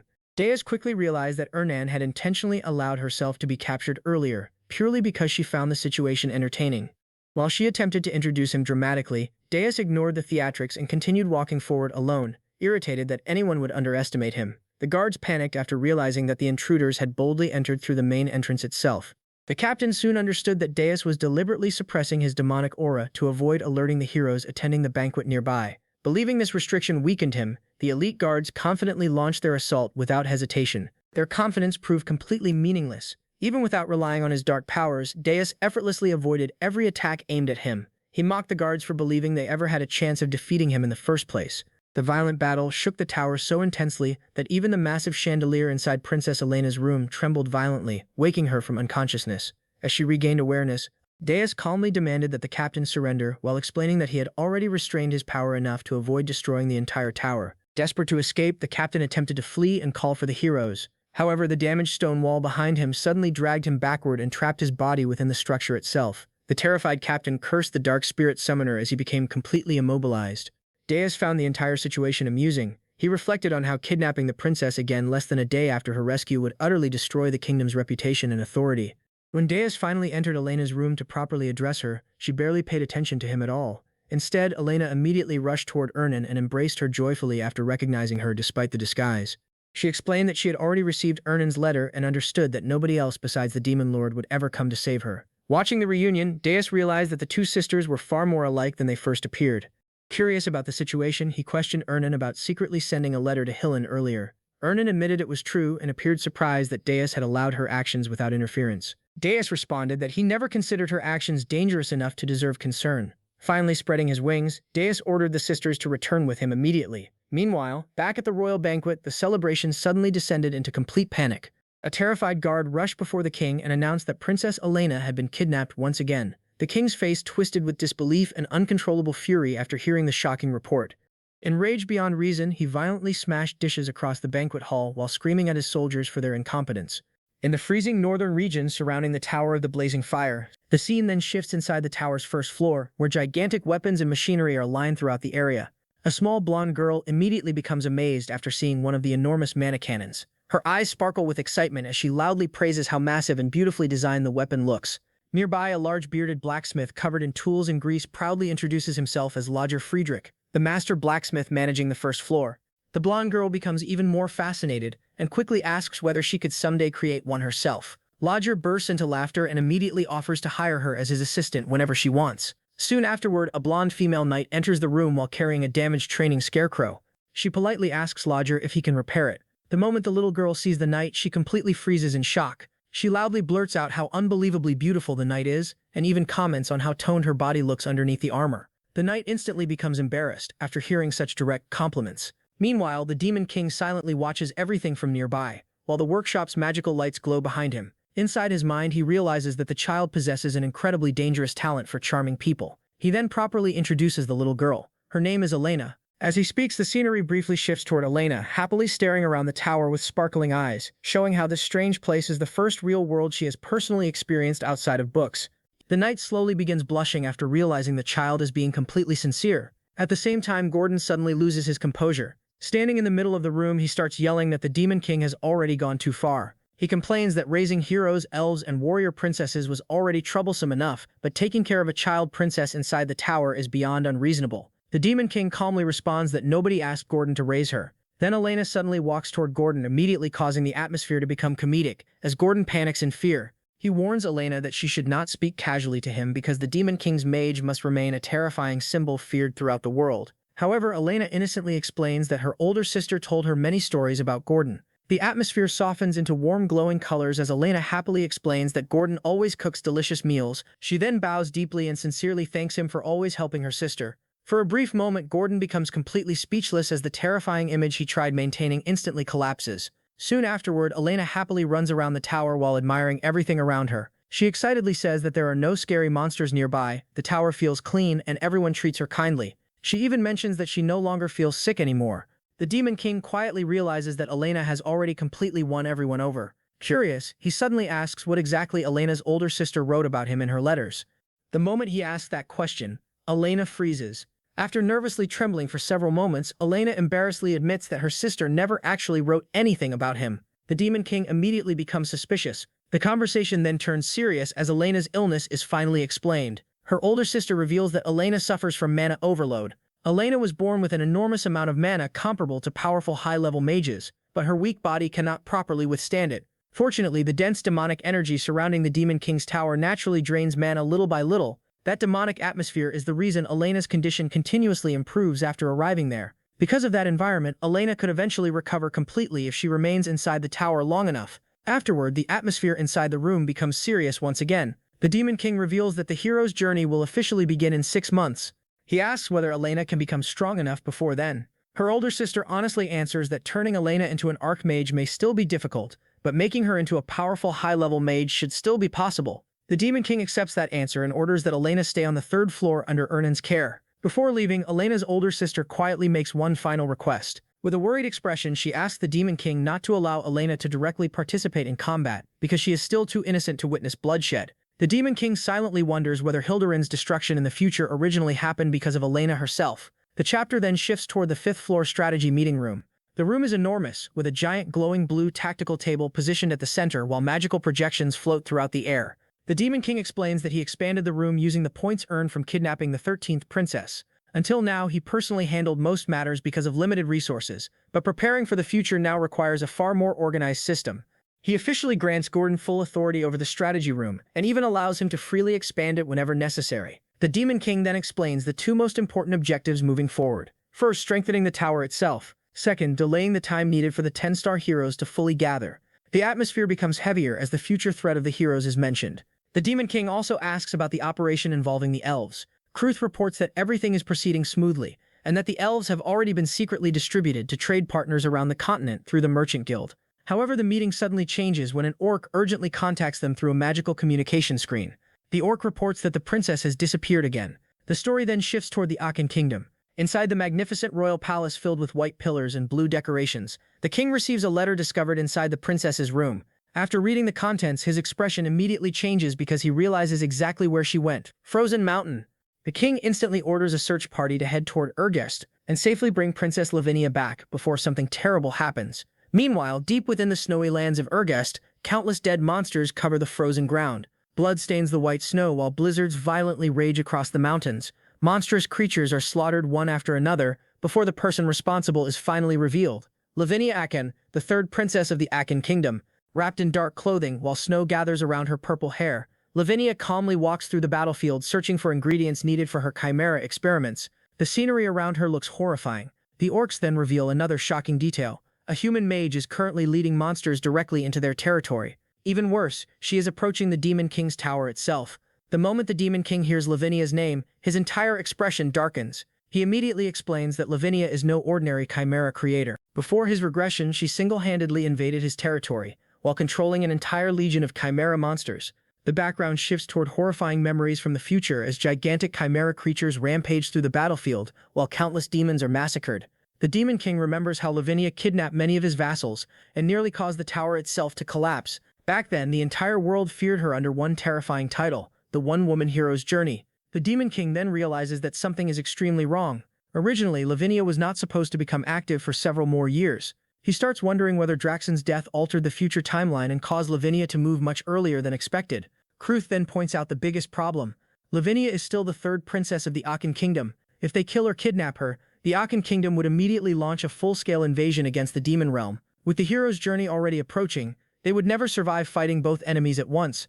The Demon King silently agrees before finally making his decision. He personally leaves the tower in order to lure Lavinia away before she can reach it. As he walks alone through the dark hallway illuminated by magical lights, another terrifying thought suddenly appears inside his mind. The entire situation feels far too familiar. Before Draxon died, someone had also deliberately sent a princess directly toward him. The Demon King slowly begins realizing the horrifying possibility that someone may have intentionally sent Lavinia Akan toward him simply to completely ruin his life once again. The scene shifted as Deus was seen flying through the sky. He ordered Krudu to retreat to the east for now. Deus thought to himself that Lavinia Akan would not have come into the mountains without any reason, and that someone may have lured her in. Deus thought of Jason Cockman as he was the only one who might have done this. With that, Deus resolved that if Jason was truly the mastermind, he would not just sit back and take it. And with that thought, he flew away into the distance. The scene then shifted to Krutu as he faced the princess and her monster. Krutu was secretly pleased that his subordinates had escaped safely, and that even without him, their tribe could last forever. He then shouted that as long as he could protect their tribe, paying with his own life was a small price to pay. He then silently apologized to the Demon King and hoped that Deus would look after their tribe. Suddenly, purple flames erupted. Krutu was shocked to see the flames, and a voice rang out asking Krutu who had ordered him to die. It was revealed that Deus had come to save Krutu. Krutu immediately bowed down and declared that he would accept any punishment. Deus ordered him to stand up, then added that Krutu had fulfilled his responsibility as a chief and should not throw his life away so easily, that finding someone like him was not easy. The words rizzed up Krutu. The princess was now shocked that the Demon King himself had shown up. Deus's flames had pushed back the Chimera army, and he added that it was better to thin their numbers even by a little. Suddenly someone shouted, "Sister!" It was revealed that the prince had come to take the princess, adding that their father was worried about her. The prince was none other than Kane Akan.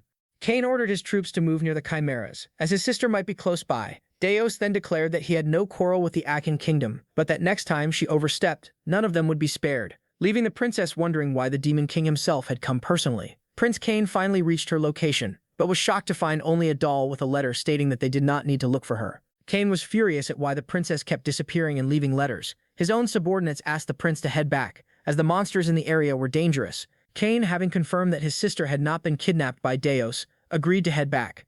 The scene shifted near the tower, where the princess could be seen looking at it from a distance. Spotting her, Deus thought to himself that Princess Akan would probably not back down until she got what she wanted. He added that she was a madwoman who had even aimed for the Demon King's flesh solely for the sake of her own experiments.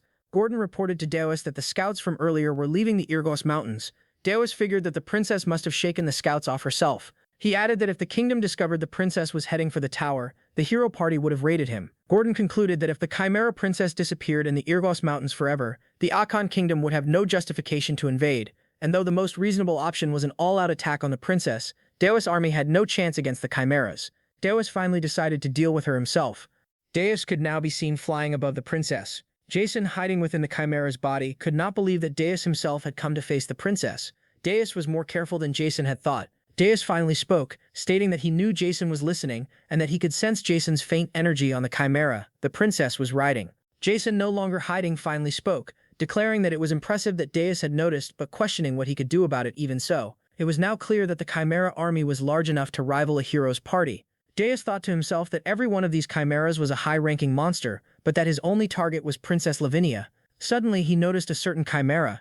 Gordon reported that the body of the Beast Demon King had been confirmed to be in Lavinia's hands, the very beast she was riding.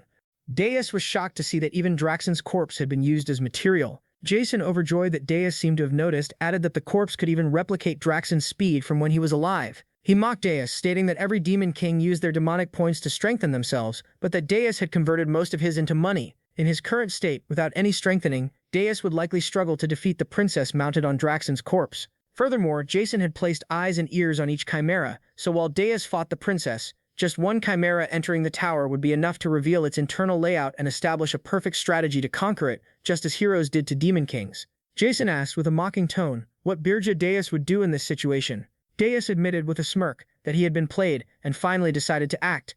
Deus suddenly threw away his cloak. Gordon shouted that it was extremely dangerous to reveal himself in front of those chimeras. Jason also wondered what Deus could be planning. Deus finally spoke up and proposed a deal, telling the princess to cancel her deal with Jason, the Demon King of Lies. He added that if she did, he would give her one of his own horns, and swore it on the Demon King's standards, tempting the princess. As Lavinia handed Deus the contract, a contract paper that looks like it's still waiting for the GTA 6, she demanded the horn to be given. However, Deus stated that they should head inside the tower first, adding that Lavinia did not need the contract because he swore on the Demon King's standards. We all know this line now. As they entered the tower, even Jason stated that Deus himself treated the Demon King's standards as a joke. He added that Deus had him, however Jason still had one more move, leaving him to wonder what Deus would do. The scene shifted inside the tower as Logar and the others were shocked to see Princess Lavinia inside. Lavinia wondered where all the materials were, materials referring to the monsters she was talking about. Deus replied that he only promised the horns, not other materials. The two other princesses whispered to each other. Kaihende asked if that really was Lavinia, to which Ernan confirmed. Elena asked what she was doing there. The scene shifted to the Demon King's chamber as Deus threw Lavinia a horn. Shocked, Lavinia demanded that Deus give her his real horn, a Demon King's horn. Deus mocked her, stating that he did not care about the Demon King's standards and that he could not simply give his own horn to humans, as it was his own pride. Now furious, Lavinia summoned all her chimeras, preparing to attack Deus. Gordon quickly appeared in front of Deus to protect him, but Deus told him it was fine. Deus then confidently stated that the horn he gave Lavinia was not just any horn, he had placed a power as strong as a Demon King's inside it, a phoenix flame, which Lavinia was immediately drawn to. Deus added that it would be perfect for a chimera. Lavinia ordered her chimeras to retreat as she asked for more from Deus. Seizing the opportunity, Deus pulled out an Armani's orb and stated that if she swallowed it he would give her one more horn, but swallowing the orb meant she would turn into his subordinate. Before Deus could finish the sentence, Lavinia quickly swallowed the orb without hesitation and immediately demanded the horn be handed to her. Deus thought to himself that Lavinia might be out of her mind. With that, Deus successfully obtained a new princess for his army. I think our boy is building a princess army or a harem. The scene shifted as Lavinia and the others were seen chatting. Deus thought to himself that he had finally obtained the power capable of taking on a massive hero's journey, and that he only needed to prepare for the 10-star heroes. Krudu then reported that he had successfully removed all traces of the chimera. Deus thought to himself that even though the Akan Kingdom would not think Lavinia was in the tower, he still needed a backup plan. Back in the Akan Kingdom, it was announced that a letter from Princess Lavinia had arrived. As it was read, one noble recommended that they send a search party. The king disagreed and added that if she was happy he would leave the princess alone for now, before stating that if the Aegis Mountains became a wasteland because of her experiments, he himself would take full responsibility. In the Tower of Frost, Ice Batty was seen eating a frozen candy as she asked the big boy if Deus had truly helped him, to which he confirmed. He added that Deus had discovered the hero's journey ahead of time and had warned him. She then asked if Deus was more trustworthy than Jason, adding that Jason had also helped him survive an Aryan in the past. The big boy did not deny it, but admitted he could not truly trust Jason and could not explain why. She then clarified some things, explaining that the three of them, Draxen, herself, and the big boy, had survived Aryan for decades because of Jason, unlike the new Demon Kings who had fallen in under 3 years, like the Demon King of Lust who got slain by Hillen, even though he could save the new Demon Kings. This statement made the giant Demon King wonder if Jason was the one who might have killed Draxen. The Ice Queen replied that the big boy should judge it himself, and that she herself did not trust Deus either, but added that there was a way to find out by asking the Succubus Demon Queen, though she hated it. The scene then shifted to Burfet, as the Succubus Queen was seen flying above the castle while using an invisibility spell. Vivian then asked the Ice Queen if she truly wanted her to kidnap the Dwarven Princess. The Ice Queen explained that Draxen's death stemmed from the Dwarven Princess, and that someone with the Demon King's power might have sent the Prince of Ormuth, which led to Draxen being killed. Before proceeding, Vivian asked for the magic words, which irritated the Ice Queen, but having no choice, she said it please. Vivian teased her further by stating that she had not actually asked her to say that. Without wasting any more time, Vivian immediately teleported into the middle of the street, thinking to herself that the order was also the Arcane Duke's order to find the culprit who killed Draxen. She arrived at the front of the castle, thinking that if she completed this mission she might get sent back. Walking inside the castle, she even teased one of the dwarves that could not see her. Peeking around a corner, she thought to herself that the plan would go smoothly as long as there was no top-tier hero. But suddenly, Hillan was standing in front of her, shocking her. She worriedly asked if he could see her, to which he replied, of course, before pulling out his sword and striking at her directly. Now panicking, she wondered why a top-tier hero like Hillan was guarding the princess, before shouting that she could not stand this dimension anymore.